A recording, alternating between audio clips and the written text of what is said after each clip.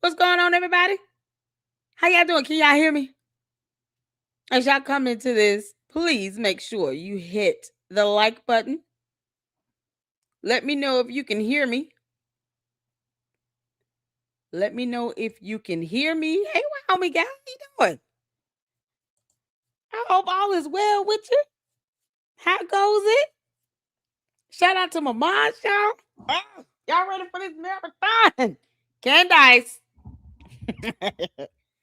Oh, I've been torturing her over there on X, reminding her of court dates.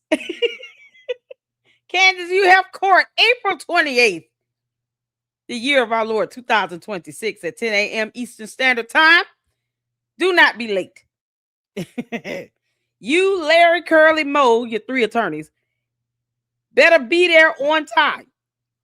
Do not have Judge Rennie Sheldon Rennie waiting on you all for your motion to dismiss. As you prove to the rest of the world, you really do not want to go to the discovery phase. Project Constitution trying to follow suit. Oh, we look forward to getting to the discovery process. What an idiot. Candace doesn't want to go to the discovery process. What the hell are you talking about? This is why, Candace, you should have been honest and told people you don't want to go through this discovery process. You should have been honest and told people you filed the motion to dismiss and why. She won't even do that. She refuses to do a video where she says, listen, I filed the motion to dismiss. I'm not in the mood. I don't want to deal with this lawsuit. No. She got all these cult members thinking that she actually wants to go through this court process with the Macrons. Now they're going to mollywop her in court.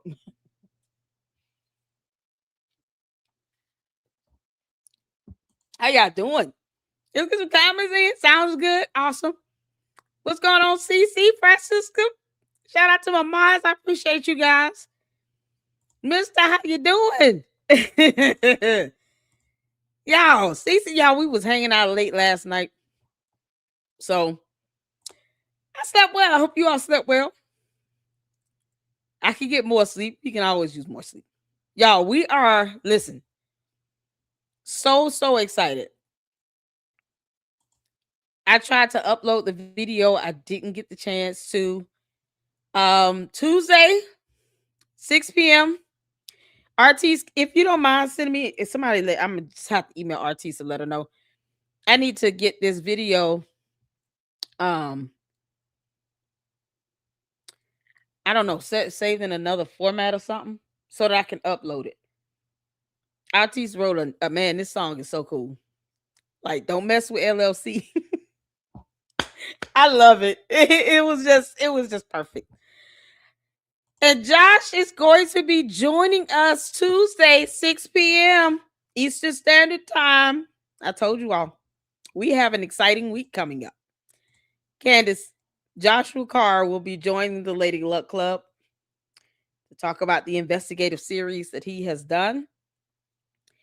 Any future projects coming up, questions, we're just going to hang out and have a good time here. Oh, man. I look so forward to the marathon tomorrow, you all. I did schedule it. I look forward to the marathon on Nicholas Brooks because we're going to catch up on his content. Shout out to Nicholas Brooks. And, of course, next week, hopefully, Gary and I will be able to solidify a collab. But we got Joshua Carr coming through on Tuesday. I'm so excited, y'all. I have the 6 p.m. Eastern Standard Time. We're going to set that up. Oh! So mark your calendars. Joshua Carr, Tuesday, 6 p.m. Eastern Standard Time. Mark your calendars. I'm so excited, you all. Thank y'all so much for tuning in. It's been a minute since I've called LLC Live. I know, mister. You all right? Y'all hit that like button for me. Thank you, Miriam. Sound much better than last. Oh, yeah. God bless. Thank you, honey. Thank you, honey. What's going on? How you doing, Brian Martinez? What's going on? Hi, everybody. Listen, thank y'all so much. Y'all ready to get started on this? It's so many videos that we're gonna check out. I don't even know which one to go to first, but we going to it. Let's see here.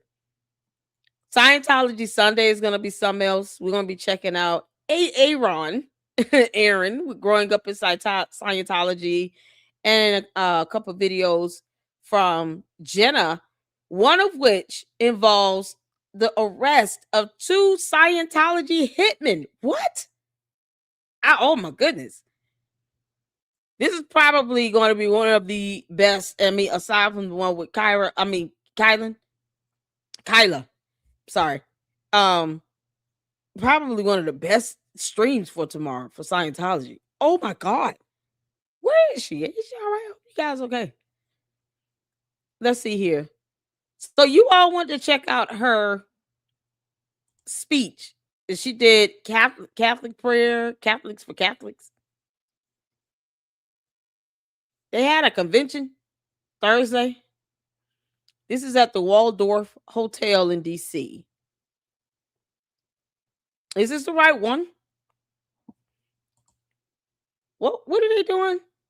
This is a convention. What kind of convention is this? Oh Lord. Candace said something. Candace, I heard you was talking about demons or something. It's girl. She already said she can hear demons squeal or something like that. For 75 people. Hey, no, hey, no, how you doing, honey? So hold on. 75 people was at this thing? Ugh. How bad is it? Let me y'all, we got a lot to catch up on. Y'all see this list is forever. Y'all send me videos and clips, honey. We got Milk Bar got a whole new video. We're gonna get that in. Oh, how many times did Candace Owens talk about herself versus? Oh yeah, we gotta watch that one. All right, so we'll watch this one first. Whatever clip, it's the clip of her. I'm just gonna play her. Let me see here.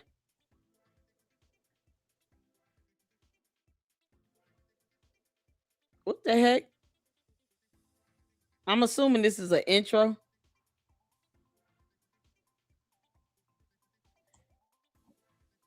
Who is this? Y'all know who that is? This is something that happens every year or something she did. How does this go? What's this?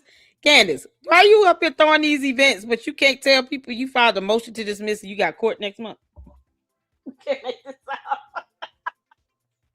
She's not gonna tell anybody she's going to court next month. Oh my God. I can't confirm this 100% yet, but I'm leaning heavy towards fake that cease and desist. I'm not saying this thing. Yep, I'm starting to. Wow. If it were though, I mean, the attorneys for TPUSA would have came out and said that it was not real. They didn't submit it over. Are you talking about the letter or their response? I mean, here's the thing: a cease and desist letter can be sent by anybody. It doesn't have to be by an attorney. You can send a cease and desist letter as a regular, citizen, as a just regular individual to someone else. So you don't have to be an attorney to issue out a cease and desist letter. An order comes from a judge or a government agency of some sort. And that's usually signed and enforceable. But the letter itself, that could be you can send a letter. If he faked that and did that nonsense, child, that goes to show how bored they are.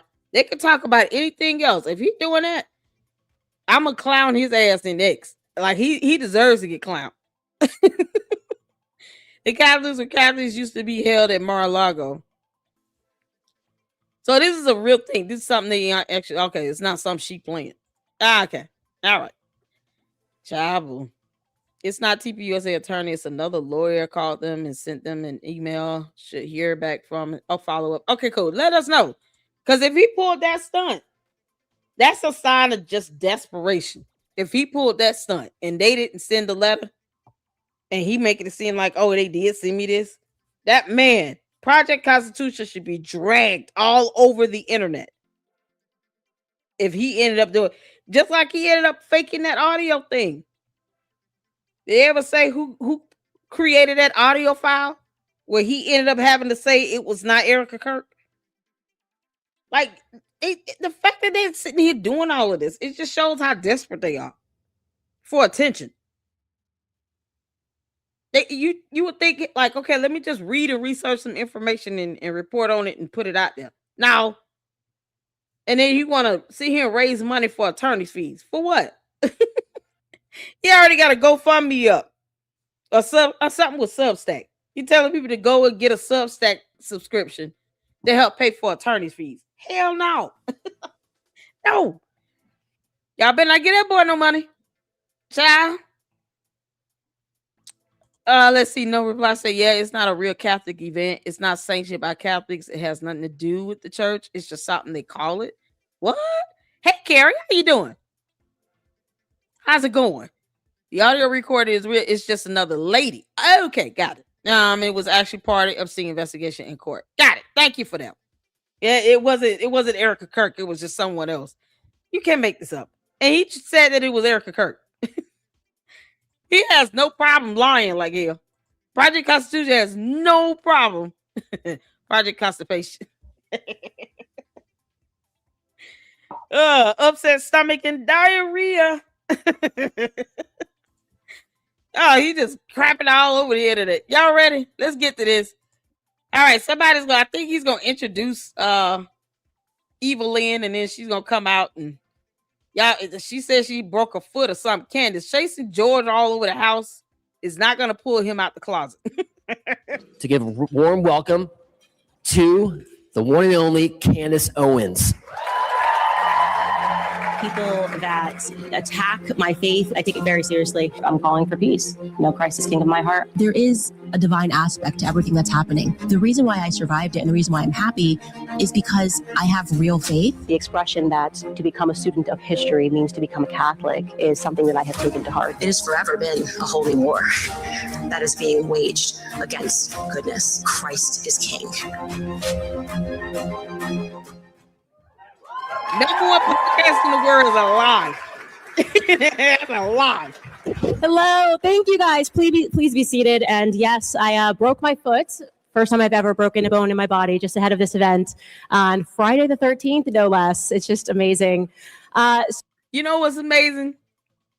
Candace, I know you listening, you heifer. You know what's amazing? Karma.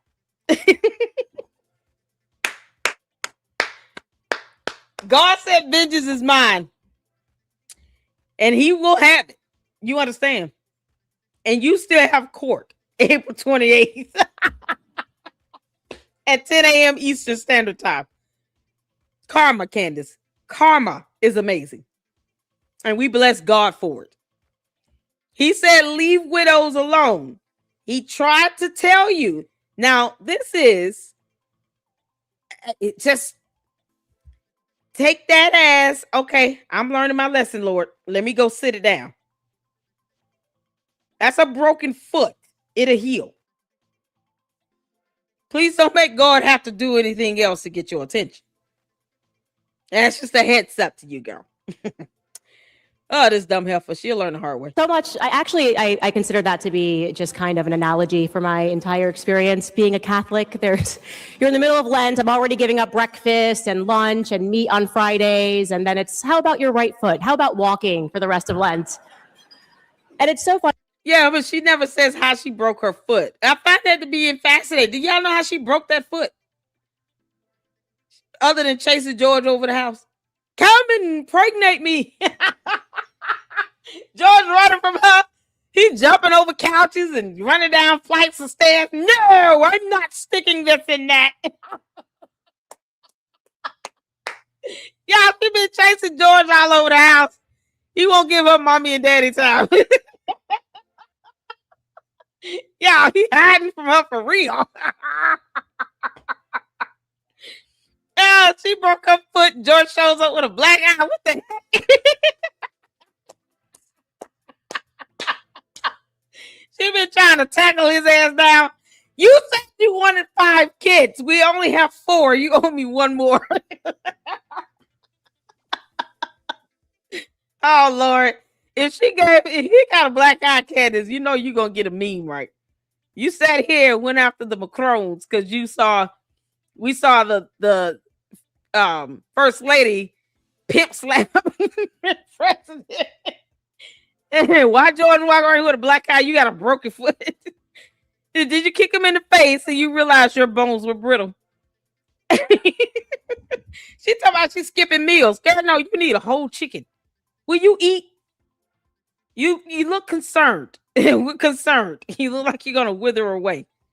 You can't even blow the wind hard around Candace. She's gonna pick up. I don't think she has enough weight to stay grounded. Girl, you need to eat a meal. Eat some vegetables. What the hell wrong with you? Why are you skipping meals? That's not even healthy. Oh, I'm skipping meals. No, your body needs it. Your body needs it. And so does your brain. Chasing George over at the house is hard work. He's spending out a lot of energy.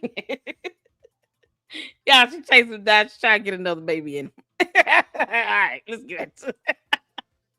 He said, no, call Boys Club. I kind of reflect on my Catholic journey and being baptized. I guess it's been 3 years now. I got baptized 3 years ago.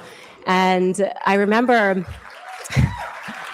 for whatever reason, I was so deluded. And I thought that the baptism, when I got there, like that was the finish line, you know, like this is, yes, I've made it. I figured it out. The battle is spiritual. I've now entered into the Catholic faith, and I had no idea how backward I had it. It was really the battle was just beginning. You know, someone said to be a Catholic is to suffer. And I really saw how immediately true that was, almost to the minute, becoming baptized. And I promise you, when I was Protestant, I went around the world. I spoke about my faith. I talked about Christianity. I spoke about the Bible, and nobody batted an eyelash. The moment that I became Catholic, it was just game on. It was, I think the Vanity Fair took the first stab, and they drew. It was actually quite an interesting little art piece, and they had me up there. Oh my God, Candace, you're so dingy. You can't make this out. No reply says she thought getting baptized was the finish line. She hasn't even had her confirmation. What does she even? She hasn't been confirmed. Candace. This is how you all. I'm telling you all, this girl does not read. This is proof that this helper does not read. Candace doesn't read anything. You have not been confirmed. What are you doing, Candace? And why do they have her speaking? Just because you get on a platform and lie like hell all day, every day, 5 days a week, does not mean that you should be getting a spotlight and you're not even a confirmed Catholic. Candace, I don't have to be Catholic to know that you probably should be confirmed first. Because there's so many other people in there that might be more qualified than you to speak. And she's not #1 podcaster. They lie. That lie is ridiculous. You can pull up statistics to prove that wrong and debunk them. You can't make this up. 75 people at $5,000 per plate. Yeah, that's right up her alley. She charged people how much for $2,500 or something like that, $15,000 in Australia when she was supposed to do that tour, and they said, "Hell no, you're not coming here to our country." And it was like $250. No, it was $100. It was like $250, something like that. And then the higher end plates with dinner, backstage, and all that in the thousands. You can't make this up. So they created the event, Candace and George. Okay, so this is not even a real thing. They created this. I mean, it's a real thing, but it's something they created. Y'all, this is crazy. She thought, did you see how did she break her foot? No reply. Does anyone know how she broke her foot? Did she even mention that? Funny how she just kind of glossed over it. Who baptized her ball? Who knows? The devil baptized Candace in the lake of fire. And J.D. Vance up there, Russell Brand up there, and the piece was about this whole Catholic conspiracy. I think they called it the Catholic Industrial Complex. they had worked through some conspiracy. Why are all of these people? Why is Russell Brand praying the rosary? Why is JD Vance Catholic? Why is Candace Owens suddenly Catholic? As if there were something happening in the vaults of the Vatican where people were conspiring to turn everybody into Catholics. And my journey, it was right there. Vanity Fair was right there. I married a Catholic, actually, so it was pretty obvious that I might land there myself someday. There certainly wasn't any conspiracy, but it was amazing to see that. I didn't understand why it was. It created crazy. So much drama. Why you couldn't be a Catholic, so to speak, or why people had more questions about what made you turn toward it. And my journey, I think, really is just kind of been lifelong in that way. I have always been a person on the pursuit of the truth, right? I want to know what the truth is. From the time I was a toddler, my mother growing up to me would say, one day you're going to get a kid just like you. And I think she meant that as a threat, by the way, which isn't great. But I do know she would always remark that when I was a toddler, my father and her would have to sort of, when they would reprimand me, they would say something and then they'd sort of close the bedroom door and laugh because I had to reason with them. I had to debate the idea to understand where they were coming from, sort of saying things to them like, Mommy, that doesn't really make sense. I don't really understand. That doesn't make sense. And I think my entire life I've been trying to make sense. Hold on. Is she going to get to the part where her parents kicked her out of the home at 14 years old and she went and lived with her boyfriend for 6 months? Please tell me this comes up because, Candace, otherwise you will be lying. She said in Russell Brand's interview that her parents kicked her out of the house at 14 years old, when she was a child. And she went and lived with her boyfriend for 6 months. And now she's doting on her parents, the same ones that put her out at 14. Candace said she broke her foot, y'all, on the 13th. Look at God. Yeah. God said, I will get my vengeance now. Have you seen Milk Bar's video about this? No, not yet. We're going to watch that one next. Yeah, we're going to get to that one. The date of the text message doesn't add up. CK's text was 12. February ends with a Y. 24 is CO converted. April 24 doesn't make sense. I don't know. Child, who knows? I thought she converted over because she got married. Looks like things are going to start to get worse for her. Yeah, I don't even understand. Like, why is she here? Let me just say, what's the point of her giving this speech? Sounds like a Valley High girl. Which personality are we dealing with, Karen? Karen? It must be Karen. Karen Amber Rose Owens Farmer.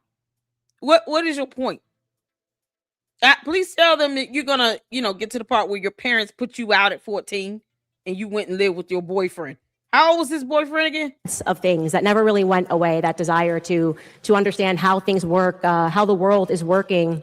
And I think at a certain point, I really thought that I had sort of landed on truth when I engaged in politics. And you go, okay, now I'm sort of in the belly of everything and I get this, and it's left versus right. And I have to go back and sort of understand the debates that were being had by the founding fathers. And you feel like you have such a grip on things and you've really figured things out and you're flying high. And then you wake up one day and you realize, no, there's something way bigger than this. It's not about politics, Candace, the expression that culture sits above politics. There is something that sits way above that, right? And Candace, get to the point, girl. This is not your show. You should have talking points or something. This is awful. And you're boring right now. People are eating breakfast and stuff. They trying to figure out what's in the scrambled eggs. They're not studying anything you saying. They hoping that their turkey bacon is crisp. It doesn't taste like sandpaper. Really? Did they have biscuits there? Was it grits? What type of breakfast are we talking about? Or is it more along the lines of quiche and hash browns? What we doing? What's happening in this world has always been spiritual. It has always been theological. And when I began to examine those things and realize, love America, 250 years, rah, rah, rah, But there's a lot of stuff that happened Rah. before those 250 years that you have to get your hands on, and to fully understand these things of the world, and to recognize that these debates that we are having, they're not new. They are not new. And so I've approached it that way. And when I was baptized, the option was given to me to do my confirmation at the same time. And I thought about it, and I said, no, I want to take that sacrament the right way. You know, when you get baptized, you're very much in your infancy. A confirmation signals more maturity. I certainly didn't feel that I was there. I wanted to just do a couple of years, learn the missal, understand what was happening. Why are the priests wearing those vestments? Why these colors? Yeah, she could have Googled this information and read about it. Isn't that part of your confirmation? To learn the history of Catholicism, to understand the garments and the rosaries and the beads, to understand the meaning of the symbols and artifacts. She could have taken off a month and studied this, and then been prepared to do her confirmation with her baptism. When did she get baptized? Like, this is crazy. Y'all. Y'all, it is. This girl is up here rambling. Look at his face on the bride of Chucky doll. Can somebody send me an AI image of Candace as the bride of Chucky? Oh, please do. Yeah, this is Candace. What is the point? Anybody know what her point is? No reply said I am on it.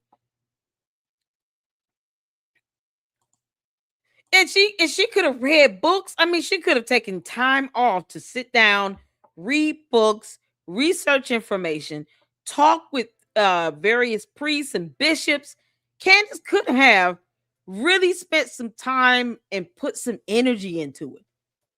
No one told her to go out here and go in after Erica Kirk. The time and energy she allegedly put in this series with Erica Kirk and with which is not a whole lot because she just lied like hell. Or with Brigitte Macron, Candace could have done the same thing when it came to Catholicism. She could have done the same thing when it came to her faith and to Catholicism and getting confirmed. Sat down and read books, studied, went out, sat down and talked with priests, went to museums, looked at whatever she needed to do. She doesn't do anything else, and she's got money. This girl ain't broke. She doesn't have to work a regular 9 to 5 like everybody else. Like, if I don't get paid, I have whole bills that won't get paid. Candace earned $59 million in 6 months. She can take off a whole month and not miss a beat financially. She's just full of greed. But if she truly took this Catholicism seriously, she could take off a month and go study, do what she need to do, figure out all these questions she's got, and do it the right way. The fact that she won't do that she won't sacrifice for God and her faith and religion and anything else, that goes to show how seriously she takes anything else. Because I'm just, I'm saying if I can't show God how serious I am by giving God time and attention in prayer and reading scripture and studying the Bible, how do I prove that I'm serious about anything else in life? And she wants to put faith in the center of her, that's the foundation here. But this is how she treats Catholicism. And she up here rambling about nonsense and buffoonery. Candace, get to the point, girl. To feel like such a newbie to ask all of those questions, and which I will be asking for a very long time. I could take years off to study the history of the church and still wouldn't be there. But there was another component of it that I wanted to discuss with you guys that made me a bit nervous about becoming a Catholic. And it was kind of this quiet anxiety that I had about not feeling connected to Mary, right? I just was like, I don't feel this connection to Mary, and Catholics have this connection to Mary. And I know that sounds really typical. Dr. Scott Hahn has written about that. That's kind of the standard Protestant operating, what about Mary? You guys worship Mary. But it wasn't in that way. I understood it intellectually. I understood it theologically. If I could have the debate about Mary, but I didn't feel it spiritually. And when I would speak with other Catholics and to hear their passion and they're speaking about Mary, I was like, man, I want that. I really envy that. I want to have this closeness, but I don't feel it. I want to be She still don't. She don't feel it at all. And clearly, her and George getting into a business arrangement, lavender marriage, is proof that she had no connection. Candace, Yeasty does not appreciate you running around chasing him down the hall. Oh my goodness. Now you can't get up and walk around like you should. She's scooting around on a cart. Candace, stop trying to chase George, okay? He's like, his mind is already set on boys club, all right? He doesn't like you like that.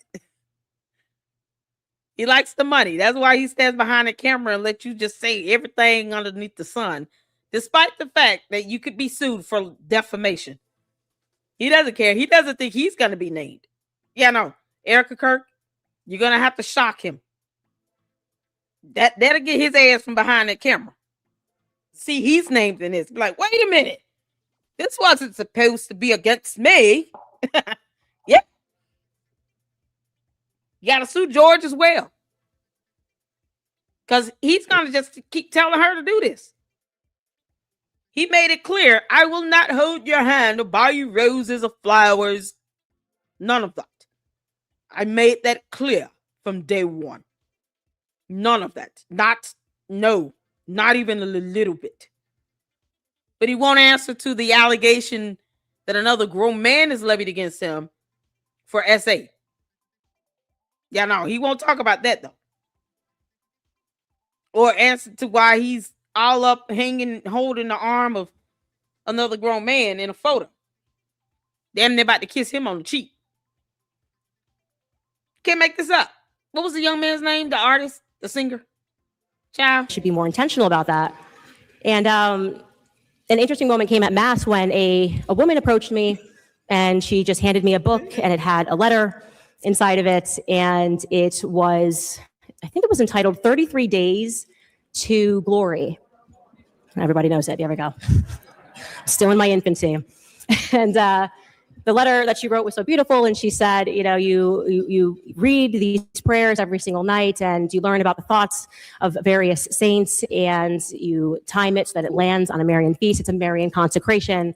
And she had written how this had sort of changed her life and that I should do it. And I said, great, this is a perfect opportunity. This is what I had been looking for. I mean, my husband did it. It was fantastic. Every night we sat down and we did our prayers together. I mean, it was also, the opportunity to speak through it and for me to ask these questions. More time with my husband. We got to day 33.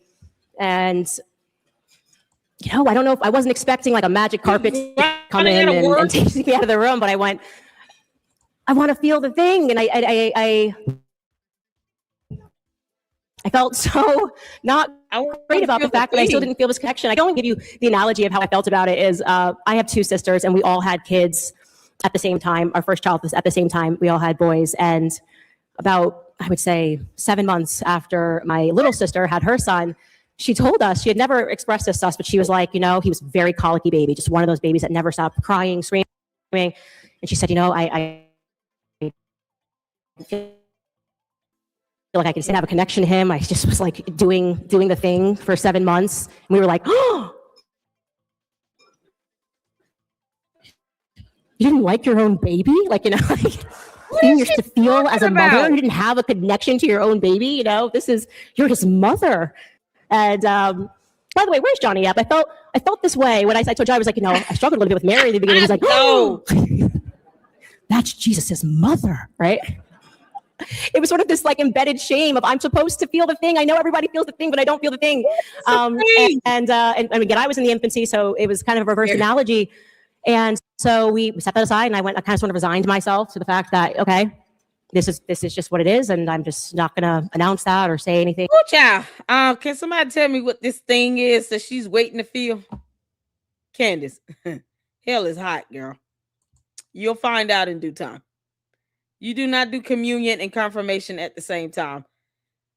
See, this is the thing. She's not even being accurate in this. She's just talking about random stuff. This is just random blah, blah, blah, blah, blah.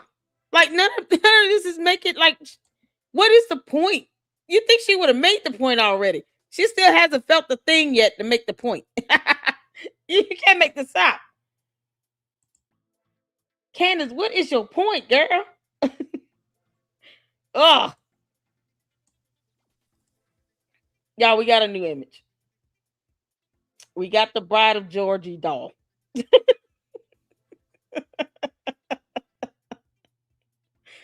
Oh, my good grief. Oh, I see it. Shout out to No Reply. Oh, this is epic. Oh, this is so epic. The Bride of Georgie. Candace, we need a brain break. Hold on. Let me show y'all this. We need a break. And she sit over here boring us to death.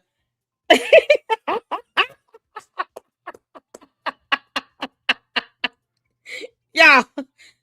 Shout out to No Reply. You can listen. Don't ever buy this doll. It's cursed.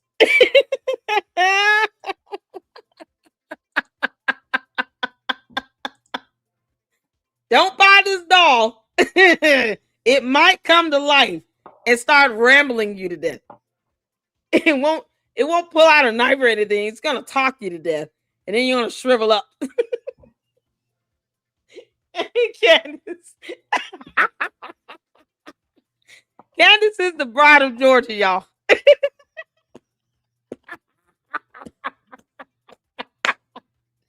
I know, right? CC, wear the blonde wig so she can be Erica. Only in Toyland, where evil rules through dolls, is Candace able to wear a blonde wig. You think she would just go full blown? Candace may have broken that foot trying to jump over the fence to record Erica Kirk doing anything in her house. Candace, you out here stalking that woman. I honestly, I'm gonna have Erica Kirk pull her security camera footage. I would be surprised if you jumping over fences trying to see what she doing, how she playing puzzles with the kids. I can't believe it. How dare she plays puzzle pieces and toy trains with those children? I imagine Candace out here stalking Erica Kirk, just jumping around the tables and stuff.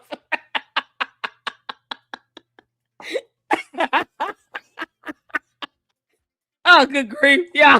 Georgie Porgy pudding in pie. How does your garden grow?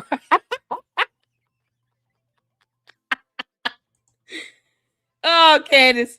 This is going to be the thumbnail. Shout out to No Reply, y'all. Oh, I love you guys. You guys are so funny. All right, let's get back to this boring ass speech. She was not here for everybody. Oh, that's going to be the thumbnail, y'all. Candace, please make your point. Be quick. To anybody about it. And it's funny now in the retrospect, because when you think about a mother is someone that you need, right? It's someone that you need. Babies need their mother, right? It's less about want and more about need. And of course, months later, I would find myself in a state of need, and it was just the most, trying time I would say in my entire life, and most trying time in my entire life when Charlie Kirk was assassinated. There were. I don't think that there has, and I hope that there will never be a moment like that, where you question everything. You question everything. How we go from being a mom to babies needing mothers to now Charlie Kirk's assassination? At a Catholic for Catholic convention where he's not Catholic. What are we doing? Candace, you are a creep, girl. Listen. Candace, how much did you pay Tyler Robinson? This isn't normal for someone to obsess over an assassination unless they had a hand in it. It's like she wants to just, revel in her handiwork. Oh, my master plan has been fulfilled. Who does this? This weird obsession with death is disgusting. And those moments are sort of Goodness. magnified when you're a public figure, because there is this, you're not really seen as a human being when you're a public figure. There's an avatar of you that's out there, and people think they know the avatar. And there was so much to process. I think the entire world obviously was impacted by it, and to know a person and to see a person lose their life when it is not expected in circumstances like that. You go through something that words fail. Words fail to describe. And I found myself truly almost broken by this. It was those following weeks feel like a haze to me. I felt very directionless. I also want to say I think I failed spiritually. You know, there was so many emotions. Yeah, you did fail spiritually. You know what you did? You violated the word of God when you went after a widow. You know how many scriptures you violated all at one time? There's so many scriptures in the Bible that speaks about protecting and defending widows. And you broke every last one of them. Yep, you definitely failed spiritually. You wanted to go after Erica Kirk. And for what? And for some reason, she's like, oh, I just, you know how mothers just need the babies just need their mothers. And I just felt I needed, it's something I just needed. And I didn't feel the thing. And I never felt the thing. And whatever the thing is. But yet she can sit here and brag about how she can hear, demons squealing. Or talk to dead people in her sleep. Now, y'all, look at this freeze frame. If y'all can't tell this demon sitting up in her face, listen. Didn't I tell y'all Candace is a demon? She got a demon in her. See that freeze frame? Candace, sometimes God allows people to see spiritually what natural eyes aren't able to see. And that's demon in you, girl. You and the devil are a liar. You can't make this up. She's sitting here reveling in the death of someone, as if people need to be reminded of this every day. But yet, when his own wife grieves and mourns the loss of her husband, somehow, oh no, it's just, I can't believe she's bringing it. So inappropriate. How dare she has a tent set up where people can go and it's a memorial. Oh no. The wife is not supposed to grieve the loss of her own husband.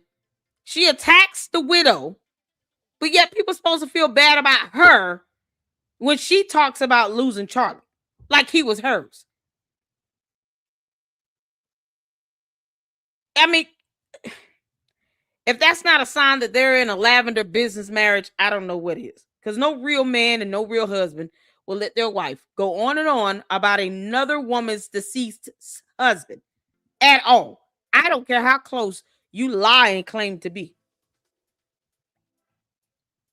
So this dumb demon is sitting here making this whole thing about the assassination of Charlie Kirk because she's got to make money. Anger, disbelief, upset, the bargaining that goes with that. I spent a lot of time speaking with my priest, and we spoke through these emotions and through our 7 sins as illustrated by Pope Gregory. And he's always said, like yours is you have to deal with the anger, the thoughts. We say we sin in thought and in word and in deed. Me, thought and thought and thought, and thought again and thought again. Thought and thought. At some point in those weeks that followed, my husband egged me to go to confession, which was the last thing that I wanted to do. The very last thing that I wanted to do. I was like being a teenager trying to get out of this responsibility, and I was like, oh, we can go. And I'm like, oh, well, it's not going to be open we can go to this church. It's okay. we get to a different church. The kids are in the car. I'm like, the line's really long. We can't make the kids wait in the car as long. He's like, oh, it's okay. I'll just take them to go get gas. He's just making it more and more convenient. And I'm like, okay, I'm not getting out of this. I'm going to get in the car. And I went into the church, and it was kind of a bit of a gloomy day. It's a darker church, a lot of wood in the church. And it was just this moment where the just the way the sun came in, and it happened to hit a good sculpture grief. of Mary cradling Jesus, and it was the first time throughout from the incident until that moment that I felt any peace. It was just a warmth that came over me, and I feel like it was the first time that I genuinely smiled, waiting for confession, and I just thought to myself, I know it's going to be okay. I felt, and then I remembered this discussion that Johnny Epp and I had a week before Charlie lost his life in my house, and how we were discussing how we didn't felt lose his Mary life. was bringing him close Wait, because he what? had just done his show and was defending How Charlie lost his life in my house. Hell, she say?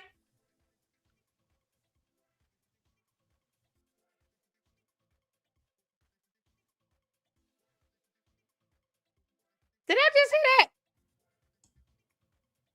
And I feel like it was the first time that I genuinely smiled, waiting for confession. And I just thought to myself, I know it's going to be okay.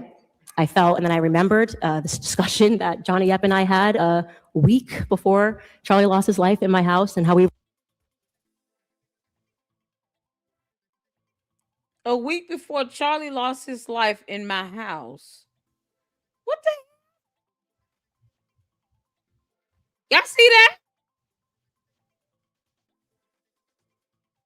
Man, what am I hearing? Before Charlie lost his life in my house.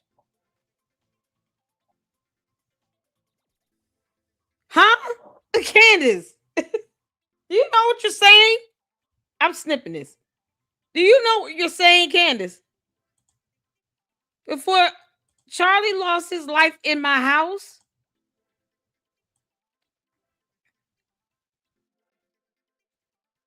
How much did you pay Tyler Robinson? Yeah, it's stuff like this. She telling on herself. Who this person you talk to, Hoppo? Hoppo, who this man?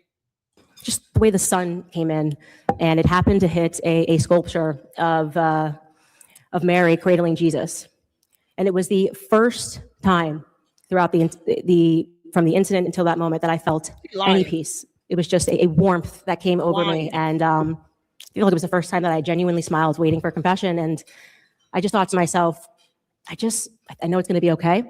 I felt, and then I remembered this discussion that Johnny Epp and I had. Who's Johnny Epp? Who's Johnny Epp? Did y'all hear that? Johnny Epp? Johnny Depp. Johnny Epp. Yeah, I'm seeing Johnny Epp. She said Johnny Depp?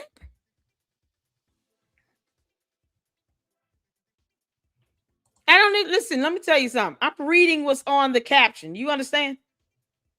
I will not argue. When it comes to my thoughts and opinions over here on my platform, there is no argument. Because I'm not trying to convince the candy ass cult members of anything either. We understand what we understand. We hear what we're hearing. And I know what I'm seeing on the words that's showing up in the closed caption. That's why they're on. We're reading the words as she speaks them out of her mouth. There's no debate about that. What is there to argue? We know what we're seeing. I'm not arguing with what she's saying. I'm disturbed by it. First Amendment and free speech isn't just one-sided. Child boo. So is a Johnny Epp or Johnny Depp? She said Epp. Is there a Johnny Epp? Is there a person named Johnny Epp?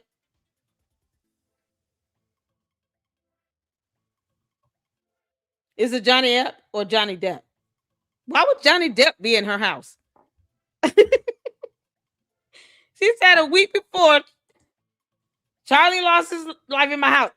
A discussion that Johnny Epp and I had. Is it Johnny Epp or Depp?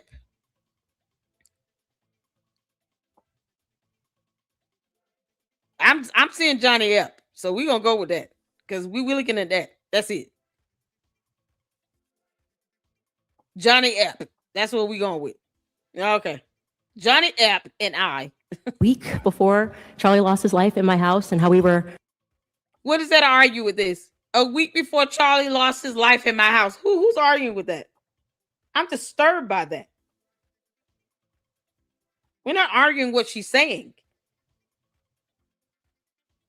I'm disturbed by what she just said. Candace, how much did you pay Tyler Robinson? Or did George give him the money? Is this broken foot real, or is this something just part of your scheme?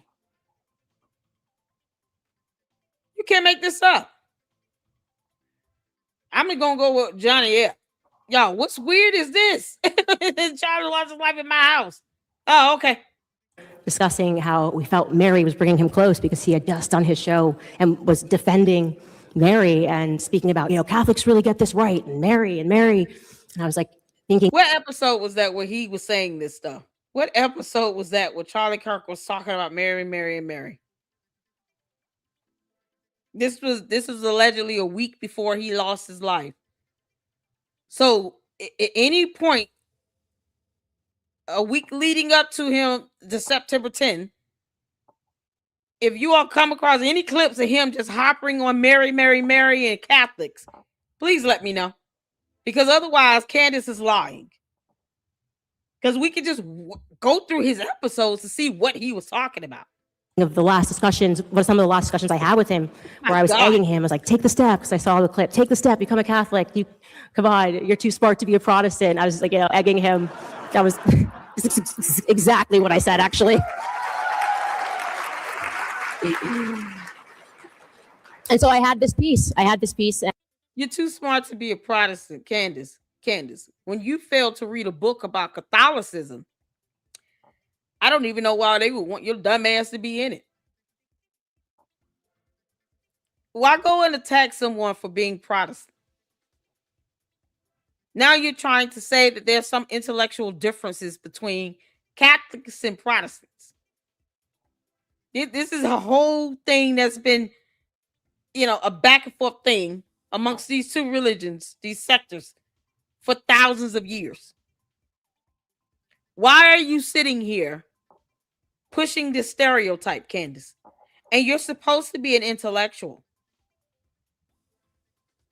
And yet somehow you're playing into this childish game of saying that you're too smart to be a Protestant.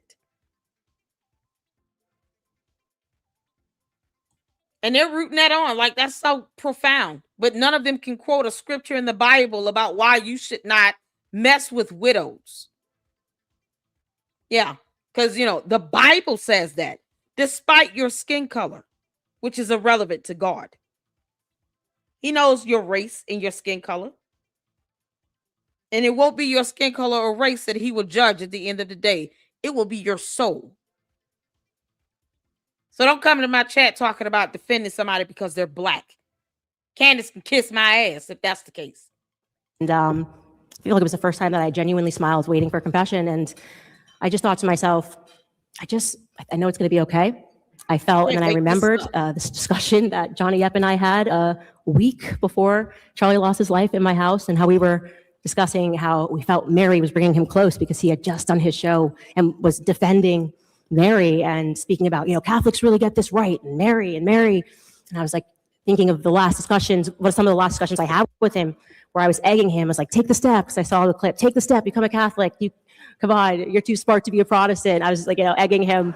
That was exactly. But see, she wants, then she goes on this tirade for 6 months, making it seem like he wasn't smart enough to pick his wife. He wasn't smart enough to pick his friends. He wasn't smart enough to have business partners. He wasn't smart enough to run TPUSA well. So he's too smart to be a Protestant, but in everything else in his life, he was an idiot. He had a bad judge of character. He didn't know how to surround himself with people that actually did love him and protect him and look out for him. No, he was dumb in everything else, though, right? Him choosing his wife, and had he listened to me, he would still be alive. Candace, how much did you pay Tyler Robinson? Because you want him to get off. But you can't tell us who you think pulled the trigger on the gun. My money is on George. Exactly what I said, actually.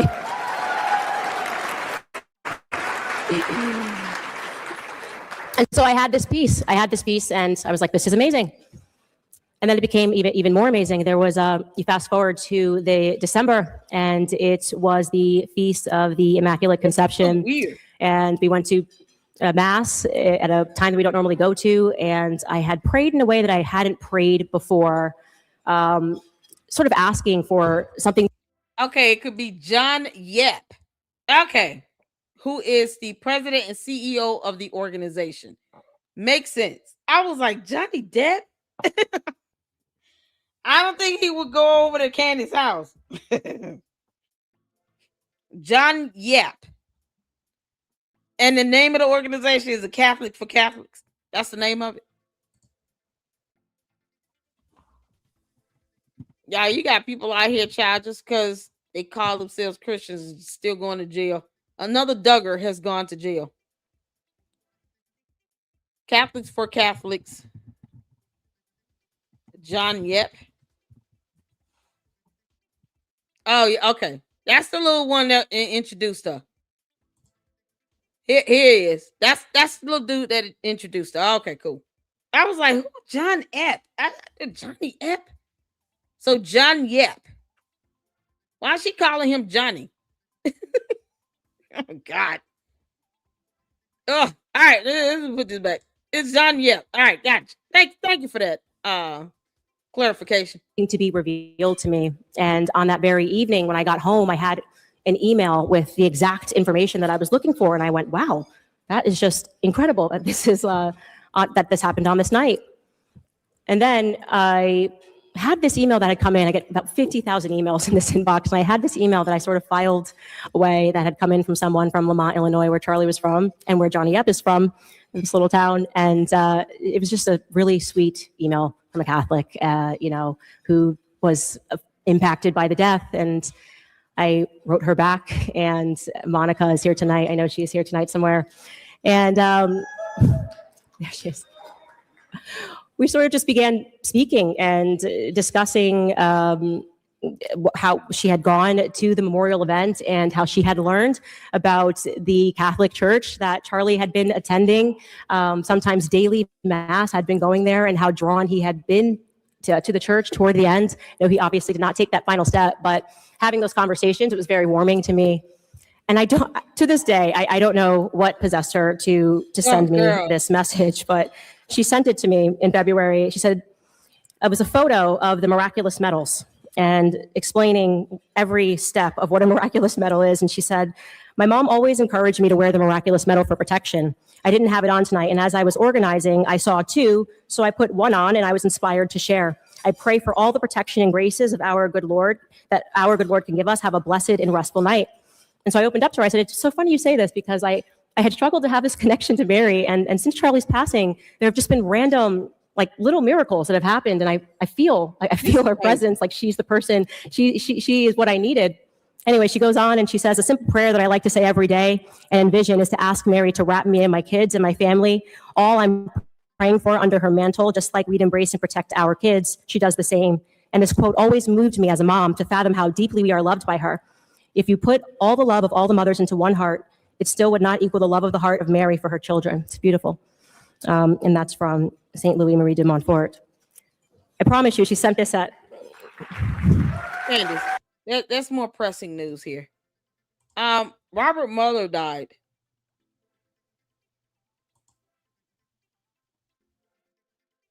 What the hell? Oh, he just died? He died yesterday.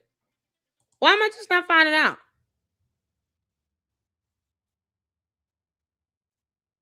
Robert Mueller died. Chuck Norris died. Wow.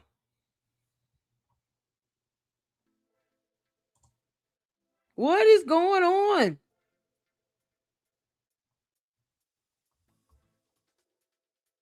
Ugh, man. It's mighty ironic.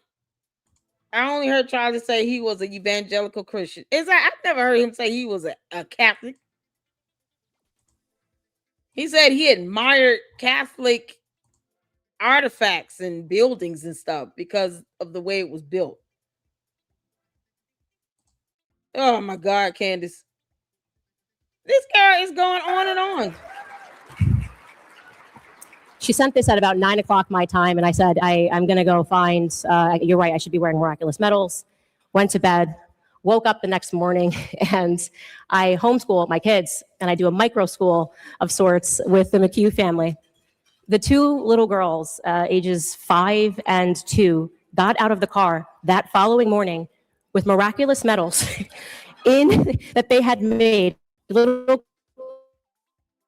toddler miraculous medals. Said, for you, we have a gift for you. And I said, this is incredible. I mean, I was brought to tears over this toddlers holding a gift of miraculous medals, and I just went, okay, Mary has a way. Is she going to show any evidence of this? I want to see like this happened. We have a gift for you. People should have been around to be able to confirm that. Otherwise, she's just winging this. How many of you all believe this? Hit the 4 if you do not believe a word she's saying right now. Hit the 1 if you do. 1 for yes, you believe it. 4 for no. Hit the 4. Anyone believing this? Anyone buying this? It's so erratic and all over the place. It's like, let me just wing it. This shows she has no creativity. This is why her shows are pre-scripted. She is literally winging this whole thing with 2 kids giving her medals. That means you're going to have to show these medals. You don't have to show the kids. You got to show these medals. You got to prove this stuff. Mary has a way. Oh, my goodness. I sent Monica the photo. I went and told my husband, where are the miraculous medals? We must get the miraculous medals out. What are these medals? It has been the most, it has been in many ways miraculous experience, to really feel like you've been broken in a million ways, and that there's not much that can pick you up, and to recognize that when you are spiritually broken, where else can you turn to but the church? Where else can you turn to but the church? And God, I would be remiss if I didn't say this. Just as John, Candace, where else can you turn to? God. It wasn't always the concept of a church either. Before there were temples, churches, buildings, and priests, the people had God. They had to learn how to pray wherever they could. When they were being persecuted, they had to learn how to pray in the closet. That's why they have the expression prayer closet. Place where they can go in private and have prayer. What is she talking about? Illustrated. There's a lot going on in the world right now. There was a lot that Johnny had to go through to put this event on tonight, because there is this bizarre energy about Catholics coming together. And the words that are said about Catholics, Carrie Prejean, who you'll hear from later, you wonder where it comes from, and you can get into a place where you get frustrated about it. But I want you guys to know that exactly, for the first time ever in America, there is a true Catholic youth movement that is on the rise. Okay.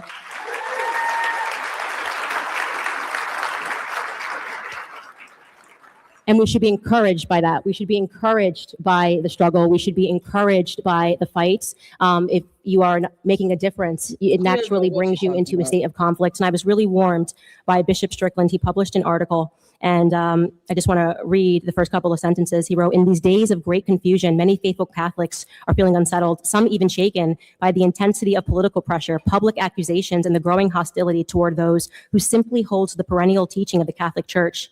Let me speak clearly as a shepherd of souls. If you feel that the ground beneath you is shaking, it is not because truth has changed. It's because many have unknowingly anchored themselves to things that cannot hold. Political parties cannot save us. Governments cannot define truth, and no earthly movement, no matter how powerful, can replace the kingship of Jesus Christ." And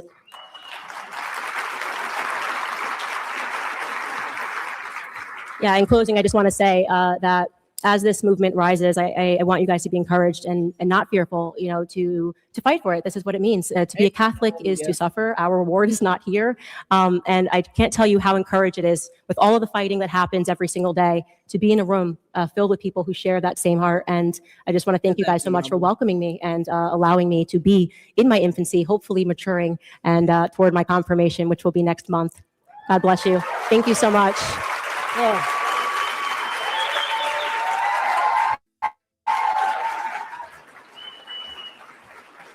Oh, good Lord. Oh, that was painful. Where else can we turn? As if God is not real. This is Milk Bar, you all. Shout out to Milk Bar because he catches them every time. This, for some reason, we're not supposed to turn to God. We're supposed to turn to a religion or a church. But yet, a whole Bible Candace has to read, and she doesn't read it. Because if she did, she would know not to go after a widow. She would know not to do that. So it's disturbing to hear someone that claims that Christ is king turn around and talk about everything but Christ. She's just throwing it out as a slogan. But never mind what the scripture actually says. Either you're going to follow the scripture or you're not. But she'll learn the hard way. Judgment Day is going to be something else for her. Oh, my goodness. Whoo, child. Yeah, that's why repentance is important. Can't make this up. If Christ is king, then you should be following the word of God. That's it. It shouldn't even be a picking. Let me just, okay, I'll do it tomorrow, Lord. I'll start reading the Bible tomorrow. No. If Christ is king, then you should be obedient to the word of God. And obedient to the words that Christ said in that Bible. He said, leave widows alone. That was not a joke or a euphemism. It's not even an option. And you're going to either follow the Bible or you're not. But if you're going to do it the right way, you're going to live the way according to the way Christ wants us to live, then you will follow the scripture. She can't even do that. How many content creators have put up scriptures about not messing with widows? And Candace still goes in and not only goes in on Erica Kirk, becomes vindictive because someone posted up a photo, which I would never agree to, of a baby of one of her people, her girlfriend, coworker, whatever she is. Never mind the fact that Candace posted up photos of Erica Kirk when she was in the first, second, third grade. So you posting up photos of somebody as a child with other children in this yearbook. But someone posts up a photo of another baby. Now you're going to take it out on Erica Kirk and do more episodes despite the scripture. Yeah, keep at it. Hell is hot, Candace. It's hot. You can read about it in the Bible or find out the hard way, whatever. But what we don't do is sit here and put religion over God. When did that happen? When we start doing that? Y'all, let's get to this. Shout out to Milk Bar TV. This is, how many times did Candace Owens talk about herself versus God in her Catholic speeches? Obviously, this is something she did last year too. Why is she wearing the same thing? Why is it always all black? Like she's at a funeral. All right, come on, you definitely hollow. Hello, everybody. Thank you so much. Thank you. Truly an honor to be here. This is my first Catholic event, so I will never forget this. You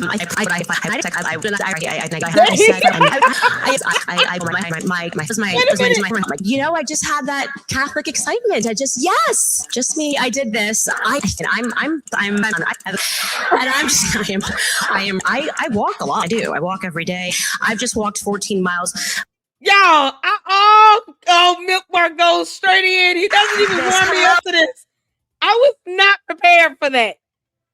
That ticker went off so fast. Oh my God. Hold on.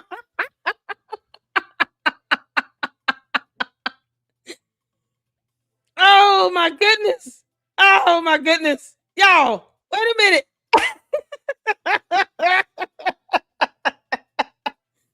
on. I was not prepared for this. Okay, let's start over. The next thing I look up is 40-something counts up here. All right, come on, you conceited one back. Everybody, thank you so much. Thank you. Truly an honor to be here. This is my first Catholic event, so I will never forget this. I just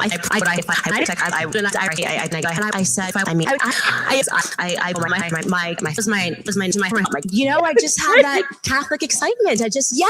Just me. I did this. I walk a lot. I do. I walk every day. I've just walked 14 miles. My Apple Watch has died. I'm not kidding. I would say I was feeling good. I was like, but I'm doing good. I was like, I'm so hot. I am so sweaty. Like I was like,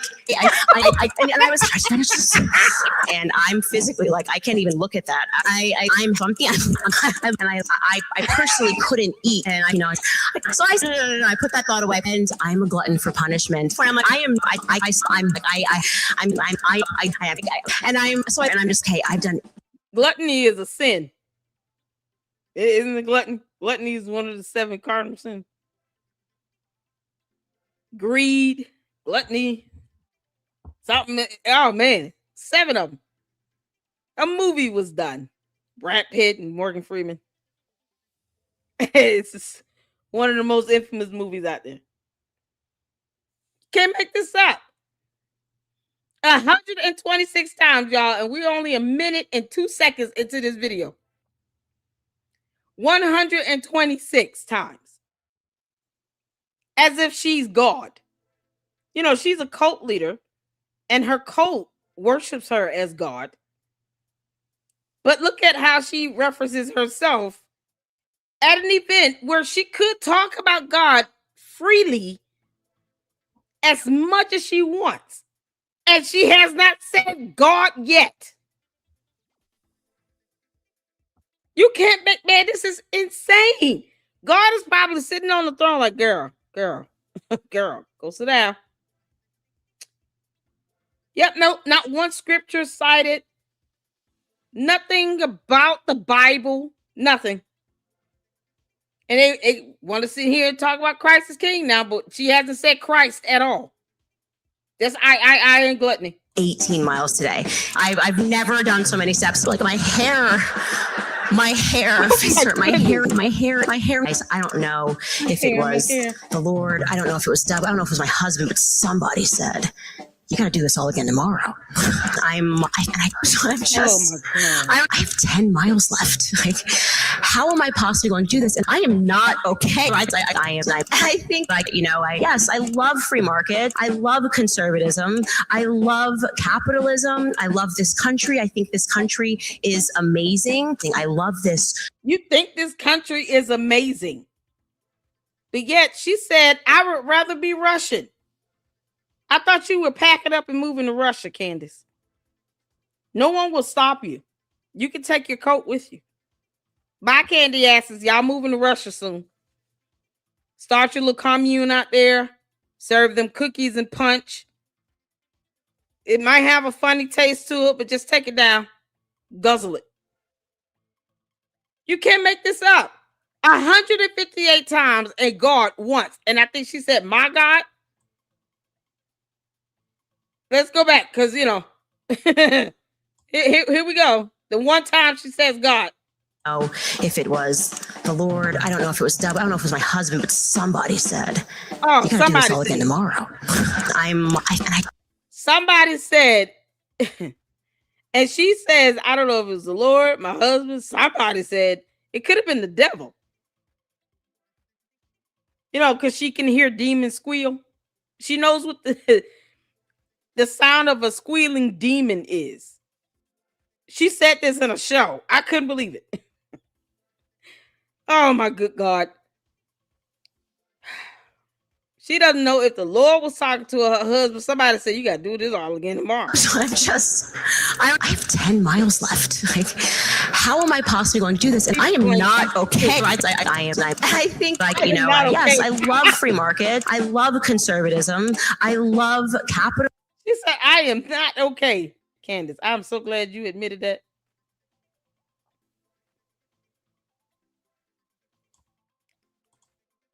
possibly going to do this? And I am not okay. Right? I am not okay. Yeah, every so often she'll throw a little bit of truth out there. Thank you for admitting that, Candace. We know you're not okay. I'm so glad you admitted that. You need help. I am not okay. I gotta snip this. Candace, you finally admit the truth. I am not okay. That's gonna be a thumbnail, y'all. So a thumbnail. Candace is not okay, and I'm glad she admitted it. I think, yes, I love free market. I love conservatism. I love capitalism. I love this country. I think this country is amazing. I love this so much. The Lord will be with you. My me. And I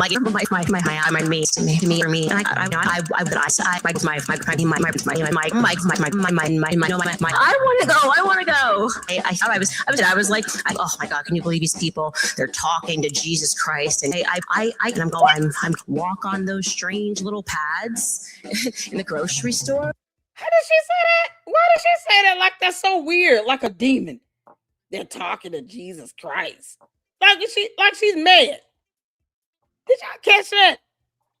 I do not have this sped up, by the way. I have this on normal. Y'all see that?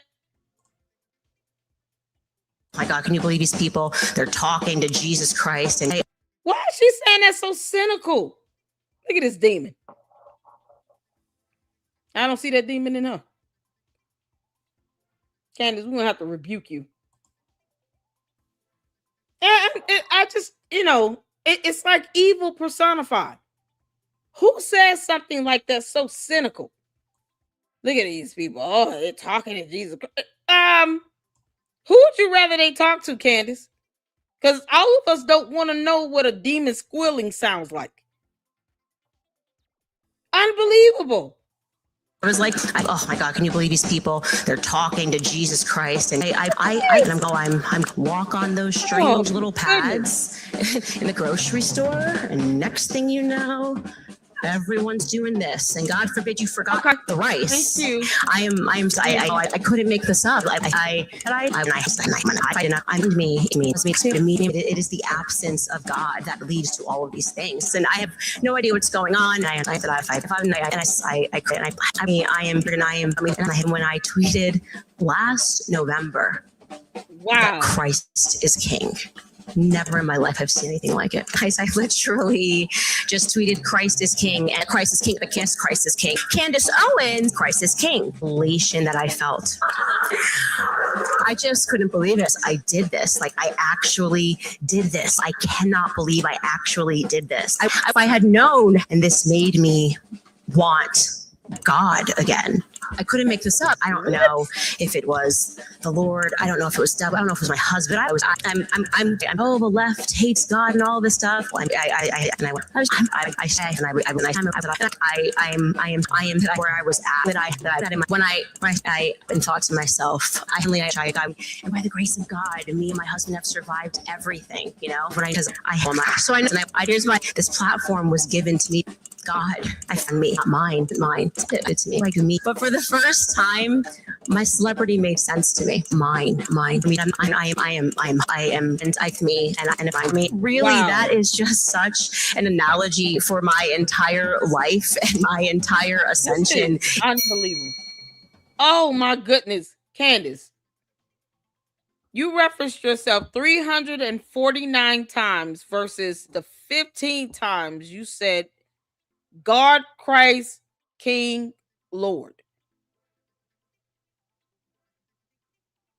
This is got to be the biggest display of just I don't know, good grief.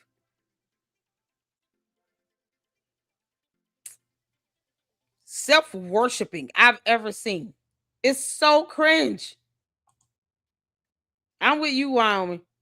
This is so cringe. People pay her to talk to them in a public setting. Good to see you. Hi, Canadian chick. How you doing, honey? Cheryl up in here. How you doing, honey? She talked about Charlie's death. It's this year.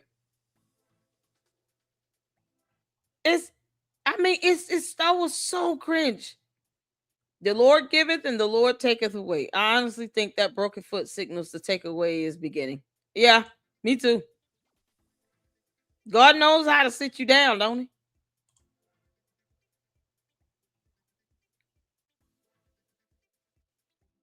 I'm so Candace. All right, y'all. Let's get to the next one. Shout out to Milk Bar. Thank you so much for this video, Milk Bar, so that people can see how self-absorbed Candace really is. He did another one about Joe Kent being a possible mole in the government, leaking things to Candace, because she said she had an FBI mole. You know, she wanted to call it a source. Now, they're not supposed to be showing her anything about an investigation that they may have any association or ties to at all, especially around a murder or an assassination. They're not spearheading it. The state attorney general in the state of Utah is. But the FBI has offered their assistance. And if they have any evidence related to a criminal investigation, Candace is not privy to that, especially when we have laws in place for a reason. This Joe Kent idiot has not only been fired, but he's also under investigation because he's a clown. Candace, are you going to pay his rent and mortgage, his bills till he get a new job, or what? How's that going to go? Because, you know, if he's out here leaking stuff to you, the least you can do is take care of him while he gets another job, however long that takes. Because who the hell going to want to hire somebody that can't maintain confidentiality and uphold laws when it comes to evidence being leaked about an open investigation about an assassination? And you're sending it to all people, Candace Owens. Like she gives a damn. She might already know if she planned it. Candace, how much did you pay Tyler Robinson again? Told that this individual, Robinson, is a lone gunman, and maybe he is. Crazy. But the investigation that I was a part of, the National Counterterrorism Center was a part of, we were stopped from continuing to investigate. There's still linkage for us to investigate. Because I'm very aware of what's going on. Okay. Exactly. About 48 hours before Charlie Kirk died, Charlie informed people at Turning Point, as well as Jewish donors and a rabbi, that he had no choice but to abandon the pro-Israel cause outright. Okay. Charlie was done. He said it explicitly that he refused to be bullied anymore by the Jewish donors.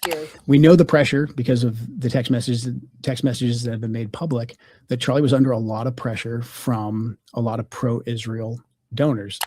He knew, goodness, and others knew that Charlie was done with Israel bullying him. And I am now going to present you proof of what I am saying. This is an actual group chat, which happened 2 days before Charlie Kirk was assassinated. You know, that was a screen grab that I had shared with people. So it is authentic. But I did share it with some people in government. We wanted no stone unturned. We wanted to leave nothing unturned. So I shared it with a few people. Don't know where it went from there, apparently. Sources are saying that Joe Kent, the former director of the United States National Counterterrorist Center, this is from Semaphore, he just resigned. He's now under FBI. Oh, he just resigned, and he's now under FBI investigation. He resigned. Working with counterterrorism. That's not something you play around with, Joe Kent, you dumbass. And you wonder why. See, here's the thing with the candy asses, because they're so stupid. They don't trust the Fed slop, but yet you trusted that what he leaked to her was genuine. You know, because hypocrisy is something that goes over their head. So you want to sit here and feed into this Fed slop thing. Funny how they're okay with Joe Kent, though, who worked for the Feds in counterterrorism, leaking information to Candace, but they didn't trust the Fed slop. Make it make sense. So now you trust it as long as it comes from someone that's kissing Candace's ass. Candace, you going to be paying his mortgage and his bills? I don't know if he has a wife, kids, family, anything, or boyfriend, family, whatever. But are you going to take care of him while he sits here and struggles and not get a job for a while?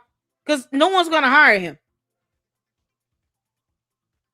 Pulling shit stunts like this, it's hard to get you another job like this. They won't even trust him with pulling up fries at McDonald's. You worked in counterterrorism. And now under FBI investigation after resigning. And you're out here repeating talking points from Candace. But yet, Candace and the dumb cult followers, the candy asses, doesn't believe the Fed slop. And he worked for the feds. Make it make sense? Come on, candy asses, help me out with this hypocrisy. You know, the buffoonery of it all. Now get your asses into this chat. You come at your own peril. Help me understand why Joe Kent is an exception when he works for the feds, but you don't believe the feds slop. No, Marshawn, you're not blocked. No one's blocked. You're not blocked, honey. I can see. Can you see your comment? Everybody, y'all see her comment? Hey, Realtor, how you doing, honey? Some people are saying he resigned because he found out FBI was investigating him for leaking info. Probably. But what's so crazy is, why would Candace even repeat it if they don't believe the Fed slop? CNN and MSNBC wire him. I see her. Yeah, we see you. We see you, March on. I have no idea what's going on. I have to when I'm in StreamYard, I can't be in YouTube at the same time. Well, we do see you, honey. But my question remains here. To the candy asses. Y'all come over here so your cult leader can see your comments. Tell me why, candy asses. Come on. Here's the opportunity for you to respond. You don't believe Fed slop, but you believe Joe Kent. You believe whatever he leaked to Candace? Candace, Karen, Cadence, Candace. Karen, Candace, why do you believe anything that Joe Kent sent you if you don't believe Fed slop? And he was in counterterrorism. What does that have to do with a murder investigation in the state of Utah? I want the candy asses to let me know. Come on, candy asses. Y'all don't believe the Fed slop, but y'all believe in Joe Kent. Y'all believe Joe Kent, who worked for the feds, that he sent credible information and leaked it out to Candace, Amber Rose Owens Farmer, who's in a lavender marriage with a gay man, allegedly. Y'all believe that, though. Why are you picking and choosing which Fed slop to believe? So wouldn't, just for continuity, I know it's a big word, candy asses, but for continuity purposes, if Fed slop is Fed slop, it shouldn't matter who it comes from, right? So perhaps Joe Kent gave her Fed slop too. Why believe him if you're not going to believe anyone else in the feds, in the FBI? That's not spearheading this investigation, by the way. But you believe in whatever Joe Kent leaked to her, allegedly? Explain that hypocrisy to me. In another world, it would be called lying, because it's a damn lie to say we don't believe Fed slop, but we believe Joe Kent's Fed slop because he worked for the federal government. He worked for the FBI. So y'all believe his ass, but not anyone else. Just him. I want the candy asses to respond to me on this one. Don't get shy. Don't wait till the video post up. Then you just leave in a comment. No, come into this chat. Over there on the vertical broadcast on the cell phone. Bring your asses over here into this chat. Why is it that Joe Kent, who worked for the feds, is believable, but no one else and everything else is Fed slop? Wouldn't he be included in that? Because he works for the feds. How much more hypocritical are you dumb cult members going to get? Why is it that Joe Kent's Fed slop is believable, but no one else's Fed slop is believable? I got to dumb it down, to make sure they understand the question, because they're going to sit here and talk about any and everything else, but they won't answer that question. Fed slop is Fed slop. Slop coming from the FBI. So Joe Kent's slop that he gave to Candace is okay though? Why?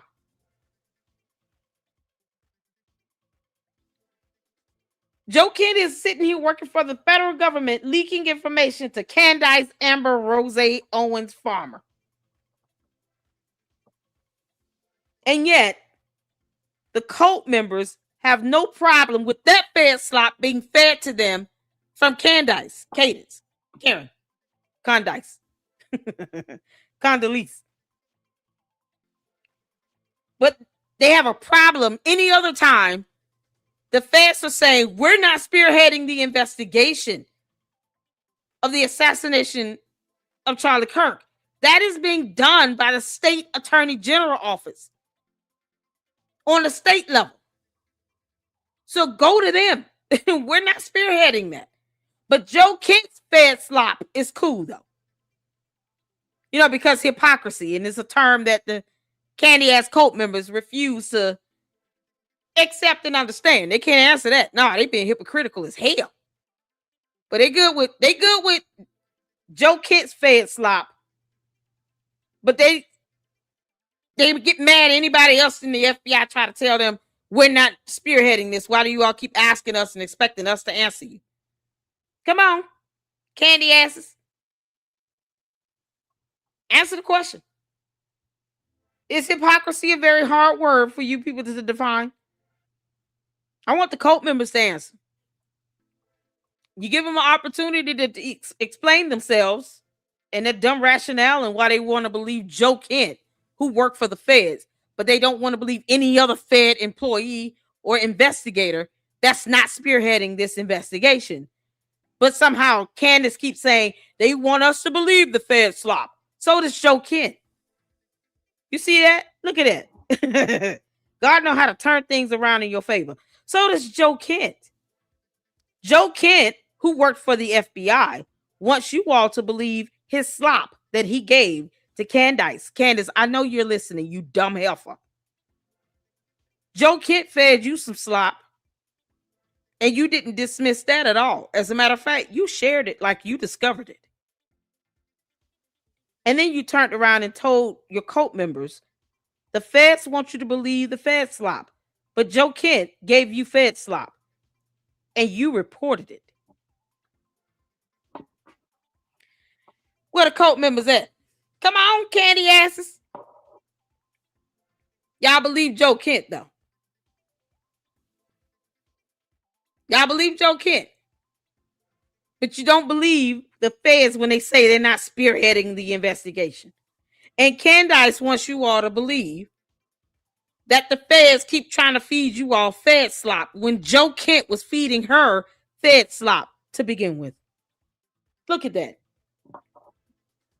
So here we are destroying that dumbass narrative because the Fed slop was being fed to you by Joe Kent. Go figure. Yeah. The cult continues to show us how hypocritical as hell they are. And then Candace is just sitting back laughing at it all because she can't believe that people giving her $59 million to push out Fed slop from Joe Kent. Something else, ain't it? Boy, it's the BS for me. It's the BS for me. I want all of the candy asses to go out here and question Candace on why did you feed us Fed slop from Joe Kent? How dare you, Candace? How dare you report on this leaked information, this Fed slop from Joe Kent, who worked for the feds in counterterrorism? How dare you report that Fed slop to us? Y'all hammer it in on her X page. You gonna sit here and feed people the Fed slop, Candace? You couldn't even get creative, girl. Now, Joe Kent resigned. It is under investigation by the FBI. And he fed you fed slop, and you reported it. Not one time did the cult members even question that shit, though. Make it make sense. Hit the phone.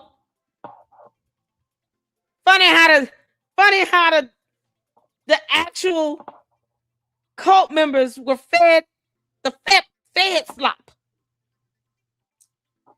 the whole time, and they didn't even know what was happening.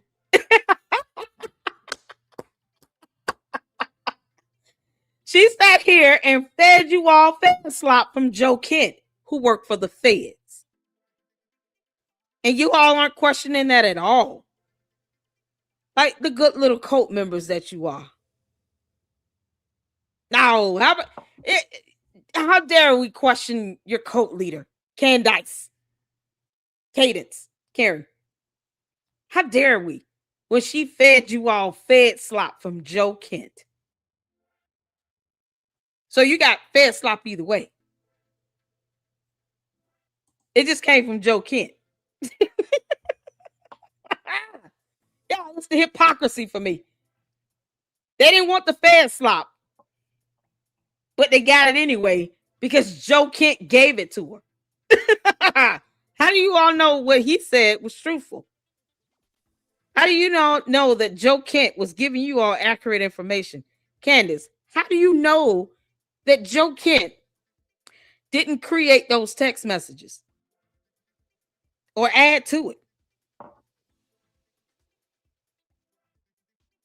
Because you don't verify anything. You don't vet. But yet you regurgitated that fed slop from Joe Kent. I mean, it came from the feds. He worked for the feds. Fed slop. Fed slop, fed slop. Joe Kent gave them fed slop. Can y'all believe this? This stuff comes back full circle. I promise you. It's so funny to me. They're cool with the fed slop, but they're hypocritical about it. Okay, cool.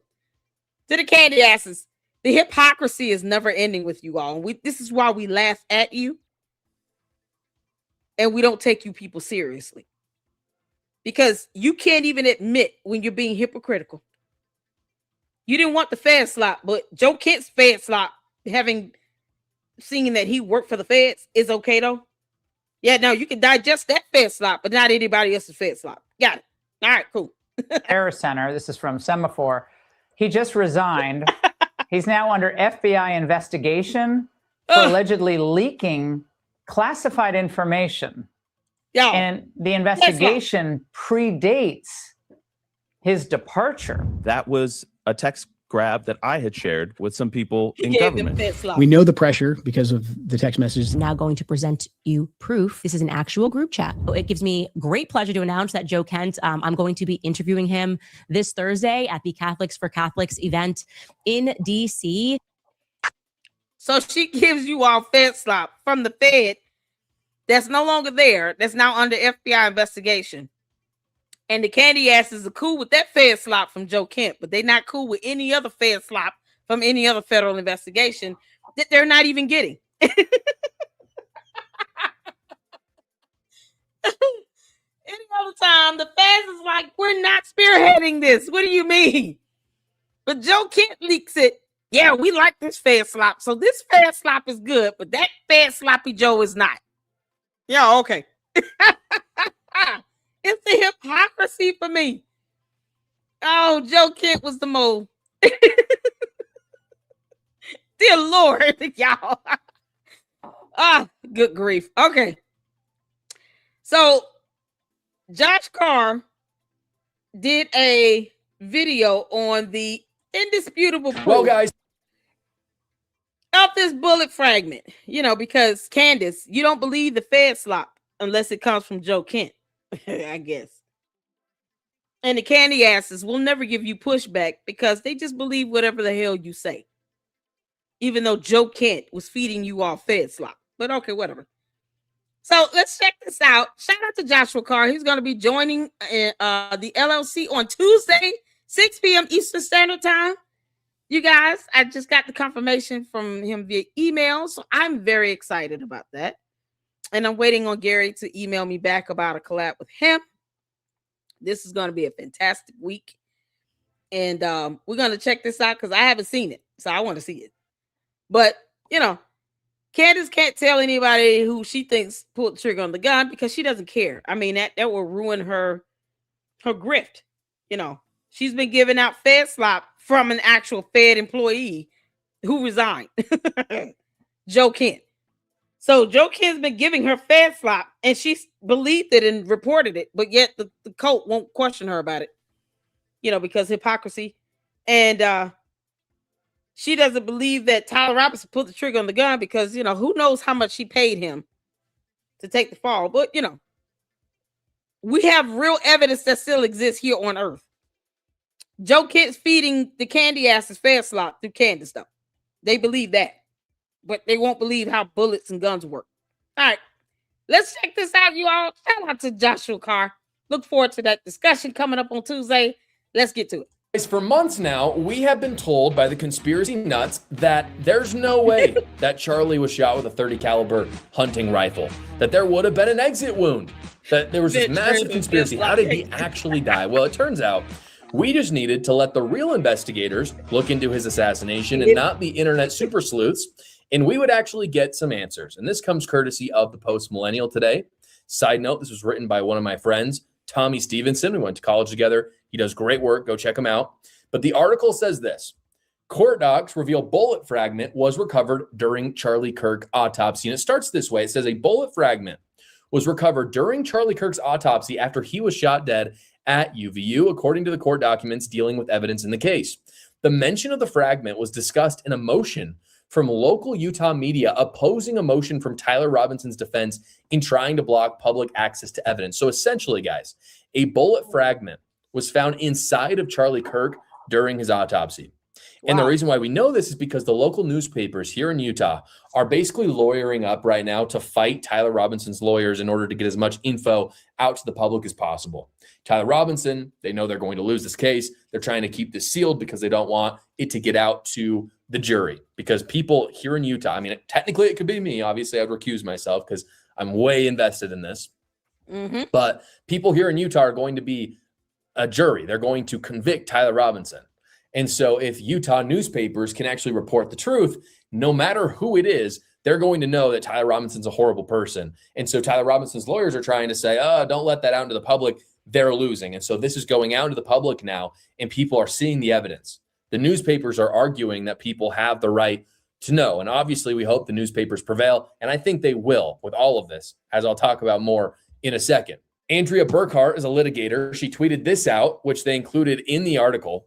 I'm bummed that the next gen DNA isn't entering Tyler Robinson's case yet, but the evidence the defense doesn't want retested is a bullet jacket comparison to the rifle ATF that came back inconclusive. The existence of a bullet jacket fragment recovered during Charlie's autopsy also tells us pretty definitively that the bullet fragmented, which is the reason why there was no exit wound. So right. Two things she's saying there. They weren't able to confirm that the bullet came from the .30 caliber. It doesn't mean it didn't. It was just inconclusive. They can retest it, which they will. What they do know, though, is that the bullet fragmented inside of Charlie.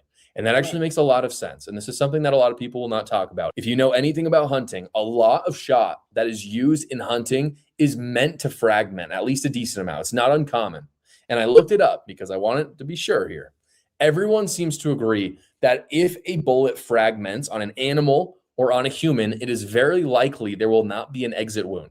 This is not a crazy phenomenon. This happens even on a .30 caliber. So this is very simple information. If the candy asses will believe the Fed slop from Joe Kent, who was a former federal employee with the FBI, that he funneled down that information and he leaked out to Candace, then they can read a book about bullets.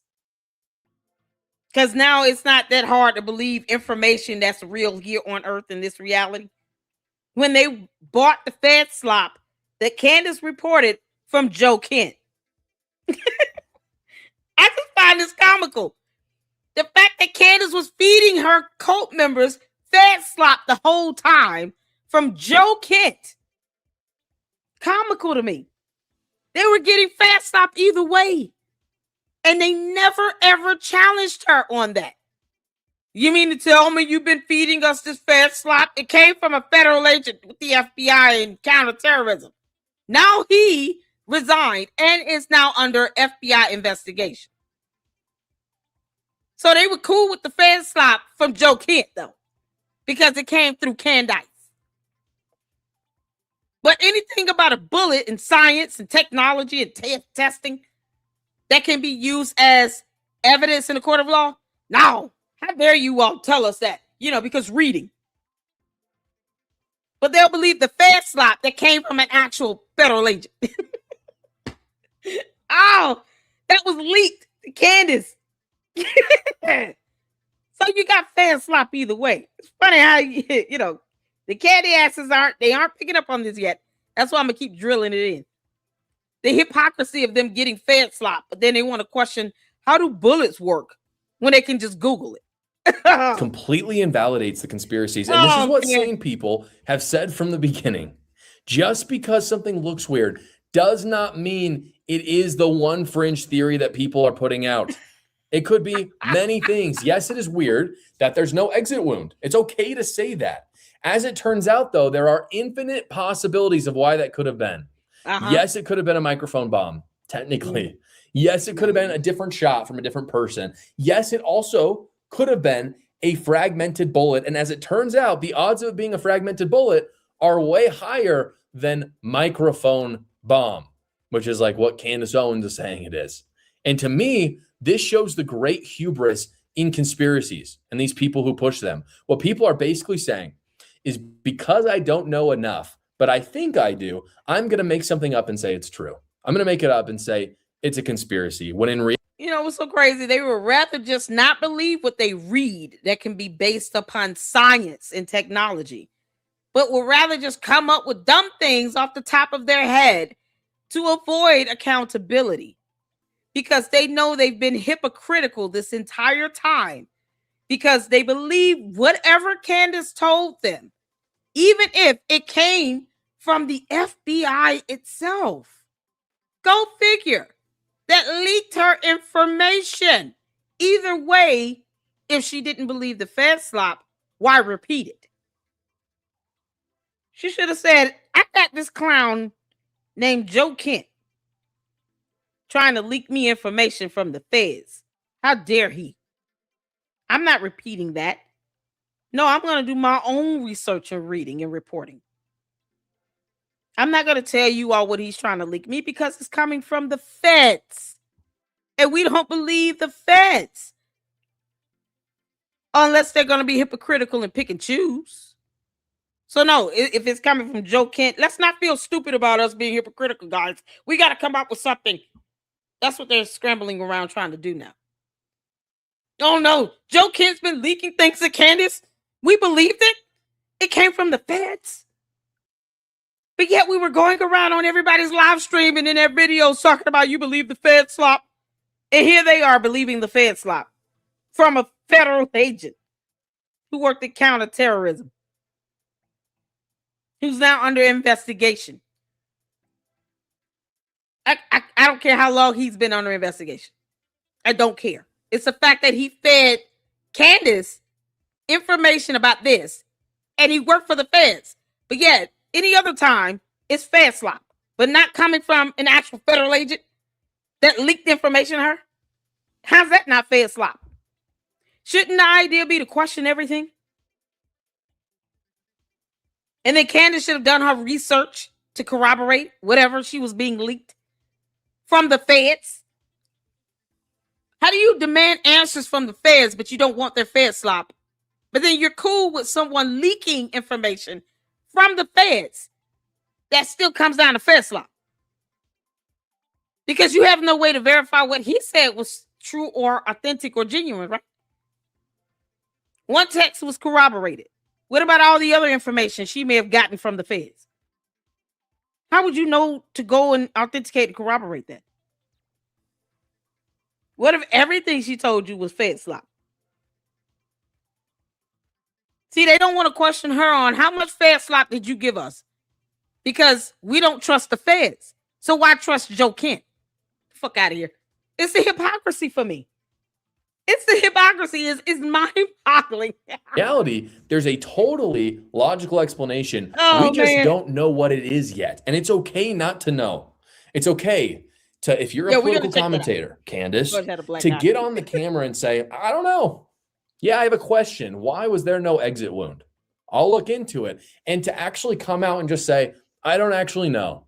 But there are people hired from Charlie Kirk's team and from the state to look into these things. And if you just give them a little bit of time, because they don't have this financial incentive like Candace does to make 100 episodes about it, if you just give them a little time, they'll actually come out with a plausible answer. Now, as for the battle between Tyler Robinson's lawyers and the press, there's very good news to report. The Utah judge here has decided that cameras will be permitted in the proceedings, which is a huge win for transparency and a massive blow to Candace Owens and the conspiracy crazies. Well, guys, episode 3 of my investigation into Candace will come out on Thursday for members early and Friday for the general public. So this video definitely came out before his episode 3, which we checked out, and he graced us with his presence in the chat, you all. It was awesome. It was absolutely awesome. So we have, oh man, y'all have so many videos you guys have sent me. Shout out to Joshua Carr for that, for going over that information about the bullet. Maybe one day the Candy Ass Cult members will just start reading for themselves and stop believing Candace because she's feeding them fed slop from Joe Kent, who worked for the feds. Wow, that fed slop came straight from the feds. Through a sloppy ass dude. Joe Kent was sloppy as hell, wasn't he? Boy, that sloppy Joe is something else. I've been waiting to say that one. Sloppy Joe sent fed slop to Candace Owens, who then reported on that fed slop to millions of her cult members. And they are so mad they can't even admit that they were fed slop from Sloppy Joe. Sloppy Joe Kent, who worked for the feds. Oh, man. Boy, this is just too good. Candace. I know you want to be as creative as I am, honey. I'm the queen of YouTube. This is what I do. Cadence. You're just not smart enough. You allowed your people to be fed slop either way from Sloppy Joe, who worked for the feds. He worked for the FBI, Cadence. He worked directly with the FBI in counterterrorism. Y'all, it's the comedy of it all. And the hypocrisy of the cult members. They actually are just like, oh no, it is. Well, he wasn't. We trusted that. No, but he worked for the federal government. So why did you trust any of it? Fed slop is fed slop. It came from a Sloppy Joe. How many of y'all like Sloppy Joes in high school? Y'all, we all had Sloppy Joes for lunch. All right, let's not even kid ourselves. Sloppy Joes have been a staple of lunch cafeteria food forever. Sloppy Joes with tater tots, chocolate milk, and orange slices. I mean, honestly, on a good day, if you're hungry, you're going to eat the mess out of that Sloppy Joe and probably go back and get a second one. As long as the tater tots were fresh, I was good. I'm going to be honest. I'm like, ooh, I love these tater tots, y'all. And that chocolate milk, it had to be cold. And you got orange slices. It was always orange slices. It was never like a fruit cup. Oh, Sloppy Joe. All right, y'all. Let's get to the next one here. Because I told you all, we got a marathon running. I guess we could get to... There's a couple up here. Do y'all want to see this Candace Owens and this ball thing? One of you all sent that to me. How bad is it? Before we get to fax me. Because that one is like an hour and 44 minutes long. It's a long one. It's the Bride of Candace. Oh, man. How bad is the ball thing? Like, does it get really deep? Oh, man. No? Yeah, I don't. He said, no, thank you, nasty. Oh, come on. Y'all didn't have sloppy joes for lunch. Come on. Make it all about self. Okay, got it. Let's see. Thank you. Oh, you sent a super. Thank you, Marchon. For the $20 super. That candy makes me nervous. Virtual hugs to all y'all. Thank you so much, Marchon. I appreciate the support. Thank you so much for the $20 super. And then the $10 super again for Marchon. Forgive my safe of your ignorance, but what is fan slop? Is that like, whoa, salad? Y'all. And so Candace kept talking about fan slop. Like, you know, the FBI is giving us this garbage nonsense, you know, about Charlie Kirk's assassination. So she just called that, even though they weren't telling her anything, because they didn't spearhead the investigation. It's the state attorney general, the prosecutors in the state of Utah. It's their case, it's their jurisdiction. But she just kept saying this narrative over and over again about the feds feeding her this fed slop. You know, they feeding her garbage. And it's like, they're not feeding you anything. But come to find out, she had a leak. She had a mole. Joe Kent. So since Candace kept saying fed slop, you know, then Joe Kent is Sloppy Joe. So Sloppy Joe was feeding Candace fed slop about Charlie Kirk's assassination, about the case, when he was just leaking stuff and he shouldn't have been doing it. But, you know, the cult members will come in here and say, oh, I can't believe you believe in the fed slop. The feds weren't investigating it. I don't understand why they kept coming up with that. She only corrected them one time after she met with Erica Kirk. And she did the video, the show she did after she met with Erica Kirk, and said, this is not being investigated. They're not leading the investigation. The FBI is not leading it. It's the state attorney general for the state of Utah. That is the only time she said that. Because they had to correct her on that, because she kept lying and saying it was the FBI. No, it wasn't. It's not their jurisdiction. It's not their case. That is for the state. The crime happened in Utah. So it's their case. They have jurisdiction over it. So the FBI was never leading this investigation. But yet Candace kept telling them, the FBI, the feds are giving us this fed slop. They're feeding us this slop. S-L-O-P. Like Sloppy Joe. No, it was Joe Kent leaking her information, and it was probably garbage, except one text. But yet she has her cult believing that they were getting fed slop. Well, they were, but they were getting it through leaks from Sloppy Joe Kent, who's no longer working there now and is under investigation. So either way, the cult members bought into the slop. Because she would tell them the information that she got from Joe Kent like it was, you know, oh, you guys won't believe this. This is going to be good. But everything else was garbage. So who knows what part was leaked? What part was something Candace made up? Who knows? All we know is Sloppy Joe no longer works with the FBI in the counterterrorism department. And he was feeding her the slop the whole time. And they bought it. The candy ass cult members bought it. Hook, line, and sinker. Can you believe it? Oh, man.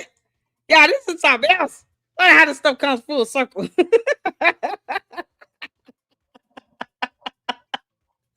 They've been getting this thing stopped the whole time. And they're not even going to challenge Candace on this. Oh, Candace. Oh, Long Slinger's here, y'all. Long Slinger, where the hell you been? Mama been waiting for you. Good news. Joshua Carr is coming in on Tuesday. I need you to be on your best behavior, okay? Oh, Lord have mercy. Jesus. All right, y'all. Let's get this in. If y'all want to watch this one here, this is from the shout out to all of you all that sent me these various links. Candace Owens and the ball deception. Y'all want to see this? Hit the 4 if you want to see this. Long Slinger, don't go forever without coming in and saying hello to me. You understand? Oh man. Y'all want to see? I said CC got it. Okay. Y'all hit the 4 if y'all want to see the ball deception video. Okay. All right, let's watch this. Let's check it out. Let's go. Hey folks, Chuck Holton here. There's a new religion that's spreading through American conservatism right now, and it has nothing to do with Christianity. It worships at the altar of the ancient Canaanite storm god, Baal. Except here's the thing, Baal hasn't actually done anything since about 1200 BC. He's been retired, largely undefeated because nobody showed up to fight him. He just kind of faded out when his worshipers lost a war and their city got burned to the ground. Understandable. But suddenly in 2026, Baal is everywhere. And apparently he's running the global financial system, orchestrating American foreign policy, and is moonlighting as a Jewish holiday tradition. I'm not making any of this stuff up. Let me tell you exactly how this happened. Sponsors, the wonderful people who keep the lights on around here so I can keep irritating people on the internet. Most people hit their 40s and 50s and suddenly life turns into a series of like strategic naps.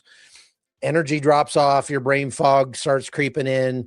You start wondering if coffee can be administered intravenously. Turns out a lot of that has to do with circulation around like to roll more oxygen, widen your code hot. Again, check it out. All right, back to our video.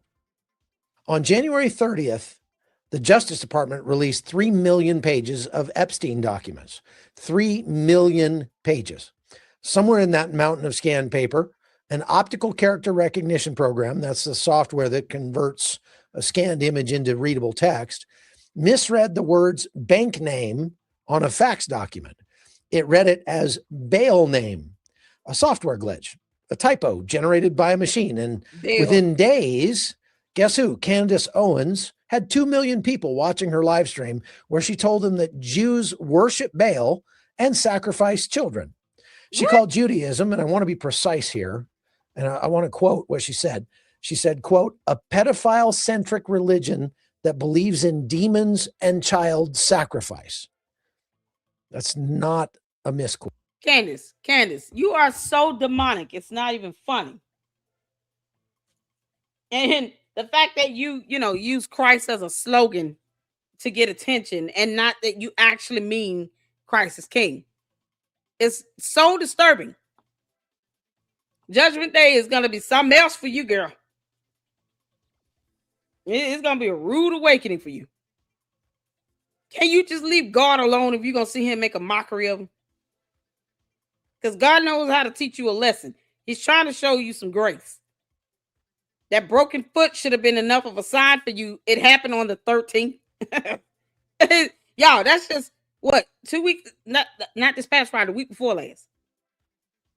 Quote. Goodness. A software glitch. That's where this started. Now, look, I've been a war correspondent for a long time.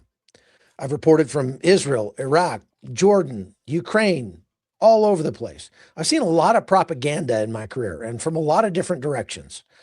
But I want to take a minute and walk you through why what Owens and Tucker Carlson and their crowd are pushing isn't just wrong. It's the oldest play in the darkest playbook in Western history. The blood libel is something that it's a claim that Jews kill children for religious purposes. And that accusation goes all the way back to 1144. A dead boy was found in the woods near Norwich, England, and a medieval monk named Thomas of Monmouth spent years building an elaborate story about how the Jews had ritually murdered this kid. That was 882 years ago. Every major organized massacre of Jewish people in European history, the Crusade era pogroms, the Spanish Inquisition, the Russian pogroms of the 19th century, of course, the Nazi Holocaust, every single one was preceded by some version of that same accusation. Jews serve demonic forces. Jews harm children.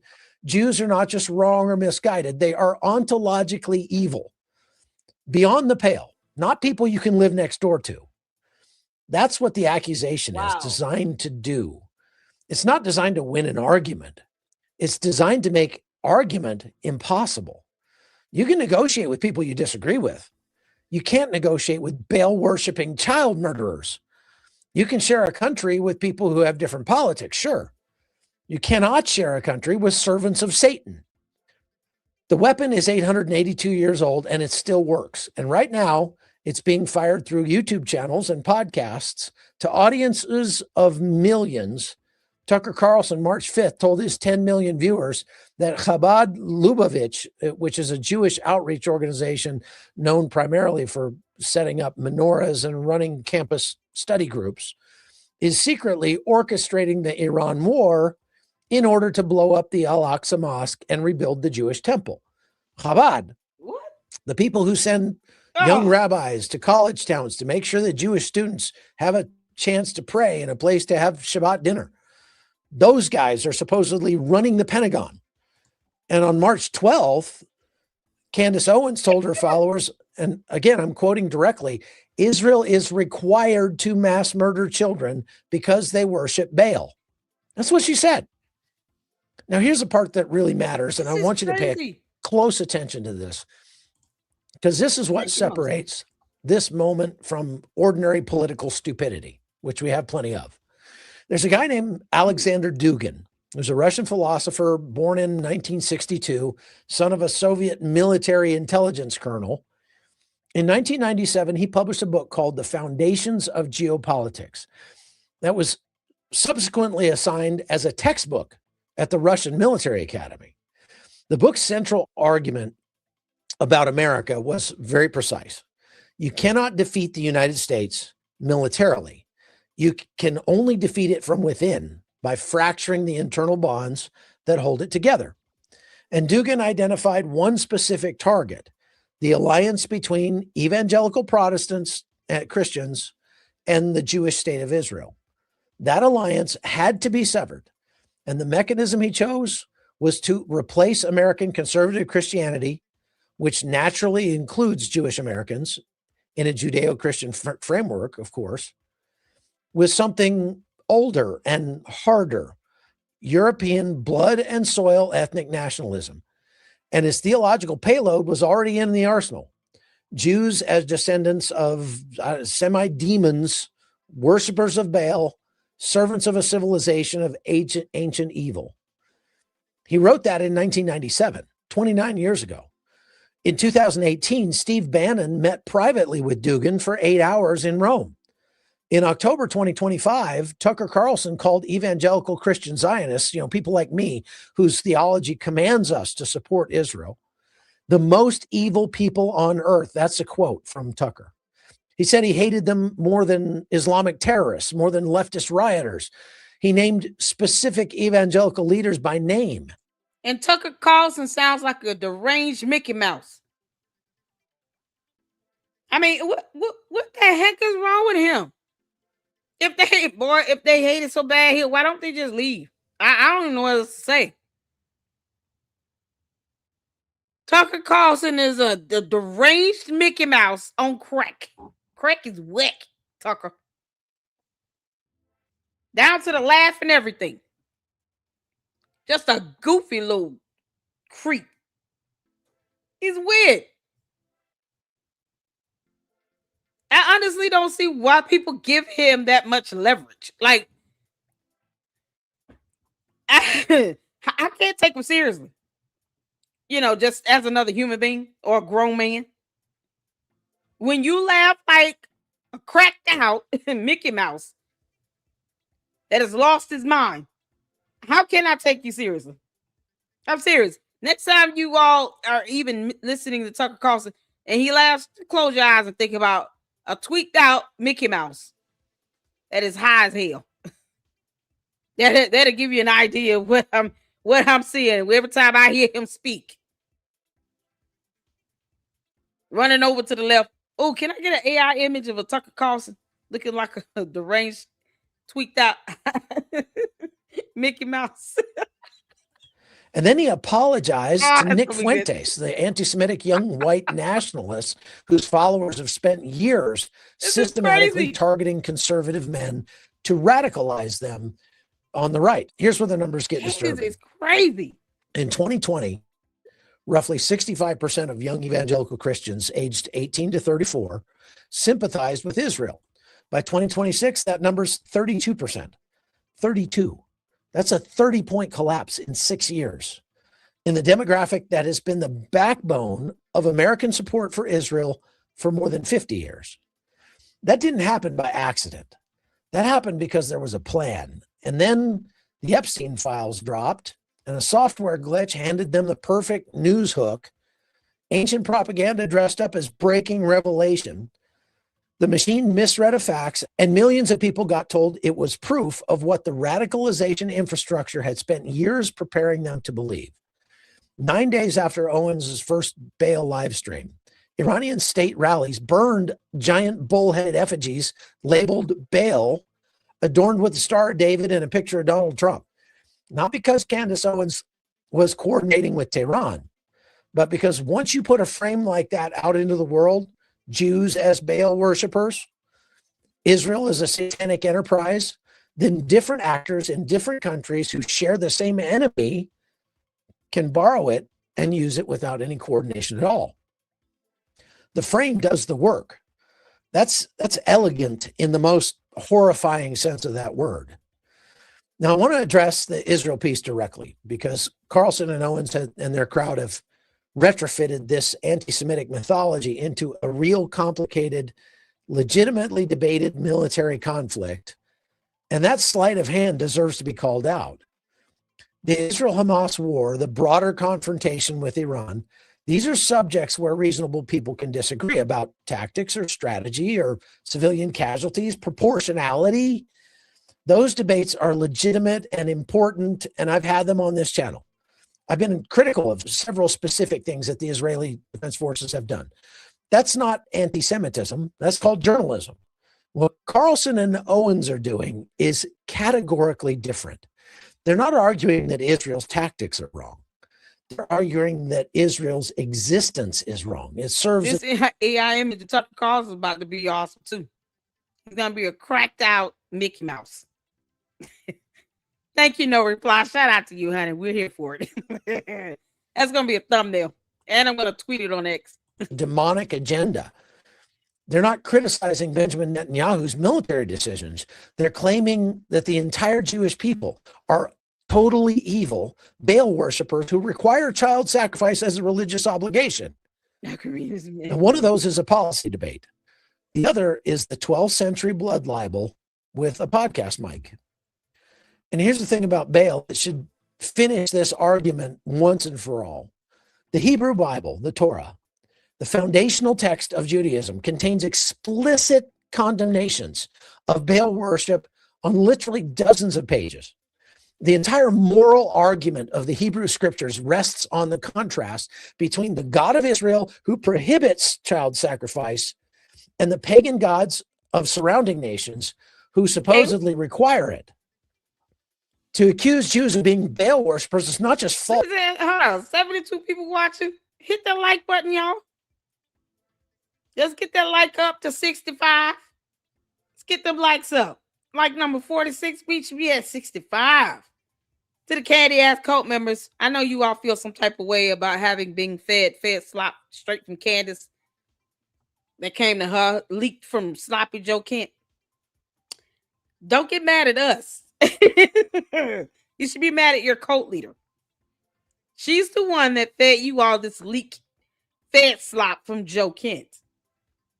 It's her fault, not mine. I just pointed it out. Candace, you can kick rocks. Hit the like button, you all. Thank y'all so much for tuning in. We got this marathon going, and I'm here for it. And so far, I just, Candace, God, the most demonic stuff she could think of. Blood libels and all this stuff. It's so demonic. It's so demonic. This girl, idolizes over Satanists. She's had video clips of Satanists on her show.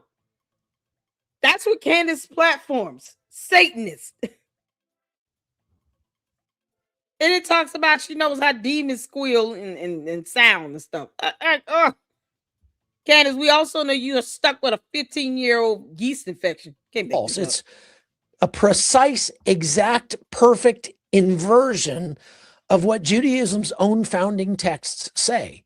It accuses the people who banned child sacrifice of practicing child sacrifice. It projects onto Judaism the very practices that Judaism categorically condemned. That inversion is no accident. That's the architecture that they've built. As I said, I've covered wars and propaganda operations, and I know what a weapons system looks like when it's being assembled.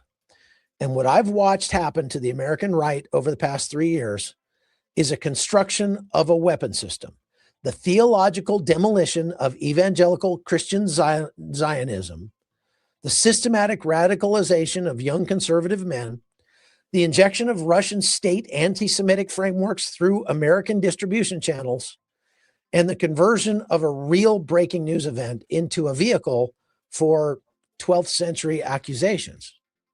See, the people building this are patient. And when I say well-funded, I mean that literally. Russia is pumping propaganda like this through millions of bot accounts on social media right now. This is not organic. This is not spontaneous grassroots awakening. This is a state-sponsored influence operation, and it's working because a meaningful segment of the American population is just lapping it up without a second thought. And that's not a good look for American public education. It's an even worse look for American discernment. So understand what this is. You're not watching a political movement.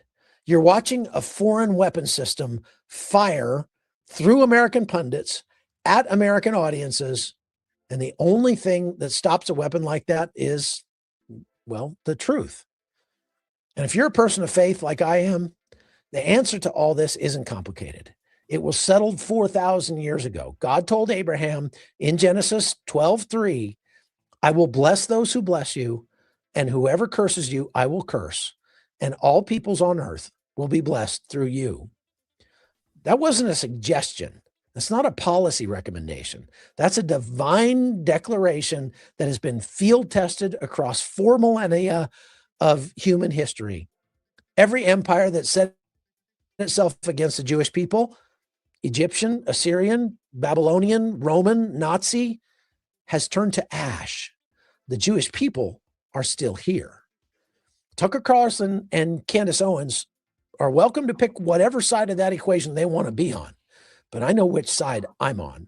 Okay. And I'm going to stay that way.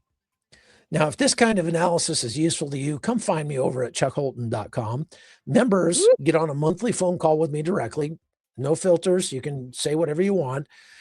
You get early access to some of my books and my videos and my documentaries. And make sure you hit subscribe on YouTube as well. I really appreciate all of you who support this channel and make it possible for me to do this and bring you this content full time. So God bless you. We'll see you next time. That was awesome. This is my first time watching this. What's his name? The Hot Zone with Chuck Holton. Well done. Well done. First time ever seeing a video of him. Very handsome older man. May I say. This is so well done. Well done. Are y'all ready to get into facts? I wasn't like, I'm not ready. Y'all ready for this? Now listen here. Before we get into this, I want you all to hit that like button. Okay. Hit that like button. I think I may have hit the like button on this video. Hit the like button on this live. And I want you all to hype it up. Hype it up.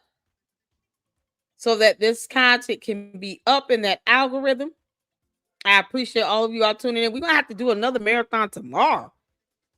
Oh, man. This is so much out there I wanted to see. That was well done. Graham Allen did a video. Tinashe did a video. Tamara. I mean, y'all, we got so much content to check out here. It's endless. Endless. And then a couple investigations and things that I saw I wanted to check out. So, yeah. Mira K, of course, talks about the Candace fatigue. Oh, I want to see that. But we got to get this one in here. Facts Me TV, Bride of Candace, Bride of Chucky, bride of George, Candace. I told you you're going to get an epic clapback. See, the internet is undefeated. That's what it is. I don't know how you thought you'd be able to do a series like that and not have people clap back at you. So let's take a look at Candace's husband. Oh, the bride of Candace.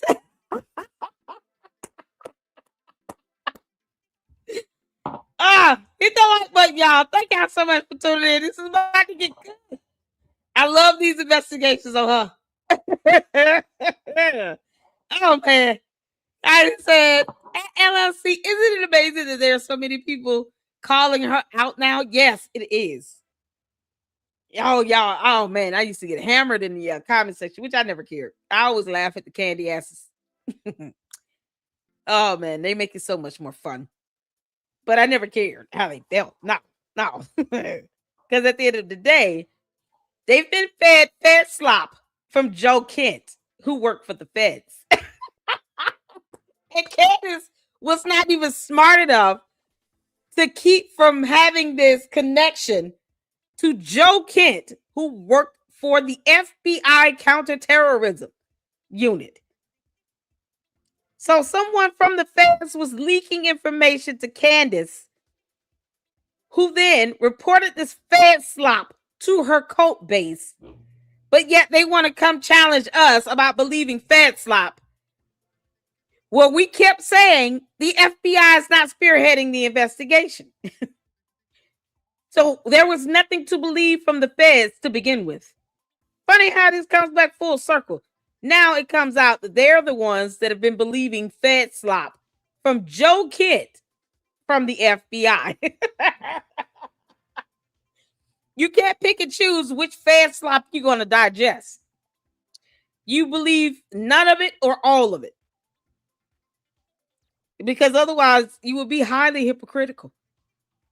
So if you don't believe the fed slop, you don't believe the fed slop. It shouldn't matter who leaked it from the FBI.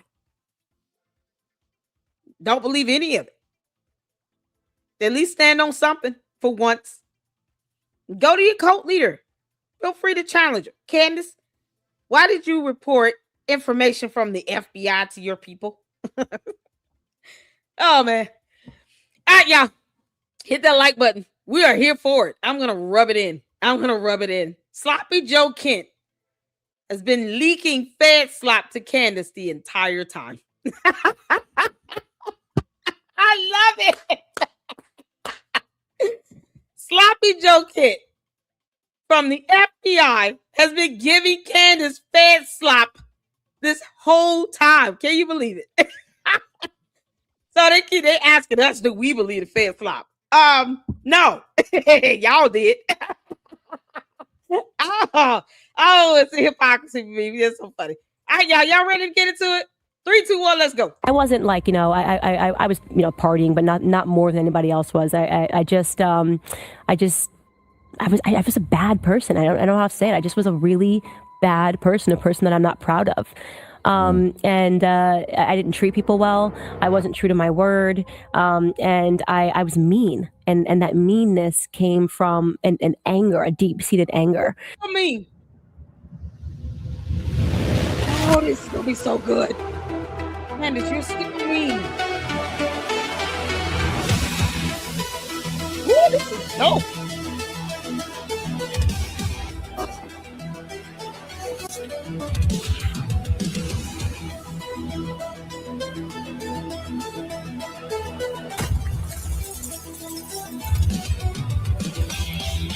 Welcome, my friends, my factivists, to a special Fax Me segment entitled The Bride of Candace. I'm Stephen Lancaster from Fax Me, and this is the place where we educate, not fabricate. Today, we are turning the tables on the Queen Grifter, Cuckoo Candace Owens, and taking a look at her alleged arranged marriage to the publicly perceived gay man, George Farmer. But that's just perceived. It's not a fact. It's just kind of like we know. As this investigation and added exposure of this toxic couple begins, understand that this is an ongoing inquiry in search of answers, and everything released should be viewed with a skeptical eye, my friends, and aligned with critical thinking. So in other words, everything I have to say, the ball's in your court. Nothing is fact until we prove it to be. Right now, we are simply asking questions and exposing all of the ingredients that make up the cult of Candace. This episode is going to weave in and out and around Candace and George, delivering points, timelines, and evidence suggesting that there could be more to this than meets the eye. I firmly think there is, especially when Candace has you all looking over here instead of over here. Just heard a fighter jet go over. You know, with that kind of money, I could have a bomb dropped on me. But anyways, this ghetto trash had a dream of becoming elite, rich, and powerful, and there is not a sane person that can deny that. Throughout her life, she has used rich white men to achieve a platform, only to turn around and slander the very good-natured people who gave her those opportunities. Yep. But everybody with a serious psychological disorder tends to have an origin story, something that set that off. So let's check this out. Let's figure out why she's obsessed with the blonde beauty queen. The earliest thing that I remember was my first play date, which was in kindergarten class. I was 5 years old, and there was a girl named Lindsay DeLeo. She was this blonde girl with blue eyes, and we became fast friends. I think we had reading class together, and her mother invited me over for a play date. And I went to her house, and I was just shocked that people lived in the way that she lived. She lived in the suburbs. She had a massive house. She had this Victorian concept room. She had a nanny. She had a playroom. And I just remember being shocked that this was even a part of life, because prior to, obviously, I existed within the realm of my family. I lived in a really small apartment. Me and my two sisters shared a room in a low income housing building. And it blew my mind. So I think when I was a really small kid, I was already considering, like, how is this, asking the question at least, which is important in order to get the answer. How could people be living such different lives? In my opinion, this is why she is obsessing over Erica Kirk. She wants to be Erica Kirk. She wanted to be Mrs. Kirk. Again, I just don't see how anybody can deny that. I mean, all of the signs of the jealous schoolgirl are there. And you know, this is a telltale sign of severe psychological disorder. Serial killers often project their angst and use their victims as surrogates for the real issue. That's what we're seeing here. Erica Kirk is a surrogate. This is exactly what Candace is doing with Erica. Erica has become the surrogate for that little girl Candace was always jealous of. Nearly 20 years of grifting, lying, lawsuits, terminations, and some of the most embarrassing videos the internet has ever seen. I mean, after all, a great investigator, especially one focused on murder, never subscribes to science. Actually, what I am somebody who has left the cult of science. I have left the mega church of science, because what I have now realized is that science, what it is actually, think about it, is a pagan faith. Because that makes sense. Candace doesn't believe in science. In her mind, science is a tool of evil. Apparently, the English language is as well, because hooked on phonics clearly did not work for her. Especially when you got your daddy email it to me, Melinda, writing your script. There's a phrase I like to use, my factivist, and that phrase is, you can only call it coincidence so many times. And I want that to echo, bounce around in your brain, because that's what today is. That is what today is all about. You can only call it coincidence so many times. A lot like the phrase, birds of a feather. Keep that one bouncing around in there too, and this will all start making sense. Candace wanted money and power. George wanted a clean, conservative, public persona to fuel his narratives. Now, I know you're probably already sitting there, what are we, 5 minutes into this, and you're like, man, Lancaster, where's the goods? We're going to get to that. But we have to establish history. We have to establish things and assume that not everybody watching this has seen some of this stuff. So many of you who have been following me, following this entire saga, you're going to see some repeat evidence and repeat things that have already been out there. But we have to establish this to set up what I'm ultimately going to close this show with. Candace wanted money and power, just like we said. The two met in the middle in what many believe to be an arranged marriage. In my opinion, I think George felt he could kill two birds with one stone. Those two birds being his true sexuality and the sexual assault allegations against him. There's two solid ones that I know of. One involved a flight attendant or a stewardess or something, but we'll get to that. Because if you can fool the general public you aren't gay by marrying a woman, you automatically discredit the assault accusations. Well, he's married to a woman. Why would he be sexually assaulting men? So keep that in your head as well. But let's check out this story that we've all heard. This real quick engagement to marriage. Let's check that out to bring everybody up to speed. And then we'll keep this shenanigan going. I heard that you actually have an amazing love story. I have such an interesting How I Met My Husband story. It was totally a God thing. It really was. I was working for an organization called Turning Point at the time, and I bizarrely kept saying to Charlie, who's the founder of Turning Point, like, we should go to the UK. Long story short, I take his credit card and I book us to the UK, and we had an event that was set up for us to just kind of speak in front of a room full of reporters and people that were interested sort of in this conservative movement that was happening in America.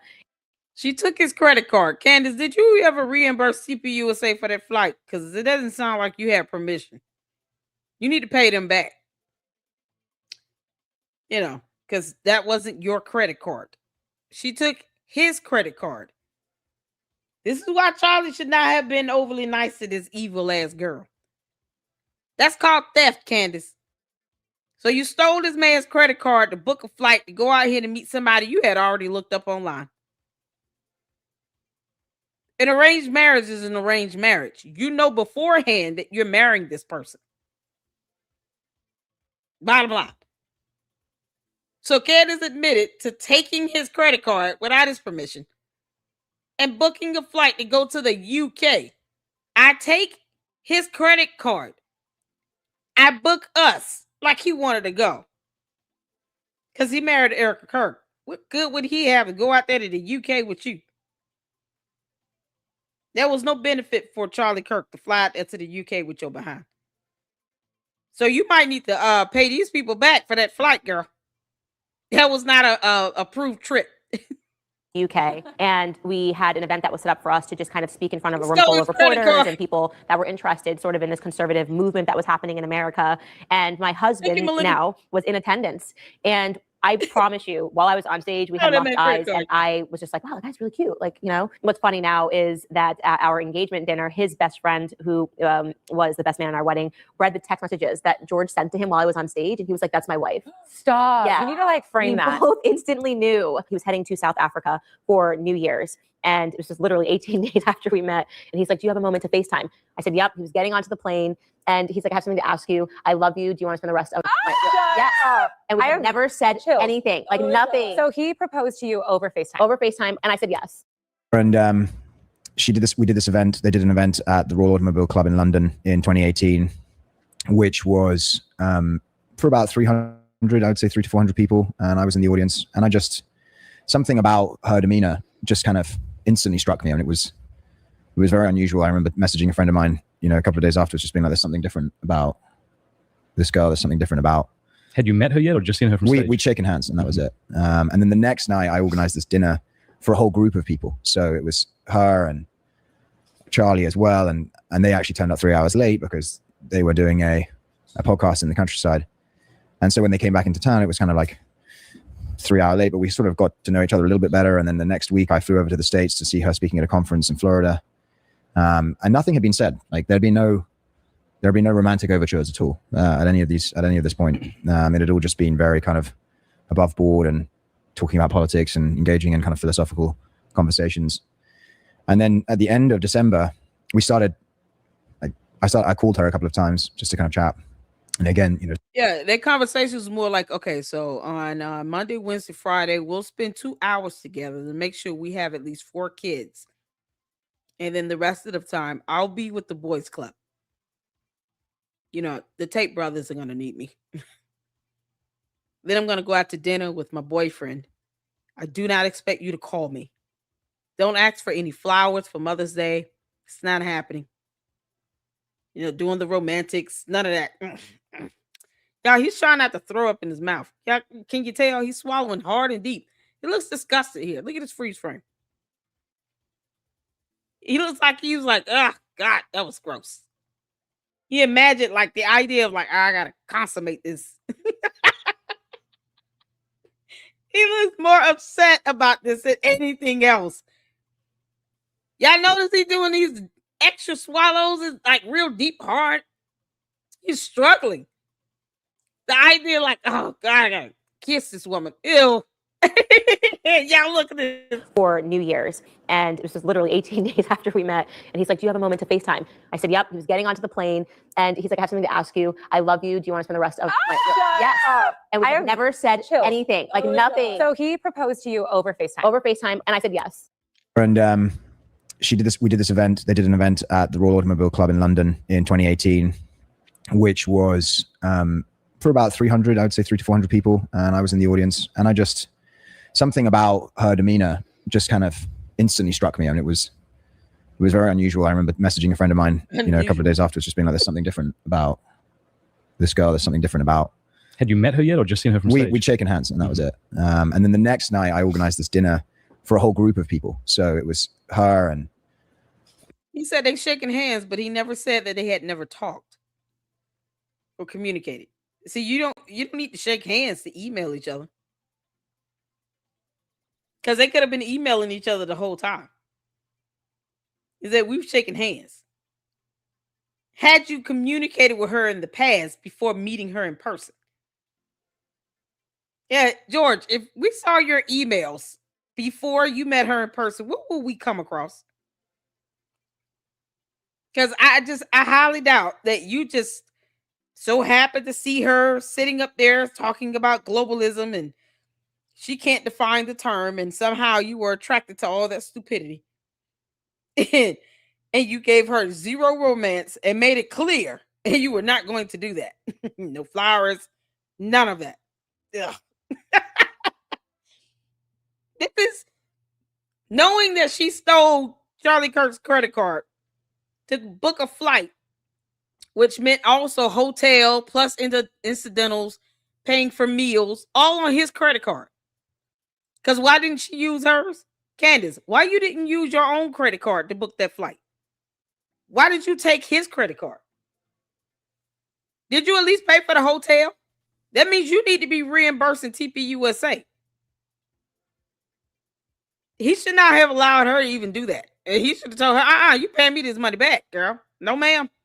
You want to go out here to the UK? I didn't ask for this trip. So that was flight, hotel, and food, and incidentals, and anything else. All charged to Charlie Kirk's credit card. Candace need to be reimbursing them. Yeah. She needs to be paying them back. Because she didn't ask. She just took his credit card and booked everything on his credit card, not hers.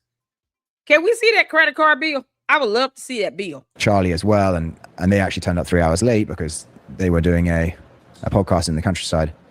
And so when they came back into town, it was kind of like 3 hours late, but we sort of got to know each other a little bit better. And then the next week, I flew over to the States to see her speaking at a conference in Florida. And nothing had been said. Like there'd be no romantic overtures at all at any of this point. It had all just been very kind of above board and talking about politics and engaging in kind of philosophical conversations. And then at the end of December, we started. I called her a couple of times just to kind of chat, and again, just had these long, prolonged conversations, which were mainly about politics and trying to understand what she wanted to do in life. And at the end of December, did he ever understand what she wanted to do in life? Because right now she's doing nothing. Trying to make the most money she can by saying the dumbest things ever. That's what Candace wanted to do in life. Candace couldn't even tell him what she wanted to do in life in this arranged marriage. Can you believe that? He's like, I just, trying to understand what she wanted to do in life. Y'all, how long does it take to tell someone, hey, if you had the opportunity to just work from home or not work at all, what do you want to do? What are you going to be doing in your spare time? That's probably how that question came off. So, I mean, naturally, you don't have to work. What are you going to be doing? She probably couldn't tell him, well, if I don't have to work, I mean, what do you want me to do? So they spent more time trying to figure out what she's going to be doing in her spare time as a stay-at-home mom than anything else. Because, oh no, the bees made me pull my kids out of daycare because they were never enrolled in school. They don't pull my kids out of daycare and then just homeschool them, because they're not in school. So whatever. And then I'll hire a nanny. So, okay, Dad, what do you want to do with your spare time? Because chasing me is not it. Candace, how did you break that left foot again? How did you break that foot, Candace? Chasing George got you nowhere but a broken foot. So how did you break that foot? I just want to be clear. So he spent many hours trying to get her to tell him exactly what she was going to do with her spare time. Because, this is an arranged marriage. Naturally, you don't have to work. I'm wealthy, but whatever. What do you want to do, dear? Are you going to cook? So what? Because she won't make him a sandwich. Candace. He doesn't, I don't think he cares that she runs that household. He could care less. George, I heard you had a black eye, bro. I was actually flying to South Africa at the time for New Year's, and I called her and I just said, listen, I know this is completely crazy and we've just met, but how do you feel about getting married to me? Just real quick. I missed the bit where there was any sort of... There was literally nothing romantic had been said up to this point. Okay. I mean, literally nothing. So I missed nothing. We hadn't gone on a date. We had not talked about marriage or the future or anything like that. All right. And and she said yes. No. Yeah. Come on. She did. That didn't happen. Yeah. You're making it up. It's all fiction. Fake news. No, it was. This guy's not even Candace Owens' husband. I thought it was weird that he would refuse to go to Paris. Who is he? What a strange Some random guy that just pulled off the street in Stevens. Right. You called her up and said, how would you feel about getting married? Yeah. Were you nervous? Were you serious? Or were you partly expecting? Was this a pickup line? No, I mean, no, I was 100% serious. I mean. All right, my friends, the answers and breadcrumbs have been right in front of us for years. Once you start laying them out and start visualizing it as a timeline, like good investigators do, it becomes hard to think otherwise. And you're sitting there right now. Stephen, come on, man. What are you talking about? Stuff. So let's start with Candace. Okay, yes, this is the bride of Candace, but you have to cover both of them in order for any of this to make sense. And let's bring all of the elements that make up the gay argument to the table and see what we make of them. That's what the comment section's for, guys. I'm going to be looking to you. Give me some opinions. Give me some thoughts. Maybe you've seen something that would solidify the things I'm about to show. Here's a video of her cousin, recently interviewed.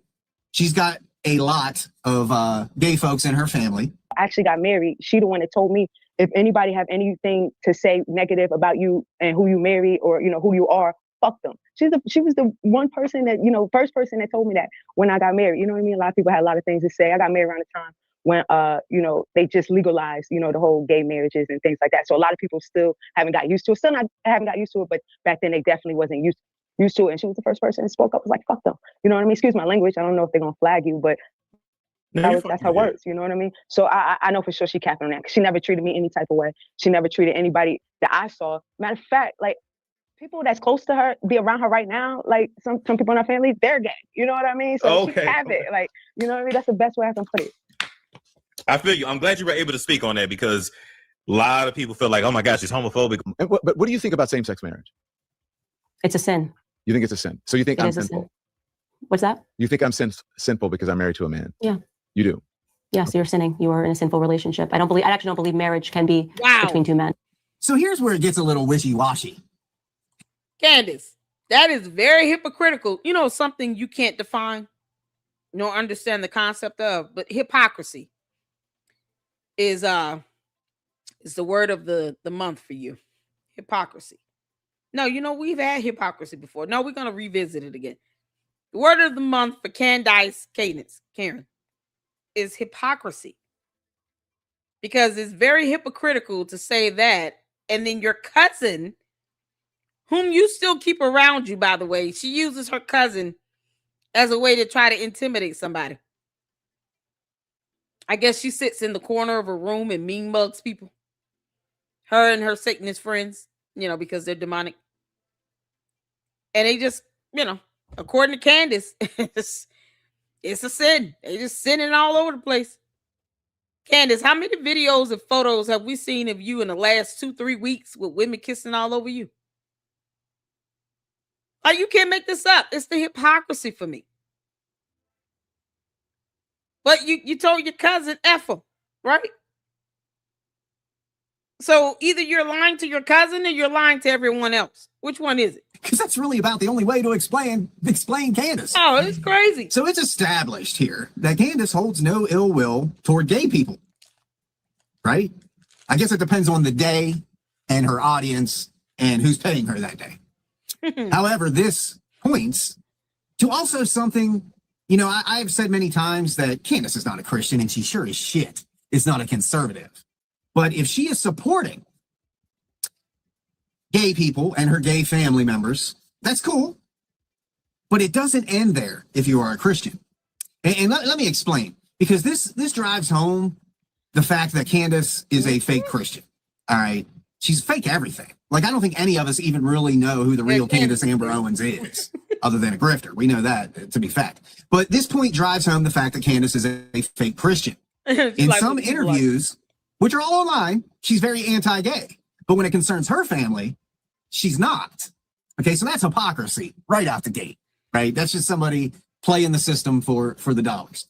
You know, Tucker does it all the time. Tucker's the king of it. Tucker will say something that he knows is going to just rip the internet apart, and then when he gets crap for it, he retracts it in some way, and then says what people want to hear. It's the grifters, man. But anyway, now what I'm about to say, it may strike a nerve with some of you, and that is not my intent, okay? But if we're going to talk about being a Christian, we need to talk about being a Christian. Because in the context of Christianity, God and his word, you cannot openly support gay sex and be accepted as a Christian. Hold on 1 second. So, Candace, this is you, right? I'm still cute because I'm Sammy Schwab. Hey guys, it's me, Samantha. Candace, I'm that's you, still right? perfect and pretty and skinny. And yeah, maybe Candace got a little chubby in quarantine, but at least I'm still cute because I'm Sammy Schwab. Hey guys, it's me, Samantha. You had no problem doing this, girl. None. No problem with this. She's cool with this. Candace, that's you. Right? With your girlfriend? Girlfriend's night out? What about this one? Candace, girlfriend's night out? Oh, her boyfriend's night out. Come on here. It's the hypocrisy. It's the hypocrisy. Y'all hit that like button. The hypocrisy for me. Candace, who are you lying to? You and George. He's out with, with his boyfriend for a dinner date. I've never seen him except the day of the wedding, which was pre-planned, be all up on Candace like this at all.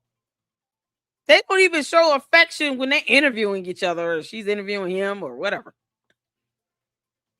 Look at this. This PDA is weird. Regular to all the grown real men in the chat. I just, if you're gay, I'm not ostracizing you. I just want to know.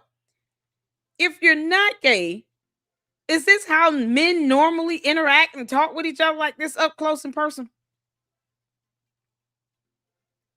Because I've never seen this amongst straight men. I don't know any straight man that'll be this close, grabbing another man's arm or anything. It wouldn't even be a joke. They wouldn't do this. Oh, we're just doing this for the cameras to, to drum up some conspiracy. No, this is not how they would. Straight men would not do this, even for a joke. This isn't just like I popped you with a towel sort of thing. No, this is like I'm all in your face and your ear, whispering sweet nothings. I love how your hair flows over to the right by your ear, and your arm is so strong, and you smell like Old Spice. Not like that, y'all. He's zesty. I'm just saying, y'all. This is out here. British guys like that, maybe. Ben said it may be British. I don't know. Long Slinger said it's the alcohol. Candace. Candace, I don't even know if she's bi. I think Candace is gay. George certainly is gay. He doesn't like women at all. He just used Candace as a womb. He probably didn't even like consummate. It's like, yeah, here's a cup. Get the turkey baster. I'll leave you alone. Y'all. Oh, my good grief. Candace, this is you. Yet again, taking a photo where you have people like, why do you keep kissing and grabbing women's butts? What is it with you two? And she's prego. Y'all, look at that baby in the belly. Just wondering why all this pressure on my back. Mom, get up.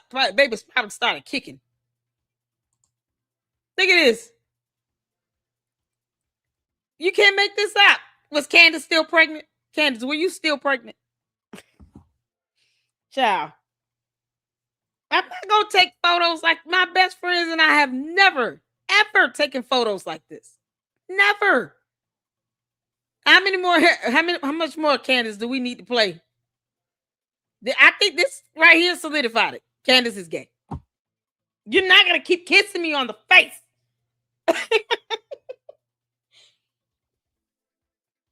Unless this is Idris Elba, a whole grown man, or Michael B. Jordan, or like Brad Pitt, or Ami. Mama love you. Ami can kiss me like this from behind. Child, please. You probably like running away from me. Look, you trying to kiss me. Oh, Ami can do this to me. Not this woman here. Look at this. It's just stick out a tongue. This is so weird. Y'all, you just no. Yeah, Candace is gay. It is what it is. That's just biblical fact. Those are not my words. That is the Christian way of life. Because you see, God holds the same expectations for straight people as he does for gay people. So we're not pointing them out. We're not putting a target specifically on gay people. We adhere to the same expectations from our Lord and Savior. A straight person cannot act on impure thoughts. A gay person cannot act on impure thoughts.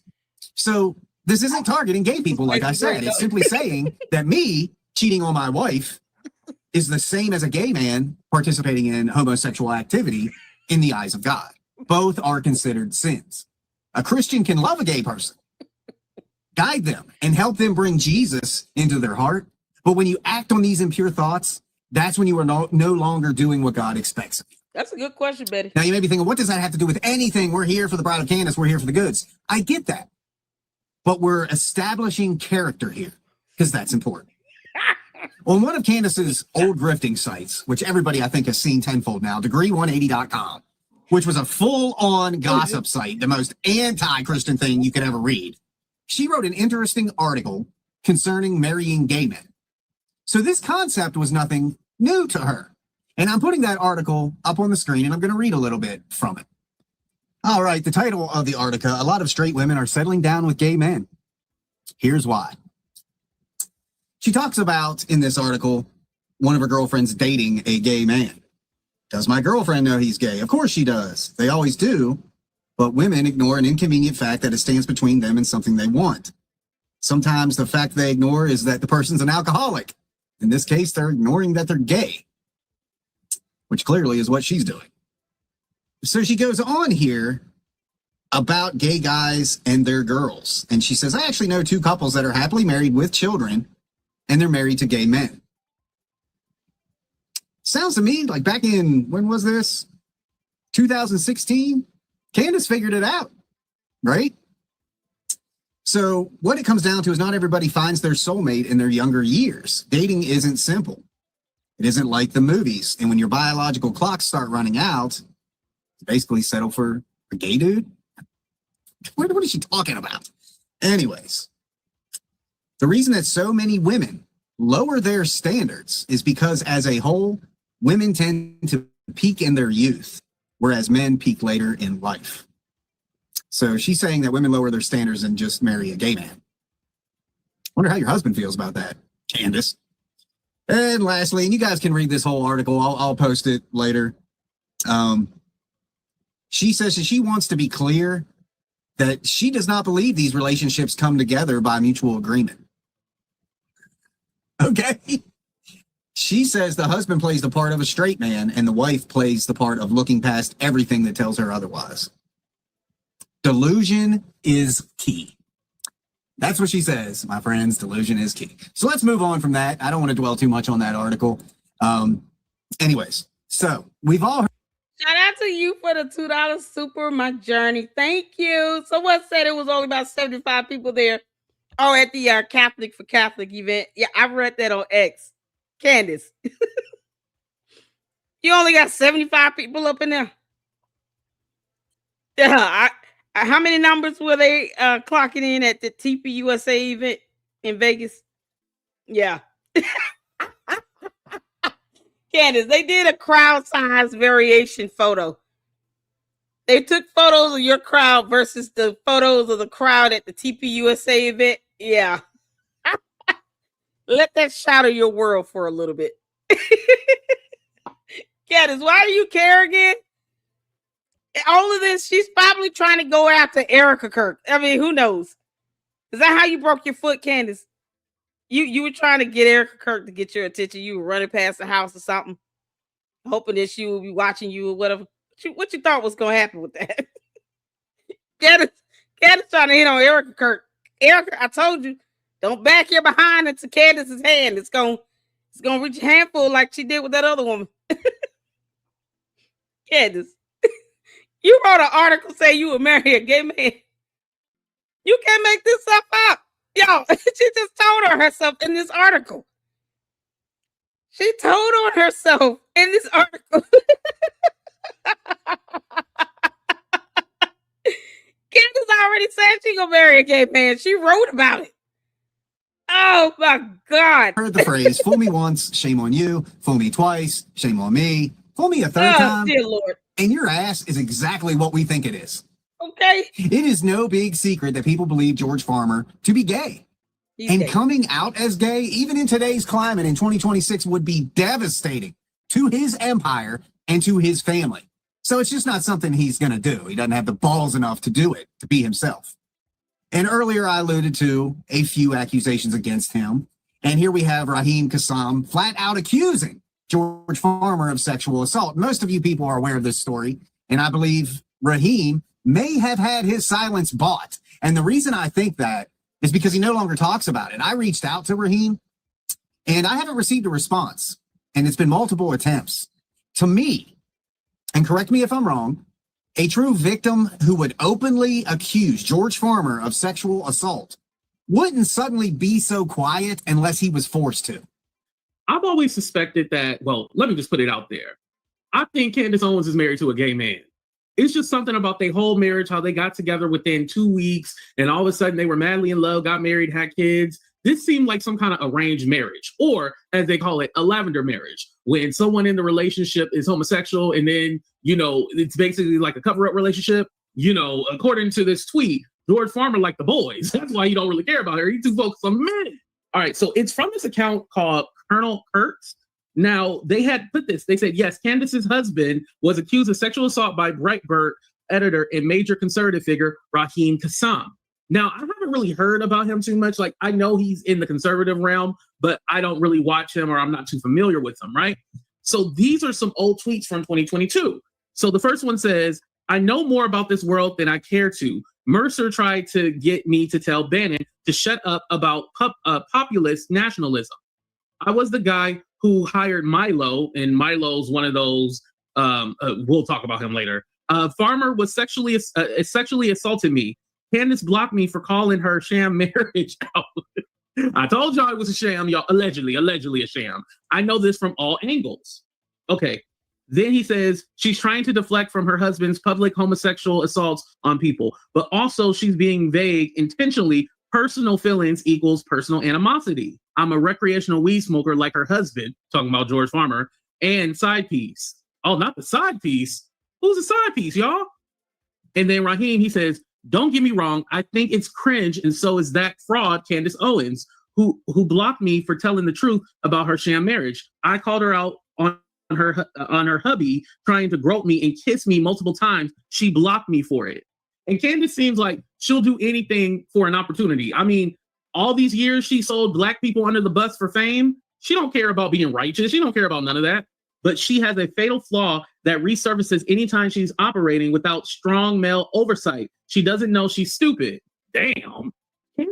Has gone so hard for Charlie Kirk. I feel like Charlie Kirk was the one that, quote unquote, got away. Like, that's how Candace treats this situation with Charlie Kirk. If I was her husband. Thank you. Man, listen.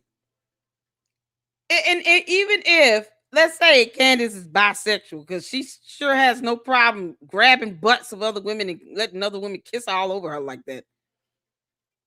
The man she would want would have been the Charlie Kirk, not the George Farmer.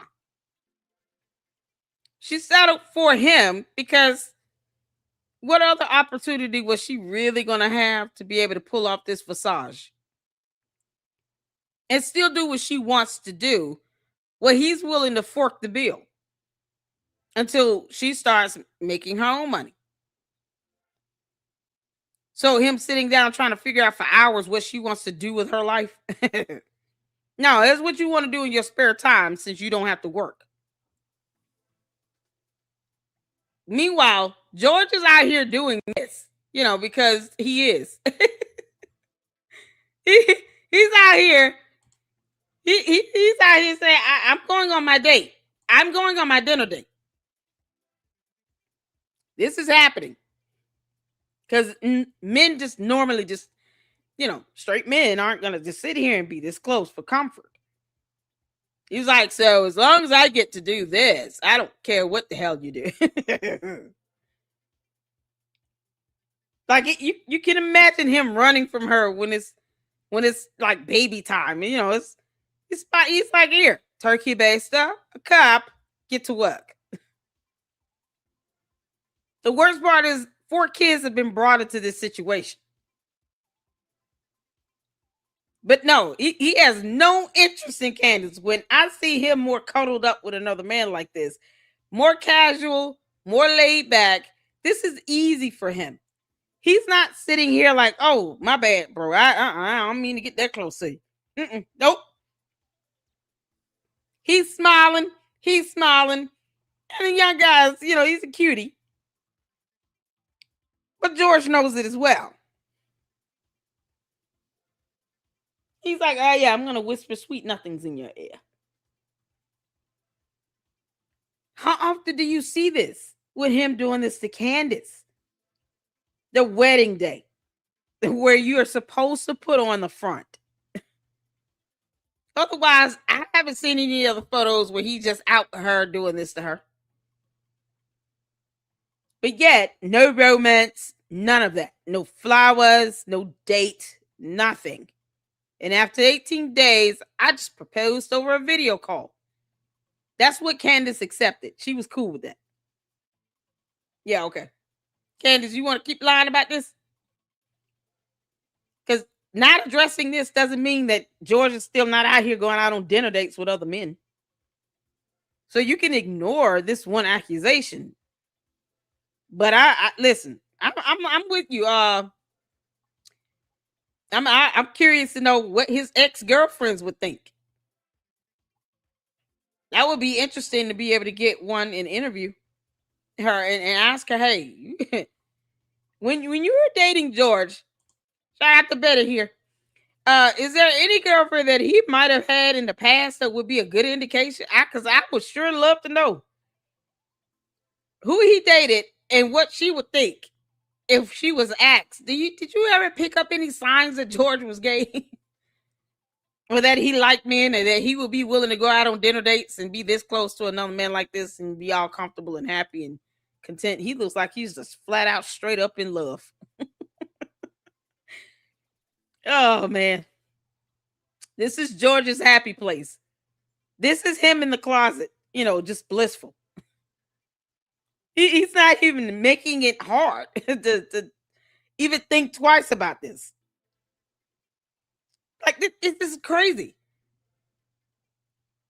And whoever took this photo, man, they snapped it right on time. Yeah, this is something else. So, yeah. Shout out to Kiwi for the $5 super. If you have ever seen Georgia Shore, some British boys have no shame when it comes to flirting with being gay or bi. Yeah, and that's what I'm saying. He's not showing any shame or hesitation or anything. It just looks like it's so easy and free and flow and just comfortable. He's just so cool and cavalier about it. And he seems like he would be the aggressor, right? Because he's got an allegation that he tried to kiss and grope someone. So his money, his status has allowed him to be able to do that and get away with it.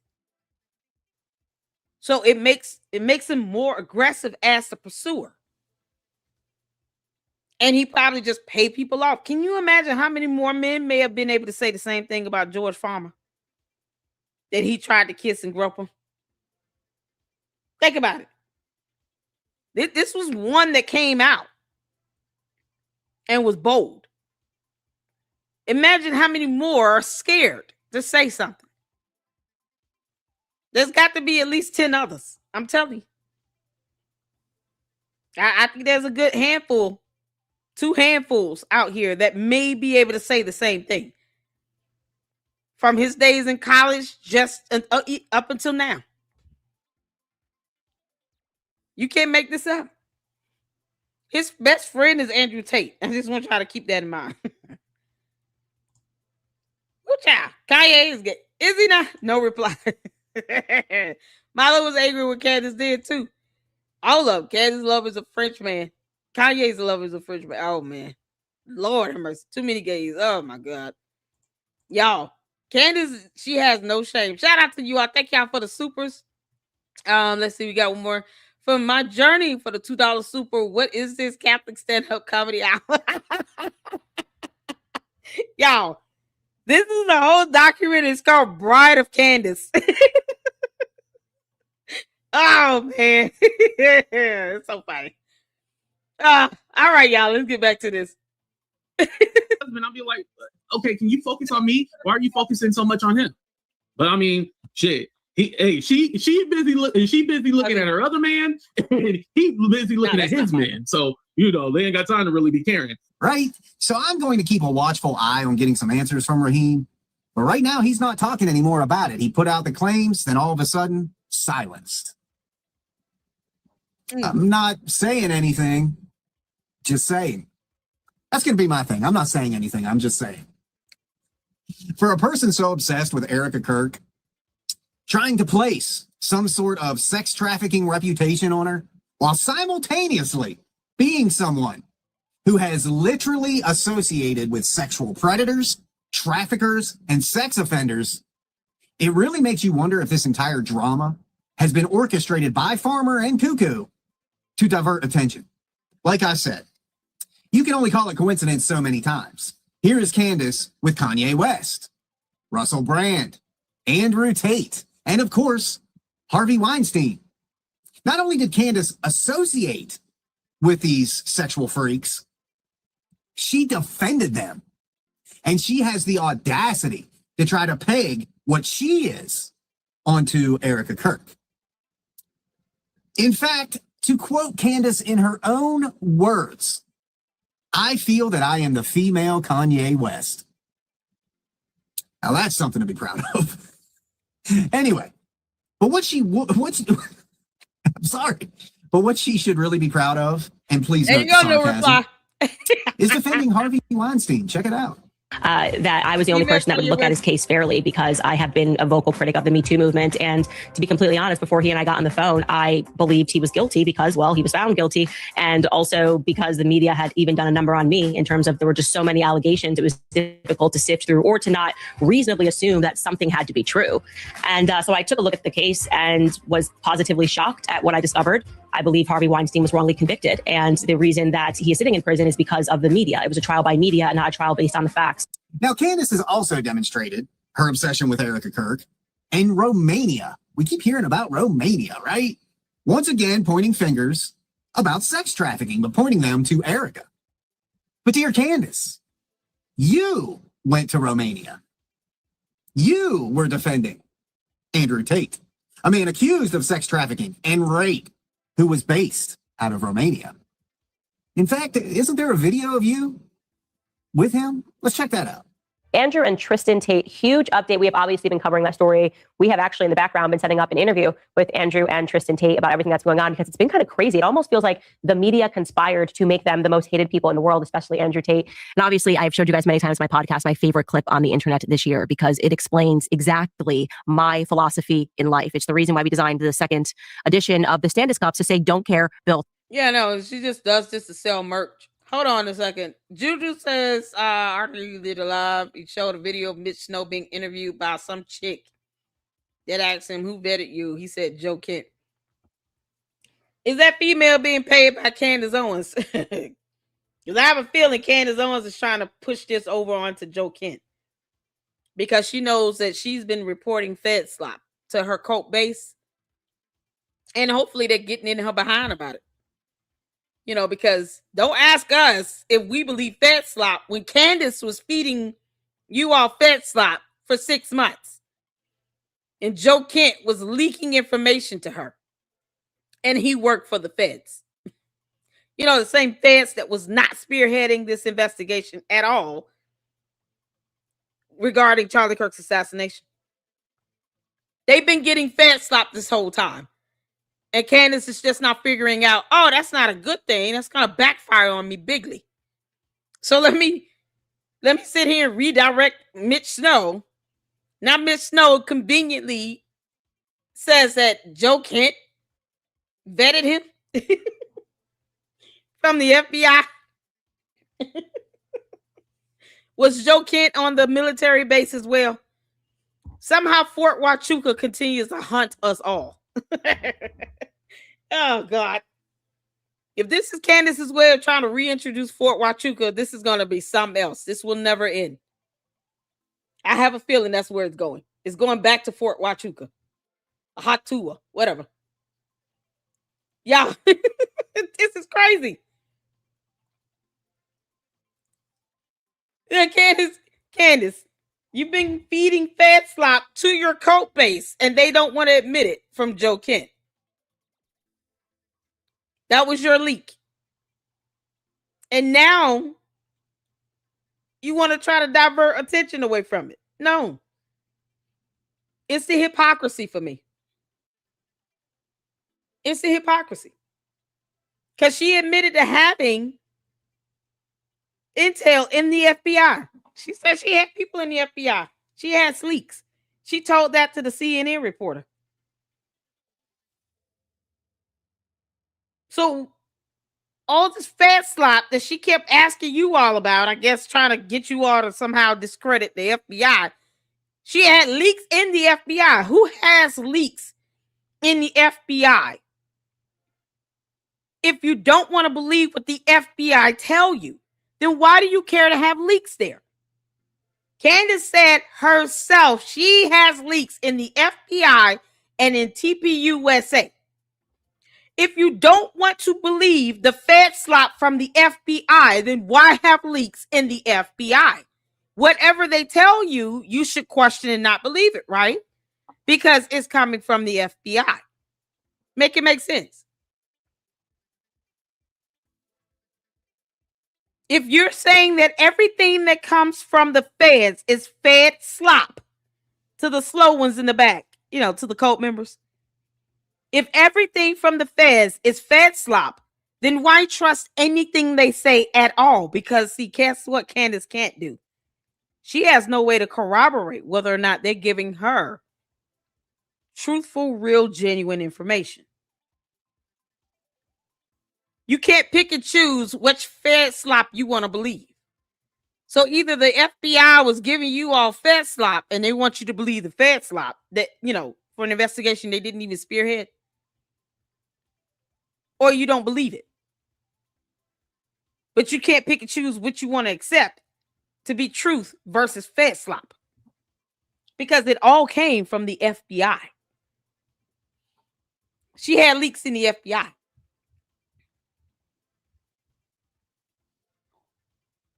So pick it. Either you believe the FBI Fed slop or you don't. It doesn't matter who it came from. It came from the FBI. You can't make this up. It's the hypocrisy for me. I love rubbing this in. I love rubbing this in. They sat here this whole time for 6 months.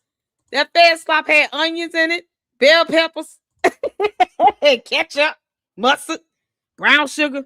It was a full-blown Sloppy Joe from Sloppy Joe Kent. I'm still like, I'm trying to get the candy ass cult members to help me out. How does Joe Kent tell you the truth and he worked for the feds, but he's giving you Fed slop because he worked for the feds? So when the feds come and tell Candace Owens, her leaks that she admitted having in an interview with CNN, L is her name, I believe. So she admitted that she had leaks in the FBI. But if you don't believe the Fed slop, then why would you believe anything that any FBI person tells you? That would be hypocritical. How would you know if Joe Kent told you the truth versus made shit up? Why not question the information that Candace was telling you all that came from her FBI leaks? Why have FBI leaks if you don't believe the feds? Come on, somebody. Why have FBI leaks if you don't believe the feds? That I'm not even going to go to them and get information from them if I trust nothing that they say.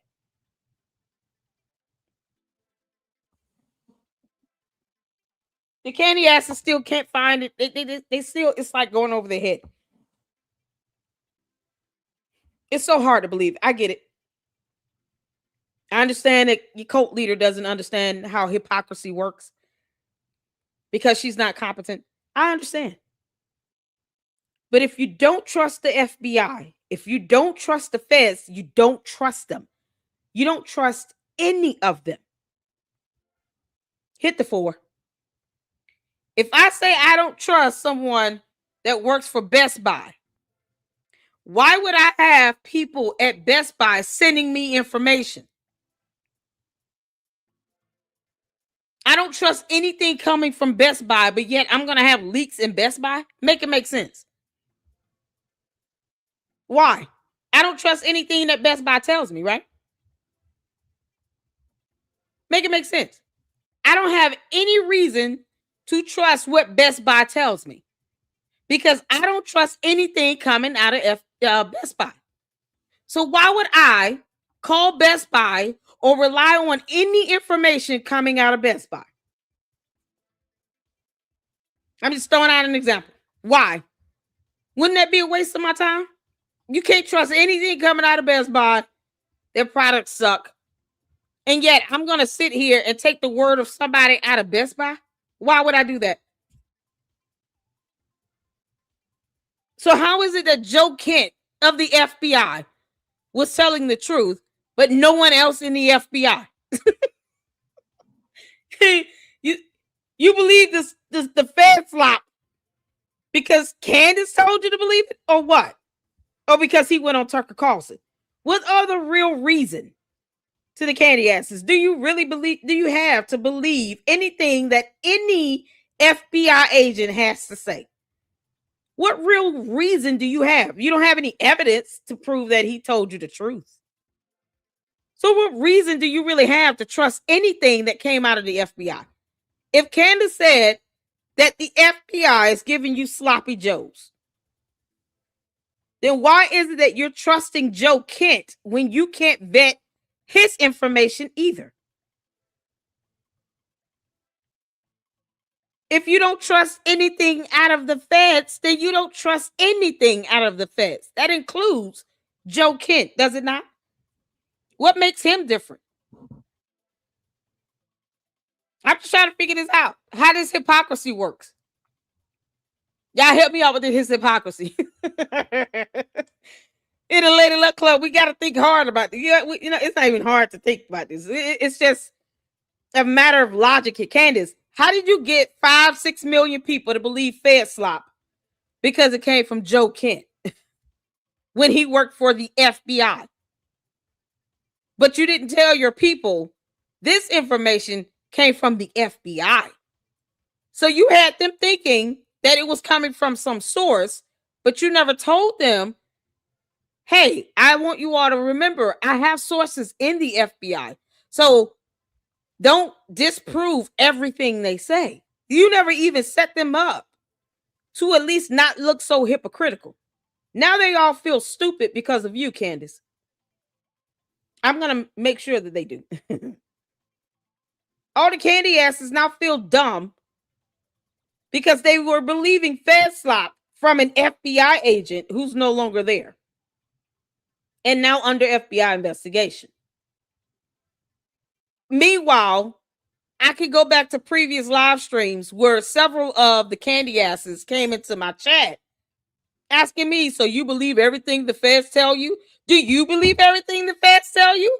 Because you believe what Joe Kent was telling Candace. You believe what an FBI agent was telling you. Now you believe things that came from the FBI. Now you guys are eating the Fed sloppy Joes. Somehow it's digesting in your bellies. You're not going to question your cult leader at all. Funny how they're going to just go with this. They're not going to say, how dare you betray us, Candace? You told us not to trust the Fed slop. And this whole time, sloppy Joes have been handed to us from Joe Kent. Who's an former FBI agent. The FBI is the FBI. What makes him different? He still works for the feds. You don't trust them at all, or you just trust them, what they say. At least be honest and say, Lady Luck, you're right. We should have vetted this a lot better, and we didn't. Candace has us feeling stupid because we sat here and talked about Fed slop. Meanwhile, we got Fed slop from Joe Kent, who worked for the feds. Yeah, we feel pretty dumb.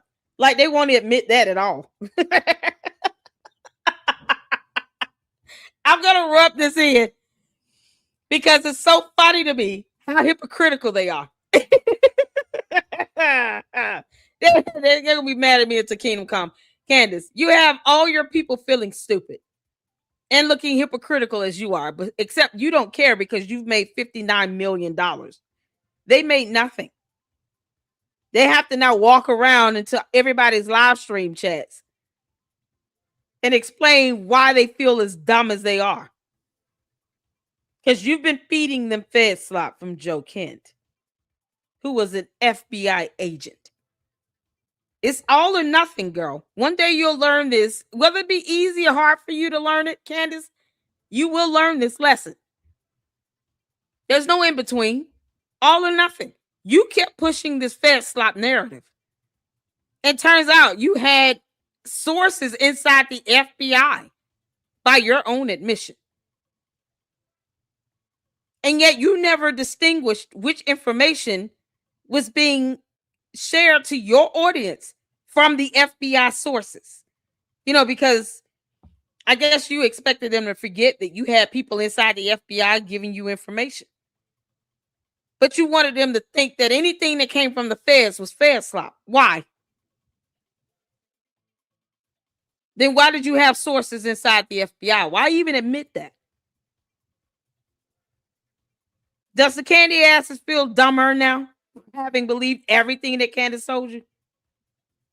Or do you all still feel like you're the smartest things on earth? Let me know how that's going. It's different.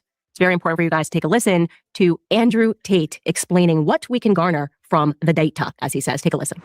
I'm glad I'm super rich. You know, now that I'm super rich, I get to be one of those crazy rich guys who acts unusual. And they're like, oh, he's a bit eccentric, but he's rich, so he gets away with it. God, like wearing a microphone on his chest. Everyone else puts a suit on, but hides the microphone. I'm like, get a microphone, bro. Don't care. Built different. Don't care. It's perfect. We're going to jump right into a conversation. Oh my God. I've watched it too many times. Long time. I know. It's been a very long time. You've known Andrew Tate for a number of years. You were just with him for that interview. Yeah. I've known Andrew for many, many years. I've known Andrew since before Andrew was Andrew. You know what I mean? I've known Andrew since before he was famous, I guess. Andrew is a great guy. He really is. And he's a wonderful guy in many ways. As I was having this dinner with my husband and his friend, Andrew Tate was there. I had no idea who he was. This is kind of before he really took off on the internet. I had my assistant at the time with me who happened to be Romanian. She's born in Romania, speaks Romanian, happened to have been in the United States. She spent a lot of the time that we were there talking to him. She comes over to me afterwards and she says, this guy, Andrew Tate, I think he's a pimp in Romania. I used sex as a tool to make women love me so they'd obey me and live in my house and make me money. That's what I wanted. So I was a pimp in that sense. I said, what? And she's like, no, I think he's like actually a pimp in Romania. By taking girls who didn't know how to be effective on webcam, girls who had never done webcam before, girls who didn't have the equipment, didn't have the know-how, didn't have the will, didn't have the premises, didn't have the ability to make money with this exchange. Off camera, I think he'll be the first person to admit that. Like he's a flawed human being. I created a system that allowed me to convince girls to do this, allowed me to retain 100% control of their income. I know how to make sure the girl can't run away. I know Andrew pretty well. You said it looks like I'm in a teenage girl's bedroom. Yeah. To some people, that would be an insult, but to me, I find that quite flattering, to be honest. You know, like, that's exactly what you expect. I'm fucking all these 16-year-old women or 18-year-old women, whatever the law is in America. 18? It's 18 usually. You get married at 16. All right, in Romania, 16, sorry. And I only get away with that because the girl of 6 years plays along. So Vivian's been with me 6 years. So he's been with Vivian for 6 years, right? Because Vivian's younger. Melissa's like 28, Vivian's like 21. Vivian's 21. And at this point, he's been a girlfriend for 6 years. It means that they met when she was 15 years old. Because Vivian's younger. Just away from me. No, I want a virgin wife at 16 who's going to obey me. That's what I want. I was contacted by Andrew Tate, the older of the Tate brothers, 3 years ago when I was just 16. So I messaged her. She's like, I'm only 16. I was like, give a fuck. Not about me. 21, I don't care. And now with this Tate stuff, she's really exposing herself. You know, I think she just got way in over her head with this. And it seems like she might have surrounded herself with gay pedophiles and is now kind of losing it. So how about that, kids? Andrew Tate. Human trafficking and rape allegations. Prosecutors in Romania have filed formal charges against the controversial influencer Andrew Tate, his brother Tristan, and 2 Romanian associates. The charges include rape, human trafficking, and forming an organised crime group, as well as illegally accessing a computer system and violence against one of the alleged victims. We know there are 7 alleged victims. There are separate charges that are still under. 7 victims? They should have whooped his ass when they arrested him. Candy asses, are you all proud of this? I thought you all walk around talking about Christ is king. Where's Christ king in this? Andrew Tate professes to be a pimp. Where's Christ king in that? Ain't no Christ in that. You know, all this God bless you. How? Where's God in that? 7 victims. You talking about 16-year-olds.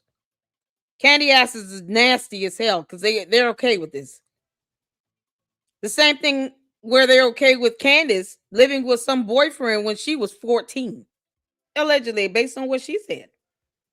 I didn't make this up. This is what she said to Russell Brand in an interview. Her parents kicked her out the house when she was 14 years old. She went and lived with her boyfriend for 6 months. God knows how old he is. The boyfriend could be 21. Who knows? Could have been 25, 30, 40 years old. You think Candace gonna sit here and clarify the age? No. You know why? Because most of us would be disgusted. And you have to explain why you're 14 years old living with your boyfriend for 6 months, but you never said why your parents kicked you out the house, Candace. Why would they do it, Candace? Why they kick you out the house at 14? But she never says it any other time in any other interview. It's not something she repeats because, you know, liars tend to forget the dumb lies that they tell. But, you know, Christ is king and all this, and Andrew Tate is being arrested for 7 victims. Meeting girls at 15, 16 years old. If he doesn't live in the U.S., why is he worried about the statutory age in the U.S.? He said in Romania 16, yeah, he went to jail anyway. He was charged. So if one of them was 15, he still didn't follow the law. Yeah, this is insane. So the candy asses, y'all cool with that? Y'all cool with letting Andrew Tate meet your 15-year-old daughters? Candace, you got a daughter. You got a daughter, Candace. You gonna let your 15-year-old daughter hang out with Andrew Tate? You know, he's best friends with your husband in this lavender marriage. So your daughter's gonna start hanging out with her dad and Andrew Tate at 15? Because you think Andrew Tate is gonna reserve not hitting on Candace's daughter at 15 years old? No, he's not gonna care. He already said he don't care. So I don't give a fuck. That's what he said. Candy asses, y'all gonna let y'all 15-year-old daughters hang around Andrew Tate? I'm just wondering. Why the candy asses that sit here, all these grown ass simps that sit here and lick butt for Candace Owens, you gonna let your 15-year-old daughters hang out with Andrew Tate? Come on in the chat. Candy asks all those who want to see him defend her. You gonna let your 15-year-old daughters hang out with Andrew Tate? Where's God in this whole thing with Andrew Tate? His 7 victims he's got. And he has the audacity to want to keep suing Milk Bar TV. He's still trying to sue Milk Bar TV now, but he's not paying any attention to this criminal matter he's got on his hands. So I'm just trying to see what a candy ass's mentality is. We're not worried about the bots. Bots are dumb. I care nothing about how they feel. They're bots. They're going to just say whatever dumb crap they're going to come up with. But for all fathers out there that sit here and love and support Candace Owens, would you let your 15-year-old daughters around Andrew Tate? Because George Farmer's not studying them. He don't like girls. You gonna let your 15-year-old daughter go to Candace's house and hang out with Andrew Tate? Because if you do, you're disgusting. You should not be a parent. Don't try to make up for this. Don't try to excuse this nasty behavior. This is disgusting, but she says Christ is king. And this is what Candace defends. Investigation that may be the subject of a separate indictment in the future, and they include money laundering, influencing statements, and trafficking of minors. Tate is facing a claim for damages from 4 women in the UK, 3 who worked in his internet sex business for sexual violence and rape. A Romanian court has agreed to extradite the controversial social media influencer Andrew Tate and his brother Tristan to the UK. Bedfordshire Police has obtained a European arrest warrant over allegations of rape and human trafficking. Additional new complaints brought by additional women on top of the existing complaints and the victims that we already know about, thereby increasing the number of women who have brought allegations of rape and serious sexual violence against Tate. Andrew Tate and his brother Tristan have been accused of failing to pay any tax on £21 million of revenue from their online businesses. Devon and Cornwall Police is bringing a civil claim against the brothers and a third person referred only as Jay. The force is investigating recovering around £2.8 million scattered in 7 frozen bank accounts. So what are you charged with? That's a really good question. I'm charged with... Goodness. Let's read this. Romanian criminal charges, human trafficking, R-word, forming an organized criminal group. Here it would be RICO. UK criminal charges and civil charges. R-word, human trafficking, R-word, S violence, tax evasion. This goes on. And we're at victim tally number 20.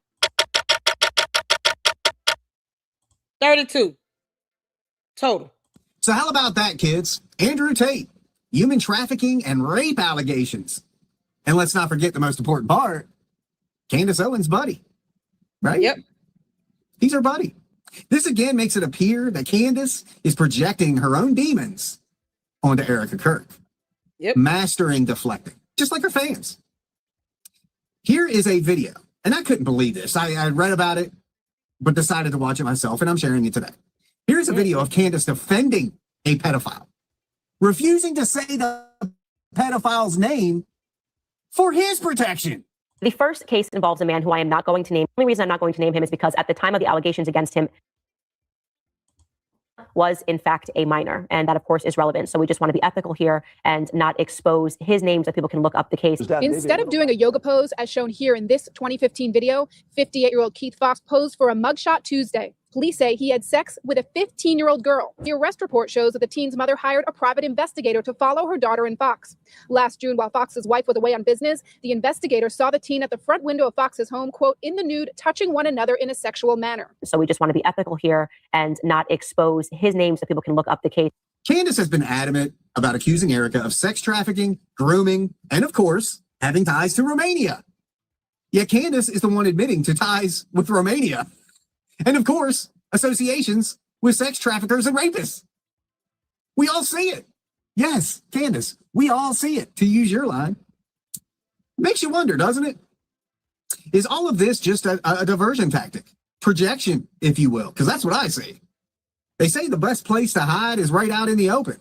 If you passionately accuse someone else of the very crimes you are guilty of, it makes the audience lose sight of your own actions and instead focus on the accused. If you're a moron.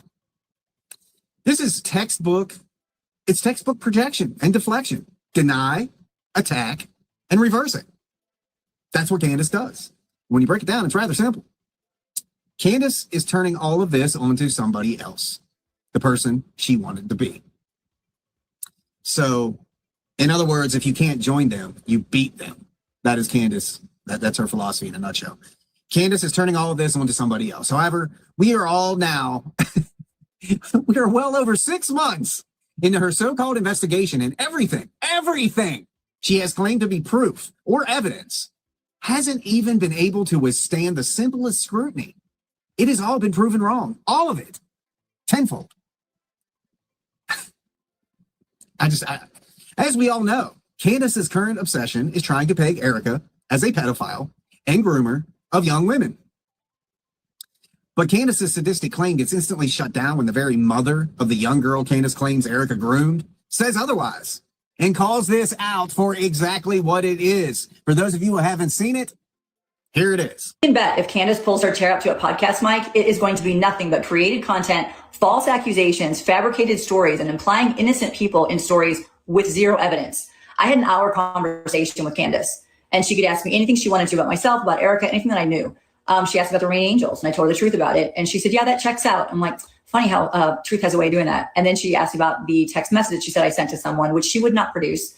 And I said, yeah, I can go back and look at my text message and see that I was definitely a concerned parent and mother that my daughter might be traveling, which nothing was ever spoken about the night before or anywhere around that date of September 10th.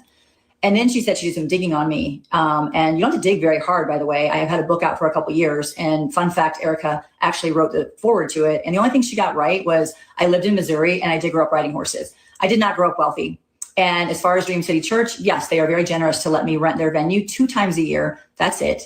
And my husband is not a Border Patrol agent. We've never lived in Tucson. We've never owned a home in Tucson. We did not live in Arizona in the mid 80s, and there are no lawsuits against my husband. The lies continue and the fabricated stories continue so that everyone stays engaged with her content and she can make millions of dollars. And then the conversations about my daughter now that you have implied and are implicating Erica in grooming and trafficking. This photo is myself and Erica and my daughter at her birthday. And this photo is Erica and my daughter at Cheesecake Factory. And this photo is Erica and her niece. But this thread that was created out of the content that Candace actually put out was that my daughter's been groomed for 21 years by Erica.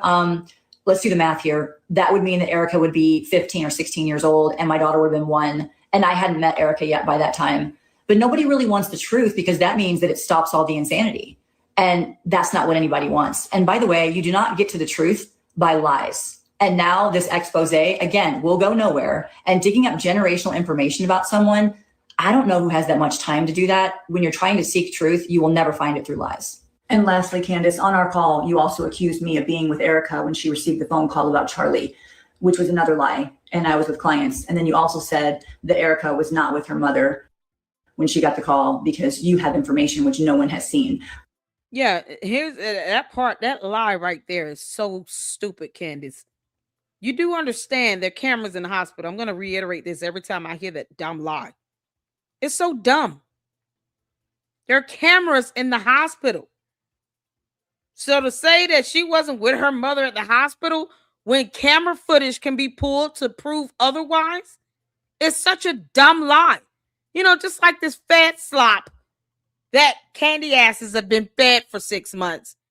Coming from Candace's leak from the FBI. It's funny how they don't ever just say to her, can you pull the camera footage and show us the camera footage to see if Erica Kirk goes to the hospital with her mother? Because cameras are everywhere all over the hospital. Why can't you just show us the hospital security camera footage, Candace? Pull it. You know, you claim to be #1 podcaster on earth, but you're not. Because that can be Googled. I mean, you want to lie about basic information. Pull that camera footage, girl.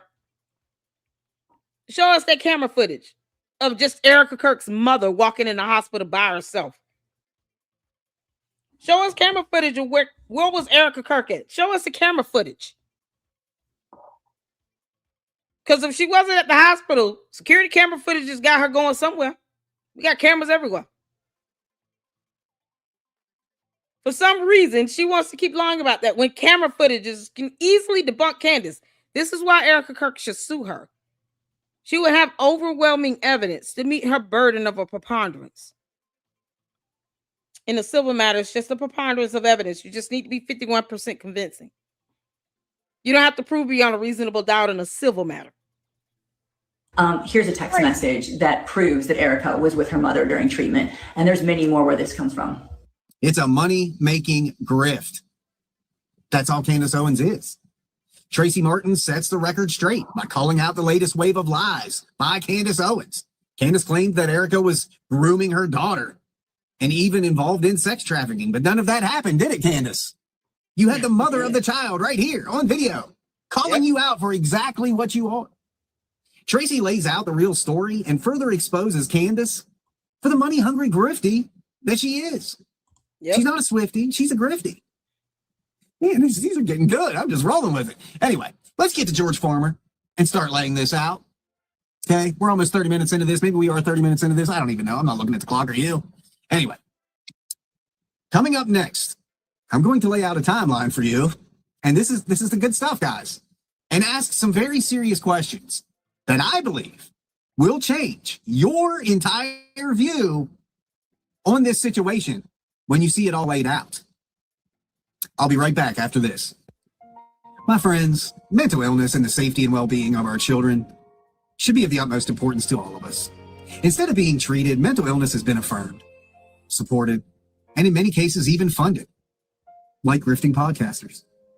We live in a world where a mentally ill person can make millions off of crazy, while the rest of the world sits back and throws gas on the fire. But we don't have to sit back and watch it burn. We're conservative. We're Christians. We have a duty to look out for our fellow human beings. Do you know a person who is displaying psychotic, delusional, and habitual behavior? Do you know a person suffering from extreme narcissism, denial, and false beliefs? Do you know a person addicted to drugs, possibly Adderall? Do you know a person who is a pathological liar with methodical cult-like tendencies? Very common things. Does this person have children? Does this person have children that they don't really care for? Are the children safe? Has the mother of these children publicly stated that her life has been threatened, which in turn threatens the lives of her children? Does this mean the children could be in danger?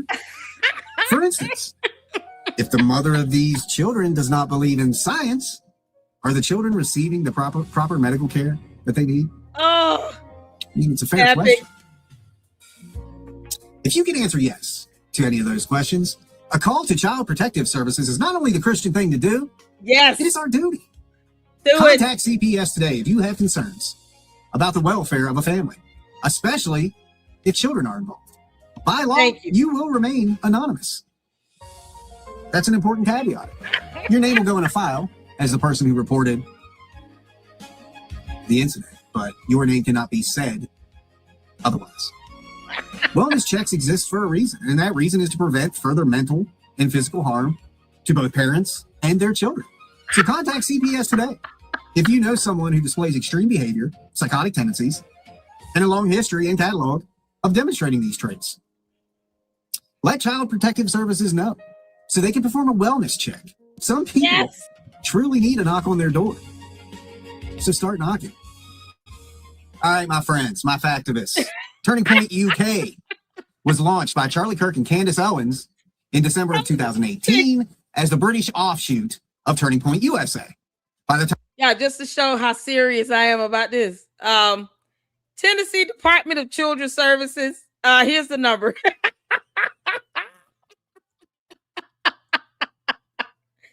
Candace. I will not leak your address, even though I know it. But I am going to leave this information for people to call. Please call. Hold on, let me hear it. It's not letting me put in just a number. I'm going to put in just a number. Oh, man. YouTube thinks my comment was spam. See? Oh, God. There you go. There's a number, people.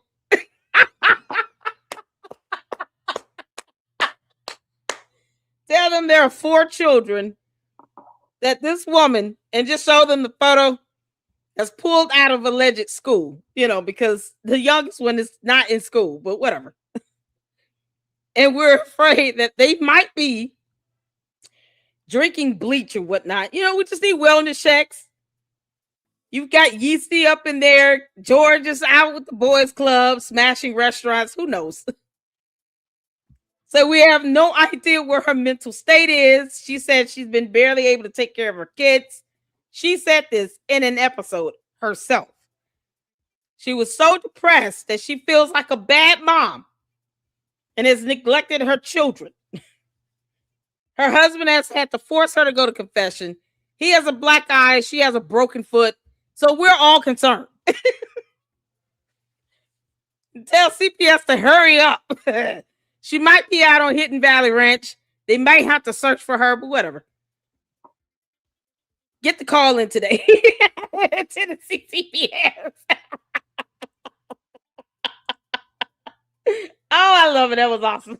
Time the Public UK rolled out in February of 2019, George Farmer was identified as its chairman. So there he was in. Candace, in her own words, convinced Charlie to expand to the UK and place George Farmer in control of it. Yet Farmer lasted less than 3 months before stepping down. This occurred around the same time George attempted to buy Turning Point USA, and Charlie refused. So he tried to buy Turning Point USA off of Charlie. Charlie said no. George Farmer quits being the chairman of the UK division. So Farmer stepped away. But did he really step away?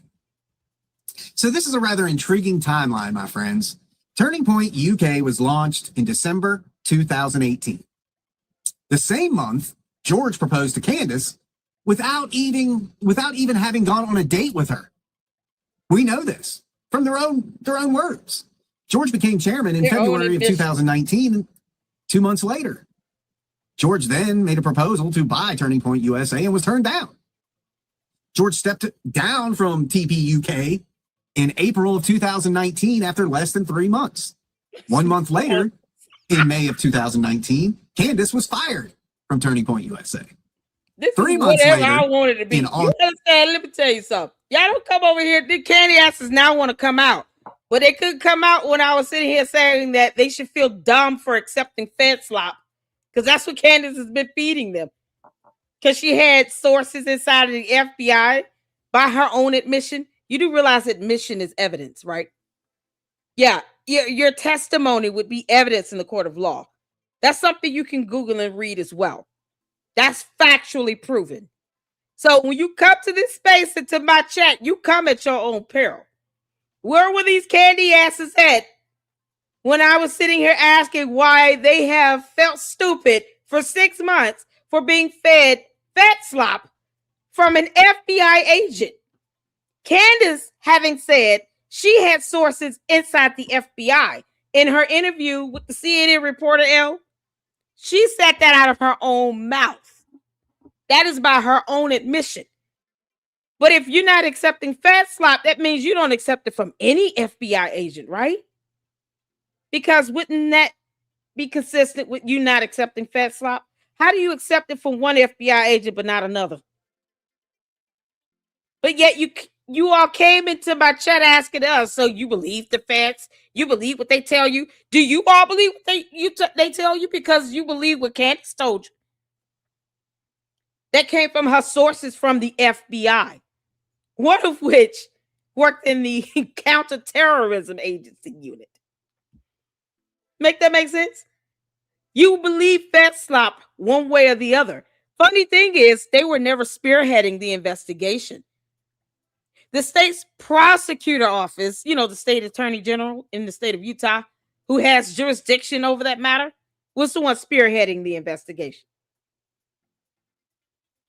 The candy asses should feel really stupid for being fed fat slop from Candace's FBI sources inside the FBI while telling you all we don't trust the feds. But she has sources inside the FBI. Why? You don't trust the feds, you don't sit and listen to sources inside the FBI. Because then you shouldn't believe anything they say. Now, should you?